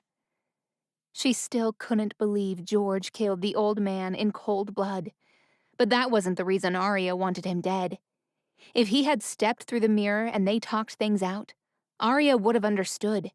Maybe she would have even apologized for what she'd done while her heart was frozen. But he crossed a line when he took Snow while she was unconscious. And if Arya found out that he touched one hair on her sister's head, his fate would be worse than death. Grandfather had told her George was a villain, a monster. That was exactly why she pushed him off that balcony and banished him from the Chanted Kingdom. Now she knew what he was capable of, and had every bit of the evil running through his veins that his mother possessed. Finally, Arya found George crouching by a river, wrestling with the shackle around his ankle. As Arya stepped out, he swiveled to see her, and balled his hands into fists. "You just wait until I get this off," he said in a growl. "I'm going to drown you." But his scowl couldn't hide the fear in his eyes. He was weak. He had always been weak. Even as children, she always fought better than he did. She couldn't believe she'd been friends with someone capable of killing another human in cold blood. Even the Snow Queen, on her worst day, never killed anyone herself. Until now. Even with her heart no longer frozen, Arya couldn't bring herself to care about his life. Other than her sister's safety, she didn't care about anything anymore. Except for one thing. George had to die. There was only room for one villain in this forest, and in order for Snow to be safe, George could not be allowed to live. George's eyes flashed red as she approached like a cheetah stalking its prey. "You did this to me," he hissed. "I never would have become what I am if you hadn't sent me to that wretched world." "Oxford is hardly wretched," Arya replied. Jack only ever said great things about it. "Oxford," George echoed, wagging a finger at her. "You didn't send me to Oxford." Arya's brows lifted. This was news to her. She had no idea there were places other than Oxford in that realm. "You were in Jack's grandfather's study just now. That was in Oxford." "I know," George said, his face twisting. "Jack told me about his grandfather after my mother was killed. So when I realized where I was, I searched for the old philosopher and found him in Oxford." but that was not where I woke up. Arya didn't bother to cut him off. She was mildly curious to know his story. Where did he go? When I fell into the Lake of Reason, I resurfaced in the freezing waters of Loch Ness. Arya cocked her head and wondered if George thought that would mean anything to her. When she didn't speak, George frowned at her more deeply. I was shocked, scared, angry. He hugged his naked body and shivered. The anger was so strong, I started to have blackouts. Arya dropped her hands. Blackouts? George nodded. I was in Scotland. A kind family found me washed up on the shoreline, and whispers of a monster flooded the small village by the loch. It wasn't until months later that I realized the Loch Ness monster the people kept talking about was me. George's pink cheeks were a stark contrast to his pale, shivering body. She pulled off her cloak and threw it to him. "Wrap yourself up," she barked. George huddled in the cloak with a grumble. "Why did you kill Jack's grandfather?" "I met him briefly after my mother was killed," George said. "What you don't know is that I overheard his conversation with you in the library before he left. I heard him talk about the Snow Queen and her role as a villain to restore the happy endings. I didn't agree with any of that, but I also couldn't find time alone with you to talk you out of it. Next thing I know, you were pushing me off that balcony and banishing me to another realm." Arya watched George for several beats. "So you killed him because he had the books," George hissed. "So I figured that without him and his precious books, you couldn't restore anyone's happy endings anymore. And if I can't have my happy ending, then no one will." "Do you honestly not even feel any ounce of regret for what you've done? Did you? When you killed my mother?" George spat at her feet. "I didn't kill your mother, Jack did. But no, I don't regret it. She burned men, women, and children alive. She destroyed more villages out of a fit of rage than anyone, and the world is better off without her."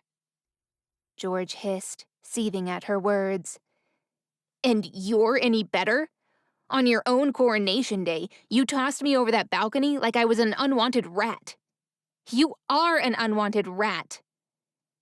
George's face twisted and he rose to a stand, his hands trembling with anger.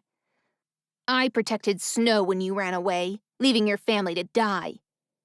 You call locking her up in a wine cellar protection?" Arya snapped. "If you really wanted to protect her, you would have taken her far away from your mother and let go. Let her live her life in freedom." "She was mine," George hissed, his eyes so wide it looked like he'd lost his mind. "And she will always be mine, you hear me? Nothing is going to keep me away from her." Grandfather was right. George had a dark heart. He had masked it well at the beginning. But now the true George faced her, with nothing hidden, and all that Arya saw was ugliness and pure evil. George stood, then took a menacing step toward Arya. "When I get this off, I'm going to enjoy ripping you from limb to limb. And I'll do it slowly." Arya lifted a brow. "I'd like to see you try." His eyes flashed with anger, and he spun around to run again. Arya rolled her eyes, losing patience. She shot 2 blasts of ice, plastering George's arms to a tree. He wrestled and grunted, trying to break free as Arya approached. "I hate you," he spat at her again. "I hope someone cuts off your head." Arya raised a hand and formed a large ice sword. "You know, I was deliberating on how to kill you. Thank you for the inspiration." She swung the sword behind her with both hands, and George shut his eyes, bracing for impact. When she dragged the heavy sword through the air, a ferocious wind stopped it just before it reached George's neck. "Arya, don't." Arya dropped the sword at the whisper in the wind, and it shattered at her feet. She turned, blinking into the wind until she found him. A tall man with snowy white hair and a long white cloak walked toward her. For a moment, Arya thought she had somehow been killed and was sent to another realm entirely. But then she met his eyes. They were glacier blue at first, but as the winds died down, they turned brown and bored deep into her soul. "Jack," she whispered. Time stood still, and Arya stopped breathing as she laid eyes on the love of her life. Hardly believing him to be there, it surely was a cruel trick. Jack stopped a few feet from her and nodded to George, who was still pinned to the tree. "You don't have to be the villain, Arya. You can make a different choice." Arya looked at George, who stared at Jack with his mouth hanging open. "You don't understand." She looked back at Jack, trying to sound warm, but it was surprisingly difficult. "George killed your grandfather. He did it right before my eyes." Jack blinked a few times as he studied George. "I'm not going to apologize if that's what you're waiting for." George spoke through gritted teeth, his forehead reddening. Jack shut his eyes and bowed his head, his mouth forming a thin line. But then his face relaxed, and he looked at Arya with sadness in his eyes. "It doesn't matter. Arya, you're not a killer. This isn't who you are." "I'm not the same person I was when you left, Jack," Arya said. Then she formed an ice dagger and turned to George, resolute. "And it's better this way." Jack stepped in her path, and the ice dagger hovered over his chest. "Is it really better? Are you happy with who you've become?" "I'm a villain, Jack. You know very well this was never about my happiness." "You're not a villain, Arya. A real villain doesn't have to freeze her own heart in order to be evil. Only a good person does. You're a good person." He reached out and grazed her cheek with his thumb. "And I'm so sorry I left you. I should have stayed. I see that now." His warmth landed on Arya like the rising sun, and her frozen soul splintered. But she shook her head and looked at George, anger seeping through the cracks. "Every story needs a villain. It's just the way it works." "That's exactly why you need to let him go," Jack whispered, and Arya returned her gaze to his eyes. They grew misty, and her heart squeezed so tightly she could hardly breathe. "Let him be the villain, so you can be free." "But your grandfather said—" "My grandfather was wrong," Jack insisted. "He was wrong about a lot of things." "But not about this," Arya replied. "Not about the happy endings. I read the books. I saw their destiny." "Destiny is not a good thing," Jack replied. "It takes away the person's freedom of choice. The intruder might have shifted the stories when he meddled in people's lives, but he didn't ruin their happy endings. People can still choose to be happy without following the book." Arya gave Jack a quizzical look. "What do you mean?" "It means that in the books, Red never marries the wolf. The Snow Queen doesn't fall in love with Jack Frost, and Snow doesn't love the Huntsman," Jack explained. "None of their stories played out like the originals, but yet they've all found true love." "But your grandfather never told me—" "Because he wanted you to keep going," Jack explained. "He wanted you to keep being the evil Snow Queen." "But why?"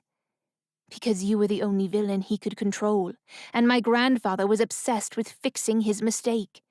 He was obsessed with a lot of things, but he's gone now, and you can be free. So what do you say?"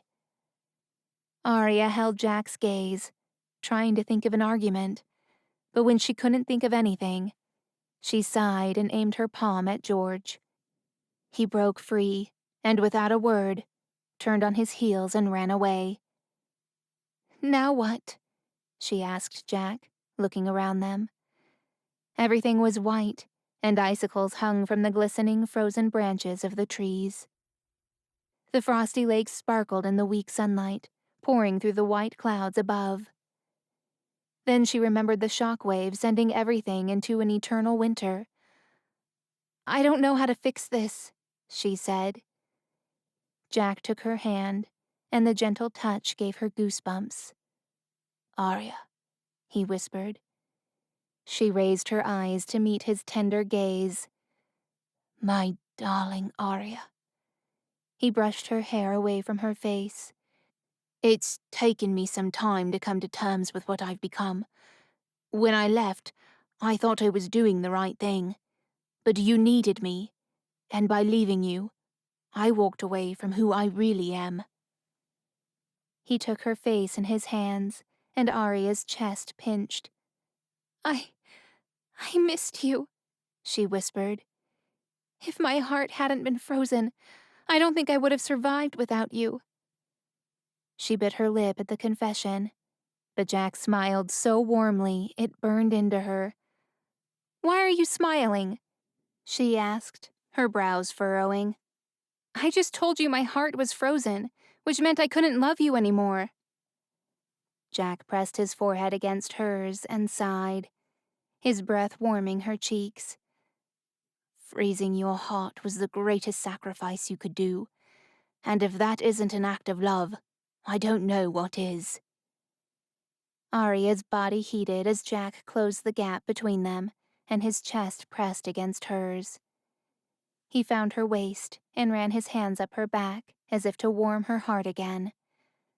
With every lingering look and brazen touch, her heart responded with a flutter. "From now on, we work together," Jack said, his voice steady. He pressed his lips to her forehead, and Arya bit her lip as a rush of emotion flooded through her veins. "Promise you will never leave me again," she whispered, the ice around them melting away. Jack wrapped her up in his arms and buried his face in her neck, holding her so tightly Arya could hardly catch a breath. "Never again," he said softly. "You are my destiny.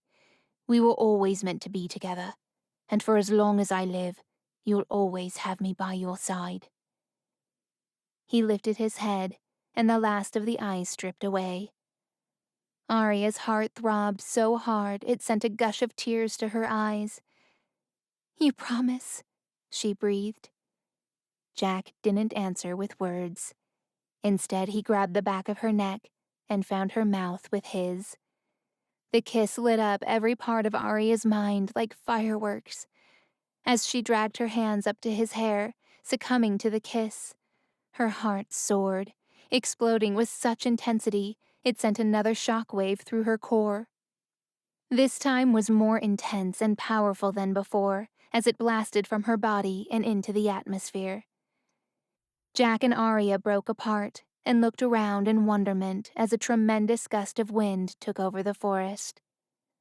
All the ice and snow evaporated, giving way to lush green grass and blooming trees. The blossoms flooded the air with their floral scent, and the skies cleared, giving way to glorious sunshine. Arya turned back to Jack, beaming. "My heart," she said through tears. Jack placed his hand gently over it. "Is pure again." Arya bit her lip. "How can you say that after all I've done?" Jack kissed her, grazing his lips tenderly over hers, and nuzzled her cheek. "I don't know anyone who would be willing to sacrifice everything just so everyone else can get their happy endings."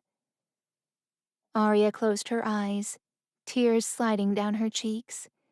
She opened them again, checking that this wasn't a dream. Jack squeezed her hand as though to reassure her.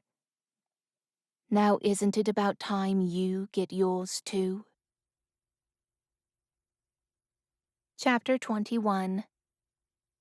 Snow opened her eyes, blinking into the bright light. Then, to her surprise, Emmett's face came into view as he hovered over her. She sat up, her mind dull. "What happened? I thought you left," she said, touching her lips. She couldn't be sure if it was her imagination, but she thought Emmett had kissed her. Where are we? One minute she was talking to Arya by the lake, enjoying an apple. Then the next she was waking up in a strange place, walking aimlessly along a vast countryside. She wandered for hours through the misty fields, her mind confused. But then she fell into darkness again, and found herself waking up with Emmett leaning over her. I came back for you, he said, lifting her from the glass bed and cradling her in his arms. Snow wrapped her arms around his neck and looked around. Suddenly, nothing else mattered. Emmett had come back. Does this mean you forgive me? She asked, hardly daring to hope. Emmett let her down and took her hands in his. We've both done things we're not proud of, he said sincerely. But I know I'm a better person when I'm with you. And if you'll have me, I'm sure we'll spend the rest of our lives making better choices. Together. Snow held on to Emmett's shoulders and squeezed. I love you, Snow, he whispered, and her heart skipped a beat. Snow threw caution to the wind and placed her hands on his cheeks. I love you more, she whispered. Then she leaned in and kissed him, with every ounce of her body buzzing. Emmett scooped her up in his arms again and lifted her into the air, their lips still joined. Just as Snow's mind grew dizzy, an owl hooted. They broke away from each other to watch Roger swoop in between them and settle on Snow's shoulder, nuzzling her neck and ruffling his feathers. Snow giggled as she stroked his smooth, feathered back. He's your true hero, Emmett said, crossing his arms with a broad grin. Snow kissed Roger's head. Thank you, Roger. Roger hooted. Thank goodness you're alive. Come outside. You won't believe who's here. A chuckle greeted Snow as she emerged from the bottom of the tower with Emmett. She looked up and held her breath at the sight of Jack and Arya walking toward them hand in hand. You came, she cried, running to Jack and throwing her arms around him for a hug. Jack laughed into her hair, and when she pulled back, she sensed something had changed in him. He was warmer than before, like he had a part of his humanity back. Then she looked at Arya, who smiled at her, her face brimming with happiness. Hey, Emmett. I wonder if you could help me with something. I understand you're a talented huntsman, Jack said, shooting the women a look before smiling at Emmett. Snow would normally argue against hunting, but she knew Jack was just trying to give her and Arya some space. Emmett looked at her, hesitating. Go. We'll catch up in a minute, she said reassuringly. Emmett nodded and followed Jack into the forest. When they disappeared in the tree line, Arya pulled Snow in for a tight hug. George is back, she said as they broke apart. Snow's mouth fell open, but she was surprised that the news did not make her feel any ounce of joy. Arya looked down. He killed Jack's grandfather, and then he took you to this tower. Snow looked up at the stone tower with angry waters surrounding them. George killed? Her head ached as she tried to fathom what had happened. I'll explain everything to you later, but right now I thought you should know that I'm not going to be the villain anymore, Arya said, her cheek dimpling. But then her smile faded. I'm so sorry for everything you've been through. Snow hugged her sister so tight. You were right. About it all. I mean, I had no idea George could be so... evil? Arya finished for her. Snow rubbed her arm. I guess the apple doesn't fall far from the tree, she said, thinking about his mother being the evil queen. And Emmett came back, so I guess you have nothing to be sorry about. It all worked out in the end. Arya's face brightened, but then she bit her lip, troubled. What's wrong? Snow asked. Arya looked away, frowning. Then she turned back to Snow again. There's something else you need to know. Snow wondered what could be bigger than the news she already told her. Arya tucked a strand of hair behind her ear and took her sister's hand. "You are the rightful queen of the Chanted Kingdom." Snow swallowed, stunned as the news landed. But then she shook her head. "No, I found out the truth on the ice mountains. I'm—" "The baby you saw," Arya said. "It wasn't you." Snow squinted at her sister and cocked her head to the side, but Arya wasn't done. "It was me. I was adopted by our parents, which makes you the rightful heir to the throne." Snow's breath hitched. "You're—" "Part flipping mermaid, I know." Arya shut her eyes with a huff. "I'm not happy about it either." Snow broke into a giggle. For all these years, Arya had hated mermaids. Now she was one of them. Snow imagined how that news must have been received. "I don't care about where you came from," Snow said, opening her arms wide. "We'll always be sisters." Arya hugged her sister again, breathing into her hair. Always. Chapter 22. Snow's heart beat faster than the wings of a hummingbird as Arya helped her into the long white gown. She had offered the maids to assist her, but Snow insisted she wanted her sister to help her.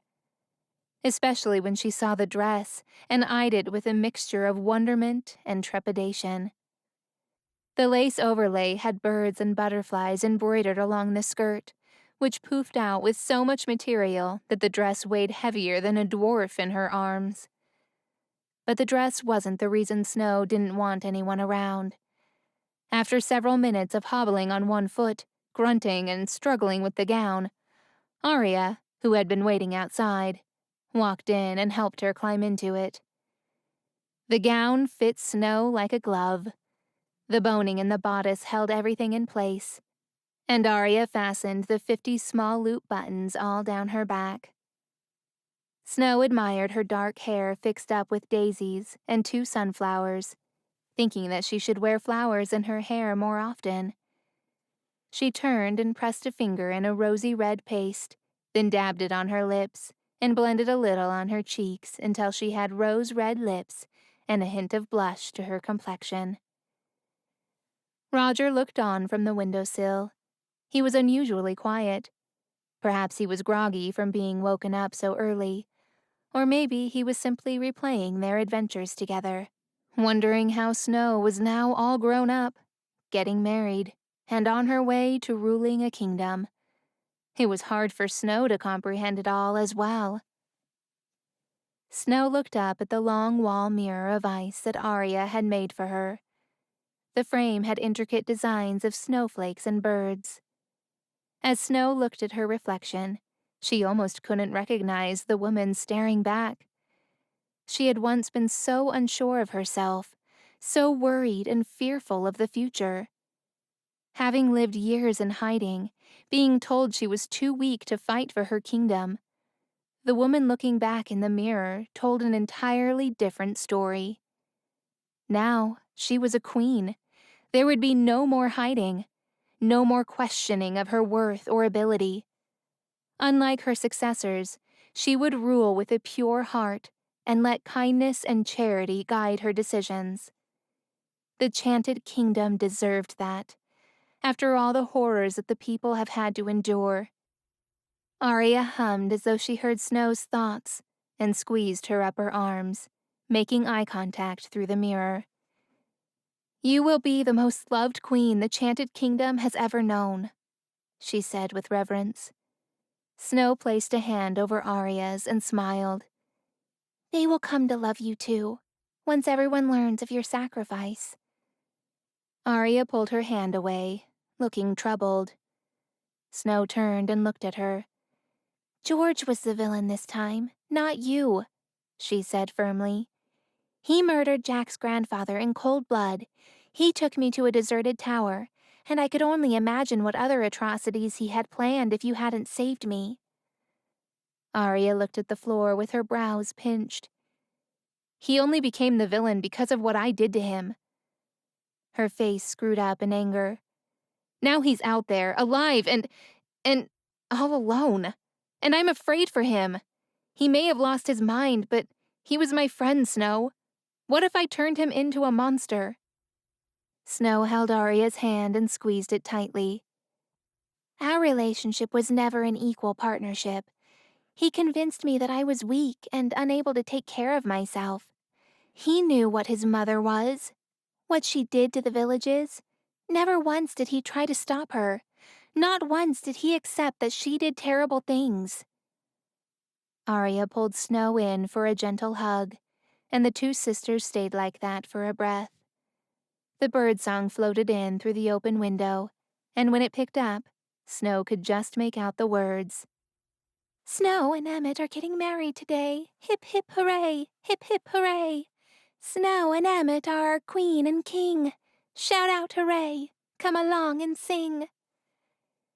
The birds sang the 4 lines on a loop, the excitement growing each time, and as Snow pulled away from Arya, she couldn't stop herself from smiling. "Don't worry about George," she said, giving Arya a firm look. "He might be a villain now, but there are more heroes in this kingdom than he can handle." When Arya's eyes turned sad, Snow tilted her head to the side.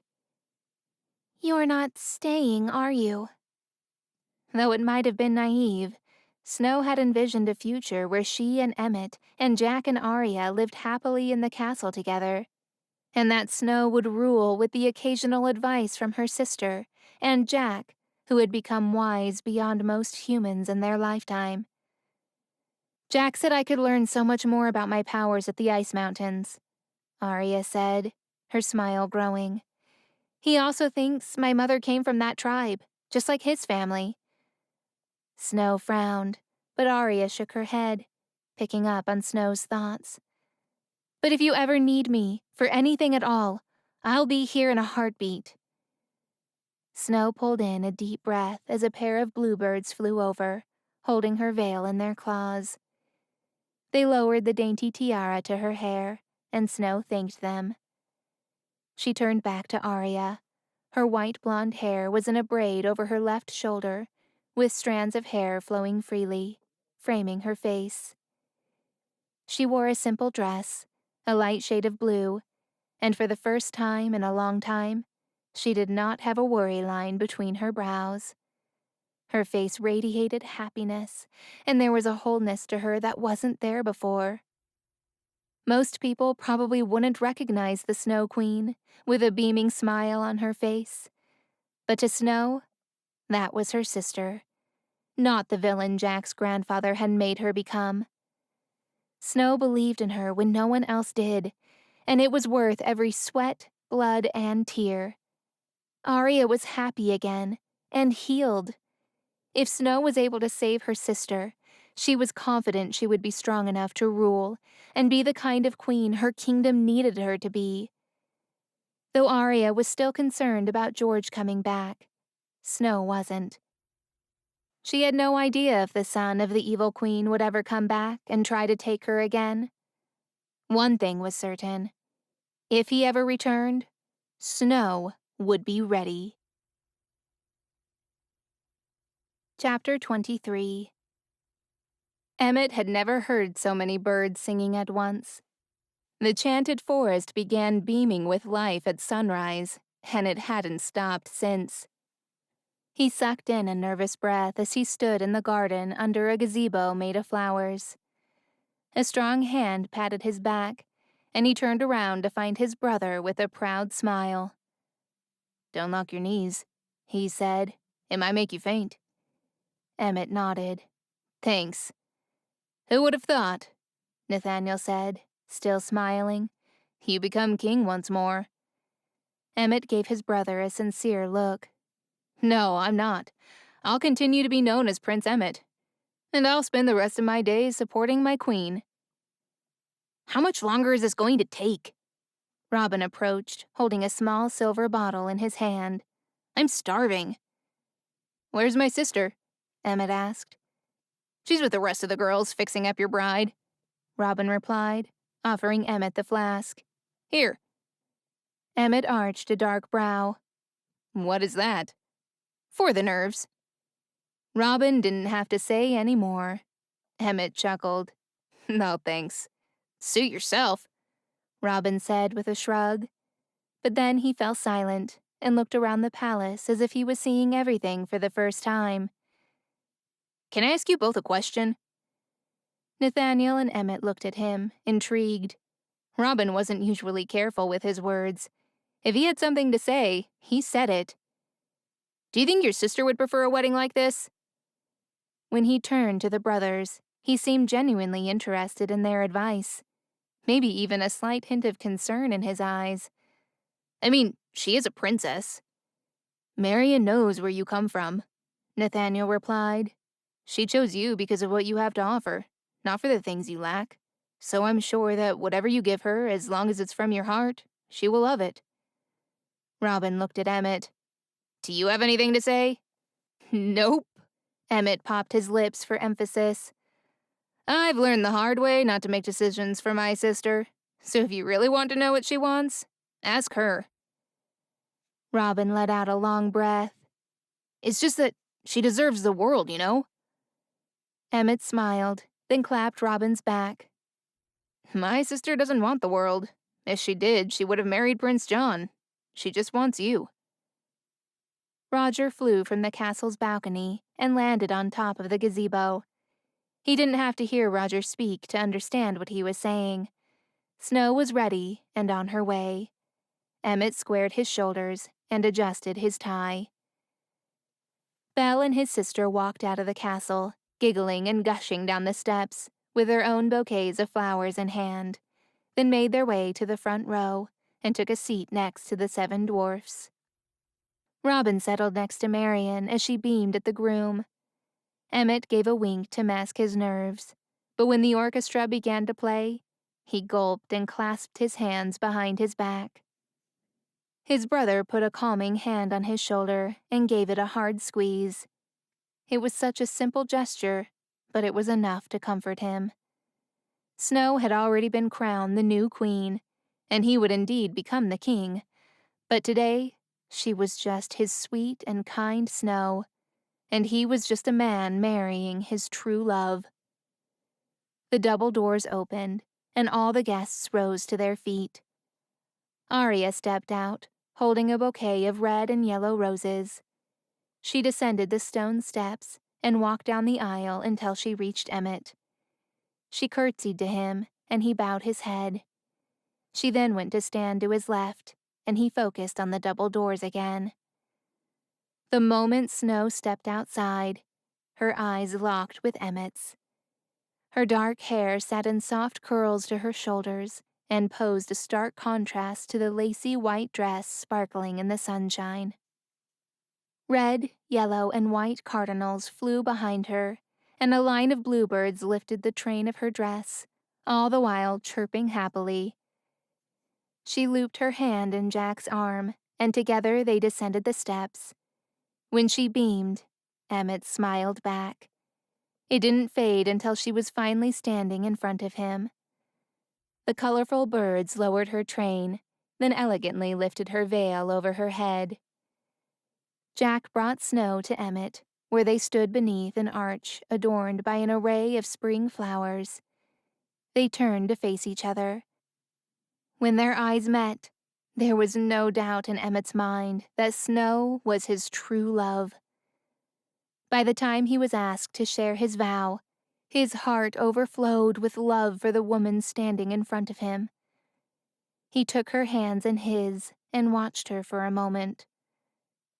Snow. A gentle smile spread across his face. You are everything I'm not, and yet you're everything I need. My heart has suffered more loss than most, and for that alone, I didn't think the void inside me could ever be filled. I was too broken, too empty. But then I met you. He gave her hands a light squeeze. You patched every crack in my heart, soothed every wound, healed every scar. You filled me with hope until the void was gone. I am a new man today because of you, and I look forward to spending the rest of my life being the best version of myself, just for you."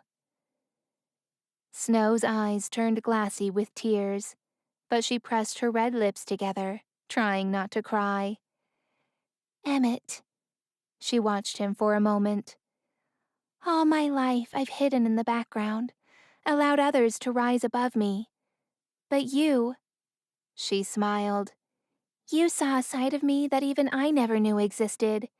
You believed in me when everyone else had given up. You pushed me to be better.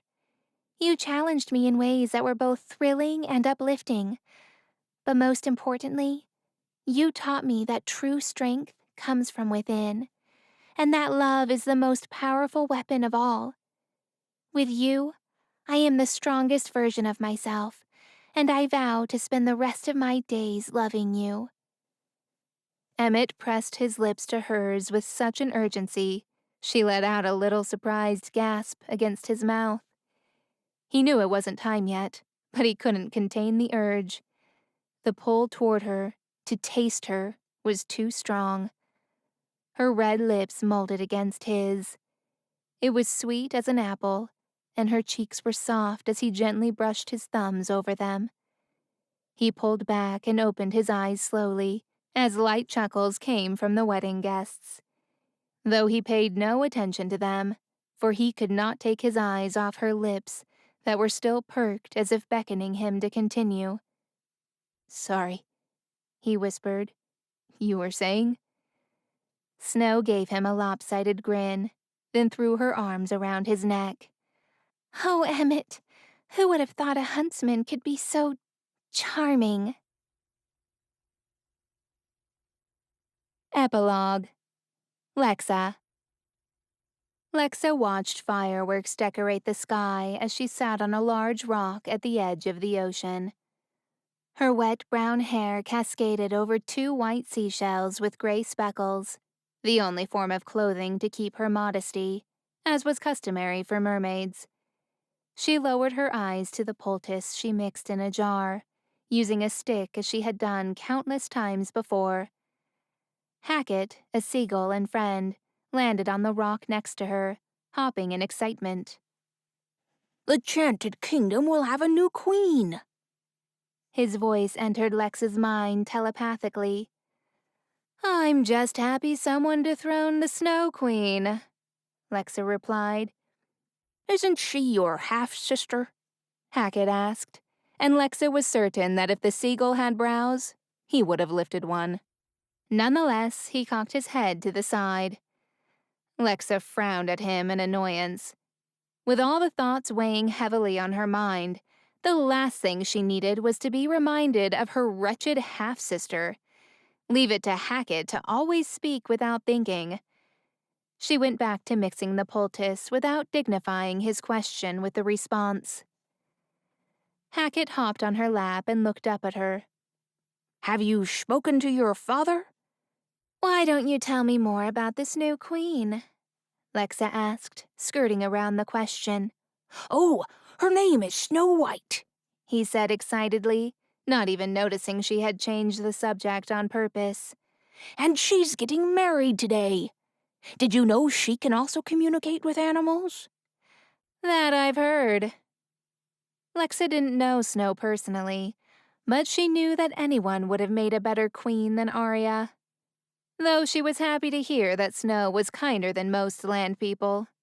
According to Bob, the uptight lobster who also happened to be her father's most trusted advisor, Snow saved him recently from a boiling pot. He was captured and almost made into dinner. She somehow was able to communicate with him and handed him over to her pet owl, who then dropped him back into the ocean. If Lexa had to hear his survival story one more time, she would permanently cover her ears with seashells. Bob already hated the surface and couldn't say enough about how dangerous the humans were. But what about Snow? Wasn't she nice to him? Surely not all humans were bad. He was just paranoid because of her father's disapproval of the land and its people.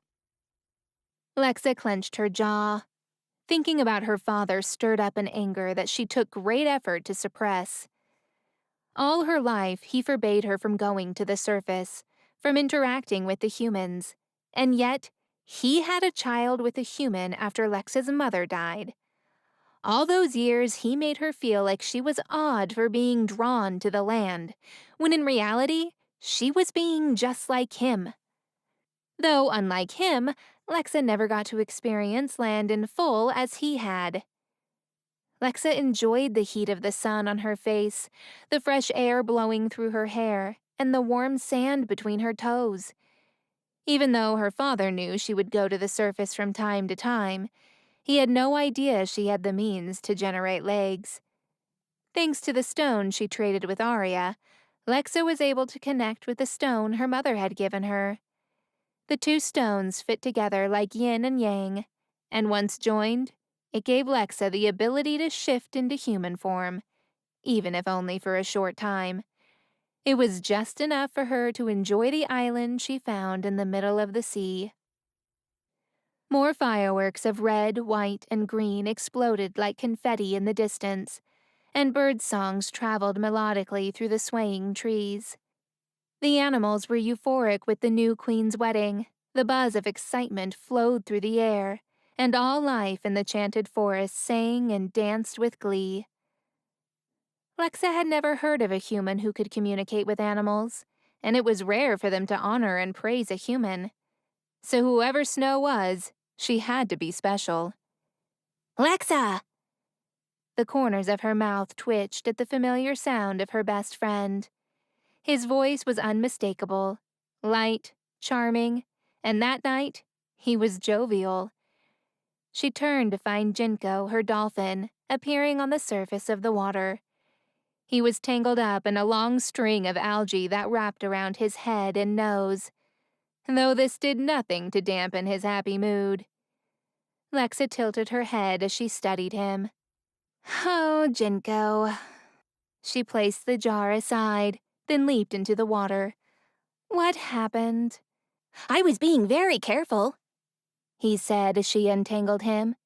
But then your father found me and asked about you. Lexa gave Jinko a horrified look. Don't worry, he said. I had already left your cave. But then, when I told him I didn't know where you were, I don't think he believed me. We might need to come up with a good story to throw him off our track. Despite the seriousness of the situation, Jinko spoke like they were playing a game, and he merely wanted to talk strategy. Why should I hide from him? Lexa grunted, freeing Jinko from the algae. He lied to me my whole life. Jinko wiggled, then swam around a few times. He wanted me to tell you that he needed to talk to you. I think he might be ready to tell you the truth. He didn't even try to hide the excitement in his voice. Jinko was an optimist, always thinking the best of people. But his optimism was lost on Lexa, especially when it came to her father. What truth? Lexa's brows furrowed. That he moved on from my mother with a human woman? Or that I'm related to Arya out of all people? Jinko pushed his nose onto Lexa's cheek. You did save her life once. I did it for Jack, Lexa clarified. He saved my life, and I could tell he wasn't going to let me save him unless I saved her. What about the handsome pirate? Jinko asked with googly eyes. Why did you save his life? The pirate's name was Reich, and Jinko knew why she had saved his life. He knew that all it took was one look at the pirate with dark hair and piercing blue eyes, and her heart was claimed. She could no longer see a life, or even an existence without him in it. So he had to live. Except he couldn't stay in her life. That was never going to be a part of her reality. Even if she did save his life after the shipwreck and spent weeks nursing him back to health, they could never have a future together. He couldn't live with her under the sea, and she couldn't have legs for more than a few hours in a day. So the land was not a viable option either. A life with him was nothing but a mere dream. one that was coming to an end sooner rather than later. Do I have a blowfish in my mouth? Jinko asked. It hurts when I try to swallow. He opened his mouth to reveal a large piece of metal curved at an angle, piercing his tongue. Oh no, it's a shark fork. Lexa carefully removed it with a light tug, then held it up. Why is it called a shark fork? Jinko asked, flipping his head from side to side, as though shaking off the sting on his tongue. No idea. Lexa turned to the seagull, who was still on the rock. Do you know? Why, of course. Hackett hit his beak on the metal a few times, then cocked his head. For humans, a fork pierces food. This large one, He beaked the metal again. pierces shark food. Jinko's eyes grew wide. Whoa! Evidently, he was enthused at the idea of almost swallowing such a useful object. Lexa examined the metal even more carefully. Interesting, It's also a scratcher for whales, Hackett added. Whales get very scratchy, you see. This nifty gadget does the perfect job at scratching those hard-to-reach areas. Lexa sat up on the large, smooth rock again and reached for the jar. What is that? Jinko asked, nudging her iridescent fin. It's for Reich's injury, Lexa answered, holding up the jar, the almost transparent paste glistening in the sun like diamonds. He's almost fully healed. Her smile faded as a wave of sadness washed over her. Does that mean he's leaving? Jinko asked, his voice laced with disappointment for the first time. Lexa shrugged, her face downcast. It was going to happen sooner or later. He couldn't just live on this island forever. Can you ask him to stay? Lexa shook her head, but not before smiling briefly at Jinko's naivete. If only it were that simple. I couldn't do that to him. Why not? Jinko asked. You saved his life. You nursed him back to health. It still wouldn't be fair to him, she pressed. Not when all I have to offer is a couple of hours in a day. With true love, all things are possible, right? Jinko countered, resting his head sideways on her lap so he could look up at her. She smiled and caressed his head. Not this time, unfortunately. She let out a long sigh. Well, I better go find him before my father sends Bob looking for me. Jinko sank back into the water, and she reached for her necklace with both mermaid stones hanging on it. She fit them together, and with immediate effect, her tail split in two and transformed into legs. She let out a giddy laugh, riveted by the feeling of her toes wiggling. Jinko made a cheerful sound as he lifted out of the water and pushed himself backward using his tail like a happy dance. Lexa stood and turned to Jinko. I'll see you soon. She jumped from the rock to the warm sand with a giddy smile. The feeling of her weight on the ground, held up by 2 feet and wobbly legs, was unlike anything she'd ever experienced before she got her necklace. Even though she had walked several times, it was still fascinating. She supposed the novelty of having legs might never truly wear off.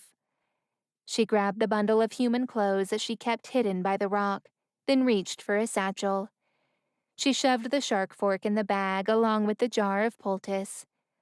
Throwing her bag over her shoulder, she headed for the forest of the island. On her way toward the other side of the island, she foraged legumes and fruits and shoved them into her bag. From a distance, she spotted Reich, shirtless and waist-deep in the water, holding a makeshift spear in his hand. She stopped walking for a moment and watched longingly as drips of water slid down his chiseled back. His strong arm lifted the spear over his head, and that was when she realized what he was about to do. Fisherman alert! Away from the shore, now! The fish must have scattered because Reich lowered the spear, scratching his pitch-black hair.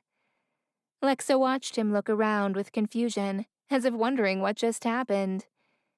She smiled, then continued on her way toward him. When he noticed her approaching, a beaming smile spread across his face. He held Lexa captive with his piercing eyes. Her heart thumped so hard it hurt, but she gritted her teeth and tried to ignore it. "Hey," he waved. "Where did you go? I was looking everywhere for you." She held up her bag. I went to find some food. "I was trying to get us some protein, but—" He pointed to the water. "I haven't been able to catch any fish in all the weeks I've been here." Lexa settled under his makeshift hut, then turned her bag upside down over a thick cloth. Chickpeas are a wonderful source of protein. He walked out of the water. Glistening droplets slid from broad shoulders to his narrow waist. He came to sit next to her, then looked at the pile of legumes and fruits. "What did you get?" She handed him a papaya. Have you ever had one of these? They're delicious. Reich arched a brow, and Lexa wondered if that had been a silly question. Did all humans eat papaya? She had only recently discovered it, and Hackett told her it was a fruit only eaten by royal humans and goats. According to Hackett, papaya was most loved by goats. Reich removed the knife from the tip of his spear. Then, as he was about to cut the fruit, he stared at it for a moment, his brows knitted together. Something wrong? Lexa asked. He offered her a soft smile. Such a small thing, but I can't even hold a fruit. Lexa lowered her eyes to his left hand, or lack thereof. He'd lost it during the shipwreck. She'd tried her best to treat it, and although the stump looked a lot better than it did weeks prior, the wound itself was no longer seeping and a red raw layer of skin had grown over it. She had a feeling the mental healing would take a lot longer than the physical. She frowned. I'm sorry. He shook his head. You have nothing to apologize for. If it hadn't been for you, I wouldn't even have survived. He turned to face her, and his blue eyes locked with hers. And for that, I will be eternally grateful. Her green eyes dropped to his wet lips, so shiny and smooth, and her stomach fluttered. She looked away and sucked in a nervous breath to steady herself. She had never been attracted to a human before, but whenever she was in Reich's presence, he made her feel things she didn't even know existed. I made something for you, she said, digging into her satchel and pulling out the jar with her own version of a poultice. It's made with mermaid healing oil. It should help with the scar tissue. By the time she turned around, Reich had already sliced the papaya down the middle and was about to grab a chunk with his hand. Wait, I have a fork, she beamed, digging into her satchel. You do? She pulled out the large curved metal attached to a leather handle. Here. She handed it to him with a wide smile. He stared at it, confused. A hook? It's a shark fork, she added innocently, but it pierces food just the same. I washed it in the ocean so it's clean, but it might taste a little salty. An amused smile spread across Reich's lips. Thank you. She smiled. You're welcome. He used the curve of the metal to scrape off the seeds from inside of the papaya. After cutting it in small chunks, he used the tip of his knife to pierce the bits of chopped up fruit.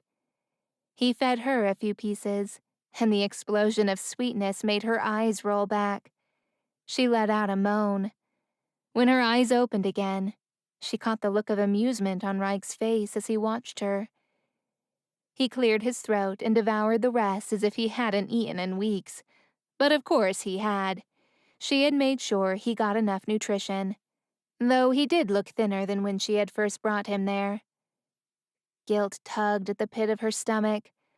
By that point, she could have taken him to the marina and allowed him to go back home. Even though she'd spent months convincing herself that she wanted him to heal fully, and that mermaid's healing components were a lot stronger than herbs from the land. Lexa knew the real reason she hadn't helped him leave the island was because she wanted to spend more time with him. That wasn't the case in the beginning, though. After the shipwreck, when she first found him floating in the water, surrounded by his own blood, she had to find the nearest piece of land. That was why she brought him to the island. She needed to stabilize him. Several of his ribs had been cracked. He had lost a lot of blood from having lost his hand, and she could tell by the bruises on his body that he had internal injuries. The damage was far too extensive for any human healers to handle. "What are you thinking about?" Reich asked as he finished eating. In the distance, Lexa could see the small wooden boat they built together. It was ready, and she knew he would be leaving soon. She offered him a sad smile, then reached for the jar she had placed aside. "May I?" she asked, removing the top and scooping the thick paste with 4 of her fingers. He placed his forearm on her lap. In silence, she began rubbing the poultice over his scar. Despite the gentle ebb and flow of the waves on the shore, it did little to soothe the pain building up in her heart. After rubbing the medicinal paste over his scar, she grabbed her cloak and ripped a large chunk of the fabric.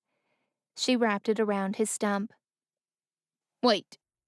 Reich reached for the hook she had given him and shoved it into the cloth. "Go ahead and wrap it around this. Make sure it's tight and secure." Lexa did as he asked. Once she was done, he lifted it up and examined the hook he had for a hand. "Not a bad idea," he said, turning to her with a smile. "Thank you." She tried to smile back, but her heart was too heavy. "Hey." He leaned forward and touched her face, rubbing her cheek softly with his thumb. "Don't look at me like that." "Like what?" He frowned. "Like you're never going to see me again." "But the boat's ready and—" She swallowed through the lump in her throat. "You can't stay here forever." "Then come with me." Reich's lips barely moved, but the words landed in her heart like a thunderstorm. "Just because you've never been away from this island doesn't mean you should stay here alone." Another wave of guilt tugged at the pit of her stomach. She had lied to him, but how else was she going to explain being stranded on a deserted island? His gentle touch on her cheek sent flutters down her spine. "Let me show you the beautiful world that's out there. I promise you won't regret it." There was nothing she wanted more than to see the world out there, especially with him by her side. But that couldn't be her reality. "I wish I could," "What's holding you back?" he asked. "You wouldn't understand." "Then help me understand." His deep blue eyes were so intense, she had to look away for fear he might read her thoughts. "I just can't. I'm sorry." She rose to her feet with her heart aching. "You should just take the boat and go. Go home to your family, to your... whoever else has been waiting for you." Reich stood with her. "I'm a pirate," he said, his voice soft and tempting. "There is no one waiting for me. I don't even have a home." He blocked her view of the ocean. His blue eyes glistened in the sun as he watched her. "I've always felt alone in this world. Until I met you." She cupped his face, his scruffy stubble pricking against her palms. Unable to fight against the gravitational pull between them any longer, she leaned in and pressed her lips to his. A wave of warmth washed over her as his arms wrapped around her waist. He pressed her body against his, and she found his tongue.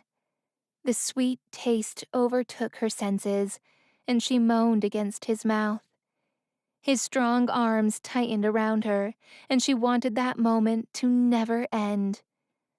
Abandoning her worries and all of the reasons she had that they couldn't be together, Lexa kissed Reich with every bit of passion she had bottled up for weeks. Suddenly, in his arms, she pushed away every thought screaming in her mind, telling her why she couldn't be with him. A sudden, loud, and panicked warning call came from the water, and Lexa ripped herself from Reich's lips. She turned to the ocean and spotted Jinko jumping out of the water and flipping in the air. "We have to go now!" His voice entered her mind like a siren, a stark contrast to his usual upbeat attitude. "It's your father!" Lexa ran to the shore with the hairs on the back of her neck standing on end, then stopped when her feet hit the water. "What happened?" Jinko flipped side to side, making a succession of squeaks. The sound he made resembled that of a cry of devastation. Lexa's heart squeezed in her chest. "Your father was taken!" Lexa stopped breathing, and her heart raced even faster. Reich came to stand next to her and put a hand on her shoulder. "Are you all right?" he asked, noticing something was wrong. She stepped away from him and walked farther into the water. Usually she would wait until she was on the other side of the island and certain that Reich would not see before she turned back into a mermaid. But her father was in trouble and there was no time. "I'm sorry," she whispered, pulling her mermaid stone apart. Within seconds, her iridescent fin appeared, and she slipped into the water. Reich jerked back with eyes wide. He stumbled to the ground and gripped the sand as if his mind was spinning. But his eyes never left her as she swam away. With an aching heart, she gave Reich one last glance, just in case that was the last time she ever saw him. He opened his mouth to say something, but she had to go. Lexa turned away and dove into the water with only one other thought in her mind. One urgent thought that overtook all others. As much as her relationship with her father was strained, and though she often complained about him to anyone who might have listened, knowing that he was missing eradicated all other thoughts and emotion, and a deep-rooted need to answer one question at all costs.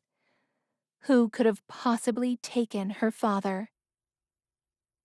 Read Lexa's story in the next installment of Fairy Tales Reimagined, Book 5, Above the Sea. This has been Pure as Snow, Fairy Tales Reimagined, Book 4, written by Laura Burton and Jessie Cal, and read for you by Emma Faye. Copyright 2021 by Laura Burton and Jessie Cal. Production copyright by Laura Burton and Jessie Cal.